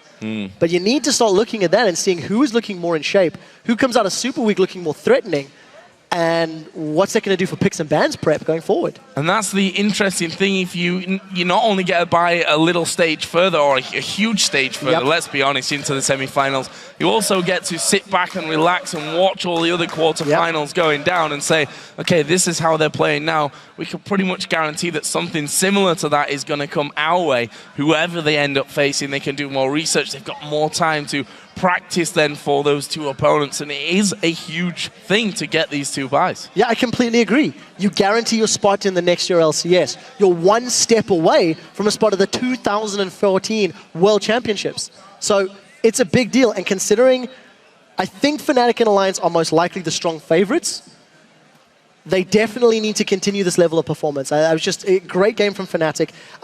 Reckless dropped the ball a little bit. He needs to average 7 kills a game to break ManCloud's record and reclaim the title of most kills in a split for Europe, but he only got 3. So he's got a mere 151. He needs to hit under 68. He's got to step up his game. However, he didn't die, which was the other record, right? Touche. So 26 deaths in 26 games with 2 left. So props to him for that. We'll see if he can hold on to that one. Either way, it was a textbook win there from Fnatic, and we're going to head over to Shox and Deficio now, who was standing by with Yellow Star. Thank you very much, Joe. Congratulations, Yellow Star. Not only a 2-0 here today, but also locked in your spot in the top 2 in the European LCS going into playoffs. Talk me through the game. Was Champion Select assigned for you guys already, that you had it in the bag? We really prepared this match. Like, coming to this match, we knew that Super Crew was a contender for the top 2. So yeah, we played it really seriously. We prepared every picks and bans, and everything went so smooth. And we got what we wanted to, and we kind of expected them to play their comp. And then looking at the game, of course, everything kind of worked out for you guys. From your point of view, was it just you guys playing really well, or was it more like Super Hot Crew never really got going, or how did you actually see the game from your perspective? So in the Champs Select, we saw that they picked a weaker bot lane, so we kind of expect them to lane swap, and I think they take a long time to swap around the map because they show really late, and once they got what they wanted to, we swap back, and then we were in the advantage again. So really, they couldn't do anything this game. Well, the difference for me with the game before you won versus the Copenhagen Wolves was there. You were also ahead, but you seem to go in maybe too aggressive sometimes. In a Super Week, is that somewhere that Aranea steps in after that first game and goes, guys, we have to work on this? We kind of played a different setup. They had a really good one against what we had. We had a full-in going setup, and they had a lot of protection with Braum, Gragas. They can throw us away and stuff. So it was not the greatest composition that we could have done. I have to ask, however, because every single split, you are the support who buys the most wards of everyone. Nobody's even close. Are you in love with wards, or what's going on here? Yeah, you know, I like seeing everything. Well, don't get me wrong, okay? I like to have vision around the map. I like to predict what they're going to do or where they're going. But especially it fits me well because I roam a lot on the map. And yeah, I think this is one of the reasons of why. Yeah, the whole team actually buying so many wards. Now, you guys are going into the playoff race, semi-final at least, and the only loss the last couple of weeks was to Alliance, actually. So how do you envision it going forward in the playoffs? Well, Alliance play, they are really solid. I mean, everyone, they know how to rotate really well. They have a big champion pool. So, yeah, you know, it's really hard to play against them. Okay, so looking also at the teams in the quarterfinals, we have SK Gaming, it's gonna be the quarterfinals. SK Gaming, Super Hot Crew, we have Rocket, and we have Millennium. When you look at those four teams, who do you think is gonna qualify for the semifinals? Without hesitation, I would say Rocket first.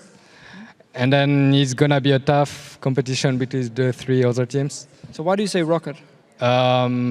Because today they showed that they were really good, and when they really train a lot, we know that they can pull out some really strong plays, really strong composition, and they're really coordinated. Especially I like Junkos, the way he plays, and yeah, I think this is their big point.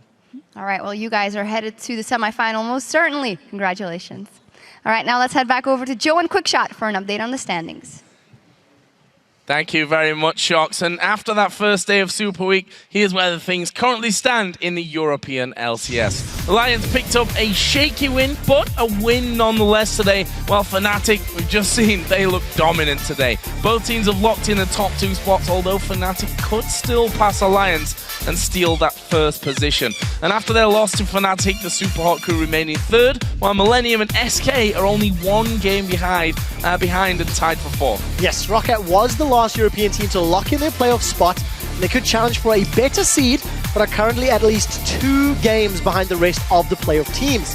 Meanwhile, Gambit and the Copenhagen Wolves continue to fight for 7th place, and after the Wolves failed to pick up a win today, Gambit finally snapped their losing streak. It's going to be interesting to see who takes that 7th spot later this week. And of course, there are 6 games worth of LCS action on the slate for tomorrow, starting with Rocket versus Super Hot Crew. Then it's Alliance versus Gambit, and Rocket will take to the Rift a second time to go up against the Copenhagen Wolves. Then we will have SK Gaming against Alliance and Gambit squaring off against Millennium. We'll end the day with an El Clasico match between SK Gaming and Fnatic, and all of those games could determine seeding. Following tomorrow's LCS games, we will be bringing you the European Challenger Series Summer 2 Finals. Damn, that's a name. Live on our stage as the Ninjas in Pajamas fight SK Gaming Prime for the Challenger Summer Series 2 Championship in a best-of-3 match. And that all begins tomorrow at 5 p.m. Central European Summer Time, which is, of course, 8 a.m. Pacific. Of course, with that forfeit announcement from H2K Gaming earlier, unfortunately, there's going to be no Challenger Series today. Gamers 2 will advance to 3rd place, and as Deficio already mentioned, we'll bring you the Challenger Series final match tomorrow right here on our stage. He's Quickshot, by the way, not Deficio. Thanks for joining us, guys. We'll see you tomorrow.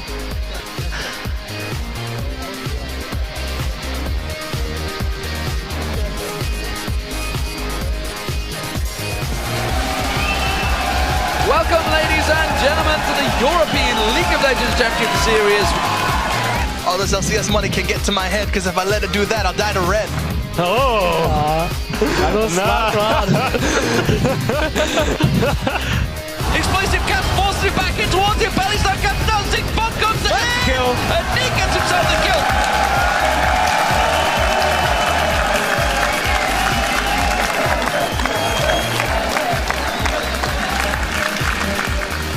Jankos just off of the side there. Good stun.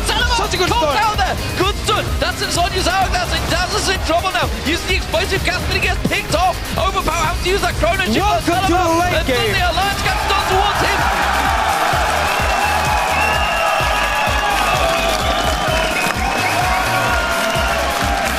I don't want to sit and let them stop us.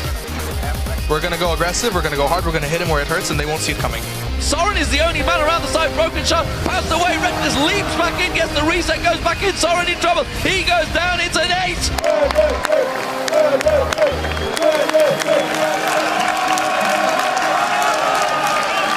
Guys, whatever you're gonna do, go ham.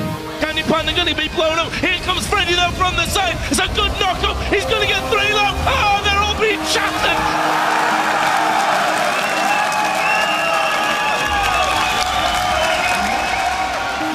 Peanut butter jelly time, peanut butter jelly time. Is someone dead? No. Well, it might as well be. Impaler's going to have to back away to base. Oh! Reckless sniped him off.